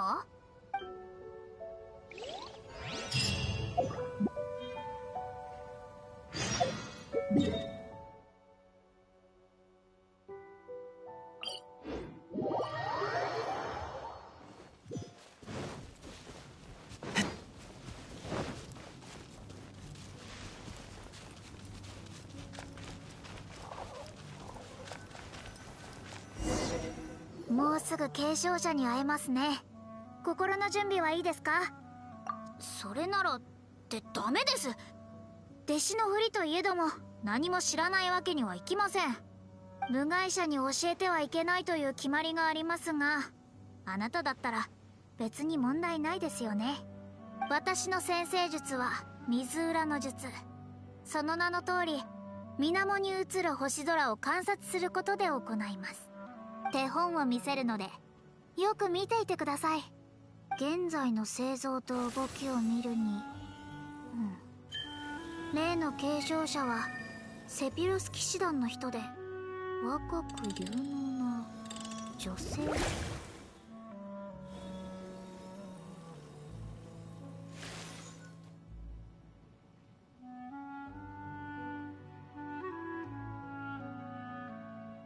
その情報だとまさかリサさんか？もうすぐここで会えます。よし、これぐらいの情報があれば十分ですよね。まあ一番基本となる先生術でも一目見てわかるようなものじゃありませんからね。この辺はおいおいゆっくりと説明します。どうやら彼女が来たようです。わあ、栄誉騎士のお姉ちゃん、それとパイモンちゃん、おかえりなさい。彼女こそ例の偉大なる学識の継承者です。継承者？そうです。星の海の秘密を知り尽くした先生術師とはズバリこの私のこと。星の海？星の海って何？そこにも魚がいるの？魚？いやいや、とぼけないでください。まさか私との勝負が怖いんじゃないですよね。お姉ちゃんこそ一体何を言ってるの？私の先生術が外れるなんてことありません。念のため聞きますが、あなたのお母さんはアリスさん、そうですね？そうだよ。あ、お姉ちゃん、ママのお友達なんだね。でもママは今とても遠いところに行ってるよ。ええ、知ってます。それが先生術の結果ですから。でも彼女がここを立つ前、神秘学の知識を全部あなたに教えていますよね。神秘学、知識？よくわからないけど、ボンボン爆弾の作り方ならママから教わったよ。クレイのお母さんがモナの師匠の友人兼ライバルだったのか？そうです。師匠は先生術が得意でしたが、それ以外はからっきしでした。ですがアリスさんは違います。彼女はあらゆる神秘学の知識を知り尽くす天才でした。そうだったのか。でもクレイはまだ小さいし、たとえそういう知識を聞かされていたとしても理解できてないだろう。そうですね。血筋は引いていても知識までは引き継げていなかったようです。参りましたね。これじゃ勝負になりません。そうだ、クレイちゃん、アリスさんが出発する前、50年の約束と箱のことを教えてもらっていませんか？うん、それなら知ってるよ。お姉ちゃんはあの箱を取りに来たんだね。探すからちょっと待ってて。これじゃない。これも違う。違う。これも違う。あ、思い出した。クレイの新しい宝物と一緒に風立ちの地に隠したんだ。取ってくるからちょっと待っててね。おいおい、カバンは置きっぱなしでいいのか？私が片付けるから、あなたたちはあの子を追ってください。はあ、あの子そそっかしいですね。箱は大丈夫でしょうか？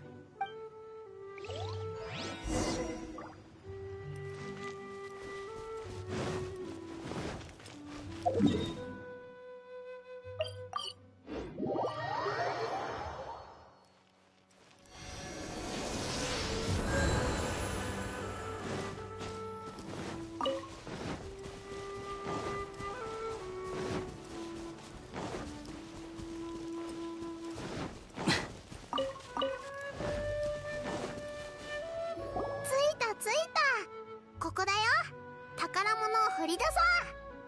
そんなことないよ。クレイは印をつけておいたから間違えたりしないよ。うわ、クソスライム。とりあえず片付けよう。Oh, kau baru. Allah. Baik tu, baik tu.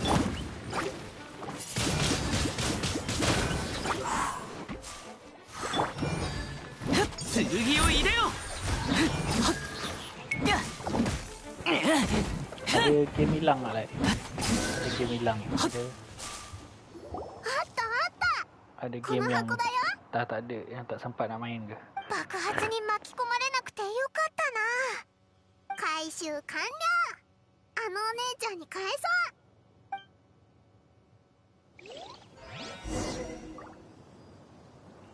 う。Oh, integrate.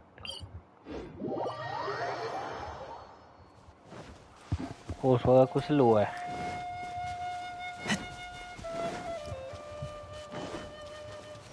Tak tahu dah, aku kena setting balik. Aku punya ni. やっと戻ってきましたか。待ちくたびれました。暇つぶしにこれを読んでいたのですが、わけのわからない日記で全然面白くありません。クレイちゃんのカバンから落ちた本だったので、古代の知識でも書いてあるかと期待したのですが、 Apa game yang tak ada dalam tu, like? 見つけたよ。ほら、壊れてない。よかったです。 Ada yang hilang daripada katalog. ちょっと待ってください。 Yang tak sempat nak main. どうして鍵がかかってないんですか？中身はそんな空っぽ？なんだって？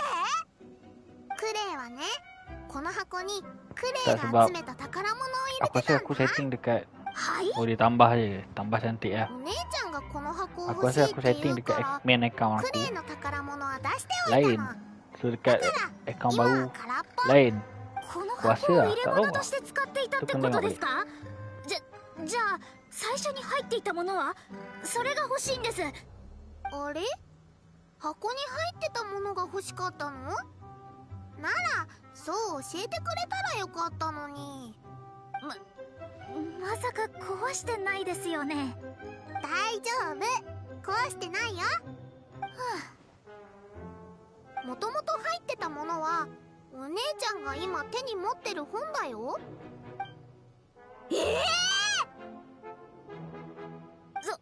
そんな、この本、この日記っておばばが50年前のおばばが書いた日記？50年が過ぎた今、少女時代の黒歴史を回収するつもりだったということですか？しまった。通りで何があっても中は見ちゃいけない、見たらおしまいだっておばばが言っていたわけです。クレイ、またトラブル起こしちゃった？だって箱が欲しいって言ったのはお姉ちゃんだもん。 Secret sampai 中身の Unity. 話をしなかったから。 Tak apa, sedikit kau dah ada. 何も知らないよ。先に帰るね。いや、でも Dia bagi daripada mana? Daripada Assassin's Creed 2 師匠に知られる心配もないだろう。 Assassin's Creed 2, それは無理です。 Brotherhood, 先 Revelation, 生術の前で嘘は通じません。 Black あなた Flag, たちも経験したでしょ。はあ、全財産を使って Unity モンドまで来たのに、知識を得る Freedom ところか Cry 戻れなくなる 8なんてどうすればいいんですか？さすがにかわいそうだな。 Altair tak ada lah. Altair mungkin kat klasik lah kalau nak bagi. 忘れた頃に戻ったらど Tapi うだ？ klasik nak tambah dilak. そう Aduh. 簡単に忘れられませんよ。それにモンドに残りたくとも。はい。属性人と一緒に生活を続ければ、先生術師としての心を維持できなくなってしまいます。仕方ないだろう。それが嫌なら師匠のところに戻るしかないな。もう言わないでください。こうなったらしょうがありません。決めました。しばしモンドに滞在することにします。おばばが天寿を全うすれば私も自由の身になれます。ですが先生術の研究はどうしましょう。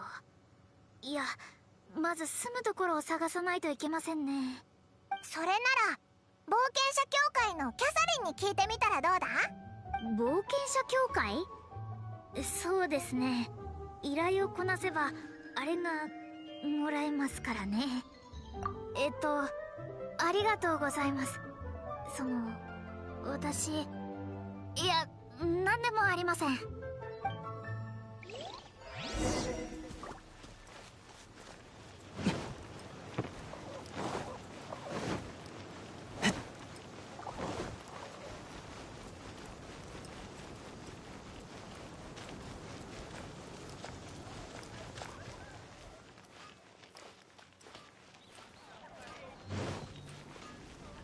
星と深淵を目指せ。ようこそ冒険者協会へ。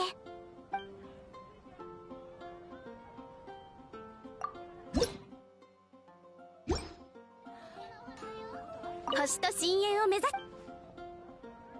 なるほど、事情は分かりました。今モンドには空いている Tu 魔法実験 Avenger. 室が一部 Siap 屋あ ada ります。 SEO, siap ada 何 Spiderman. 者かによって封印が施されているの Baik です。 ke ah? 封印を解くことができる者もこのモンドには数名いますが、 Dia macam ni lah. Kalau game tak 自分の hilang, 実験室を持っているので興味がないよう tak です。 berbaloi kalau kau nak もし laju-laju そ kan. の先生術 Tapi 師さん kalau が封 game 印 tu を dia 解く kata ことが 3 できた bulan, ら、きっと部屋の主 hilang も kan. 彼女が使うのを快諾してくれ Ah, ると kalau 思い dia ます hilang よ。 tu berbaloi lah. Kena laju kan. Sebab takut tak sempat わ nak かり main. ました。では早速部屋の場所を案内しますね。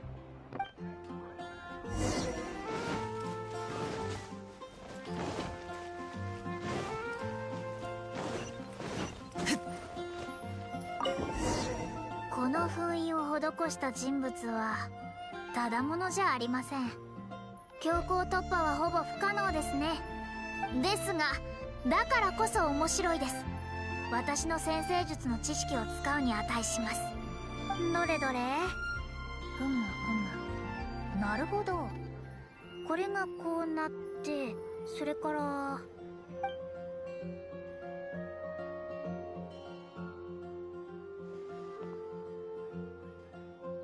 よし、開きました。おお、すごいな。あとはキャサリンに報告すればここに泊まらせてもらえると思うぞ。その必要はないぞ。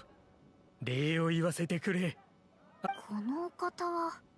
ああ、私がこの部屋の所有者のゲーテだ。先ほど冒険者協会の前を通った時にキャサリンから君たちのことを聞いてね。まさかこんなに早くこの厄介な封印を解いてくれるとは。それってつまりここに泊まっていいってことですか？ああ、もちろんだ。どうせ今までずっと放置していたんだし、誰かの役に立つならむしろ嬉しいよ。お礼としてこの部屋を格安で君に貸そう。貸す？賃貸だなんて聞いていません。それに私は協力してあげたのに。協力？ああ、もちろん分かっている。君には本当に感謝しているさ。だからこその特別価格だ。私が言いたいのはですね、モナは誤解してたみたいだな。はあ、仕方ないです。この部屋を借ります。よし、決まりだ。手続きの準備をしてくるからここで少し待っていてくれ。今回はありがとうございました。それとごめんなさい。あなたとの約束しばらく叶いそうにありません。先生術用の設備も新たな知識も得られなかった私では、あなたの運命を見るのにもう少し時間が必要です。でも約束します。準備が整ったら真っ先にあなたのことを占ってあげますから。はい、この先どうすればいいか分かりませんが頑張ってみます。あなたたちの冒険がうまくいくことを願っていますね。 Action. 私も jangan これ delete から delete の lu. ことを考えようと思います。 Main lagi. Cuma waktu tu. 先生術を金儲けに使わないとなると、 Kames. どうや Kames って tak 生 boleh きてい mustang く tu. んだろうな。やっぱたまに彼女の安否を確認しに行った方がいいよな。空腹で倒れてたらまずいし。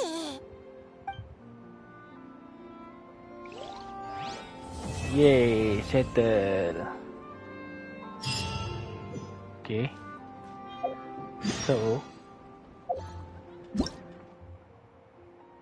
aku delete lah, aku nak main. Boleh tak? Mana-mana je tak? So aku dah boleh. Aku dah boleh buat quest ni, cantik.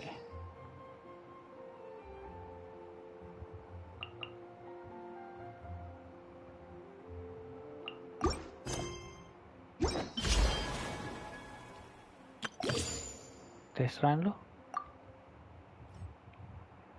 Tu lah. Masa tak ada tapi kalau nanti nak main pun okey kat tu.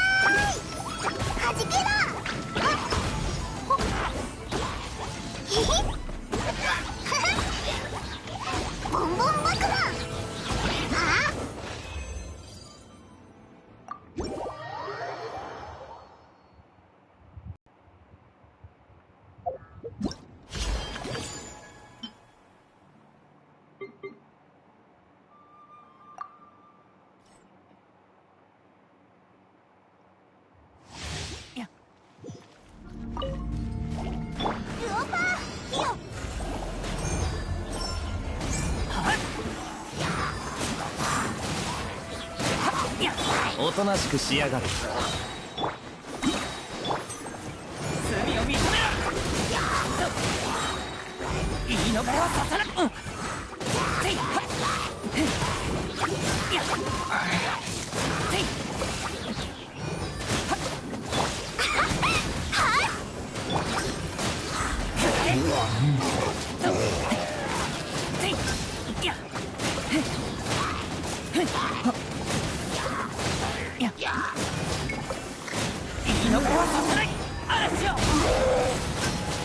風邪ひくなよ。こいつはどうだ？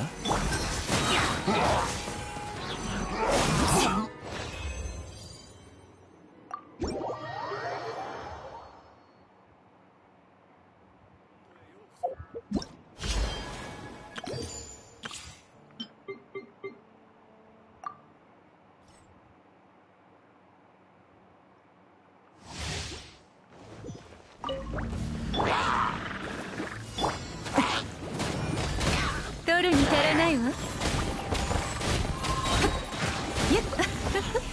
さようなら。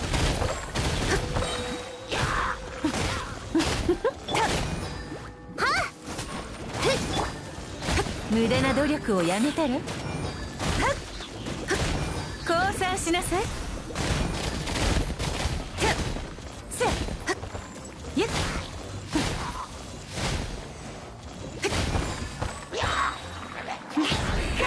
話が通じないなら叩くまででしょう。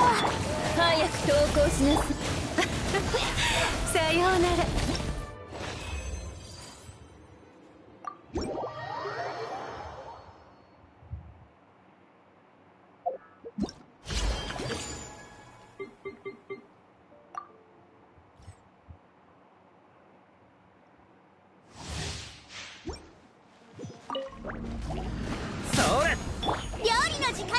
おとなしくしやがれ。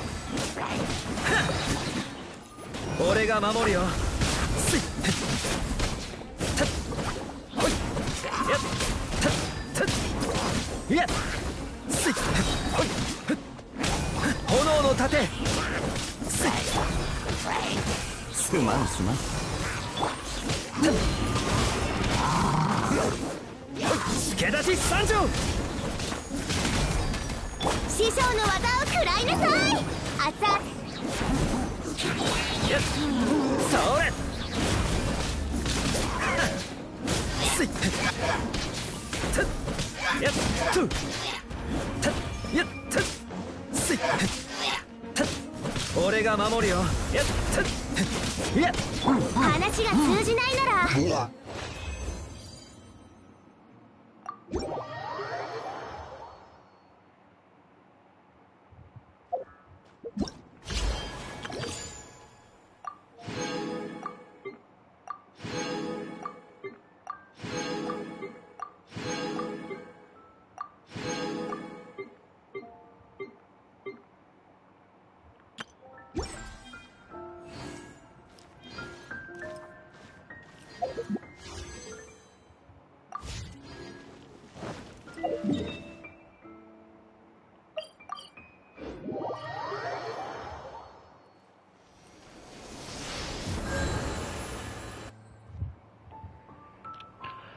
Okay, aku rasa sampai sini saja. So, thank you for watching.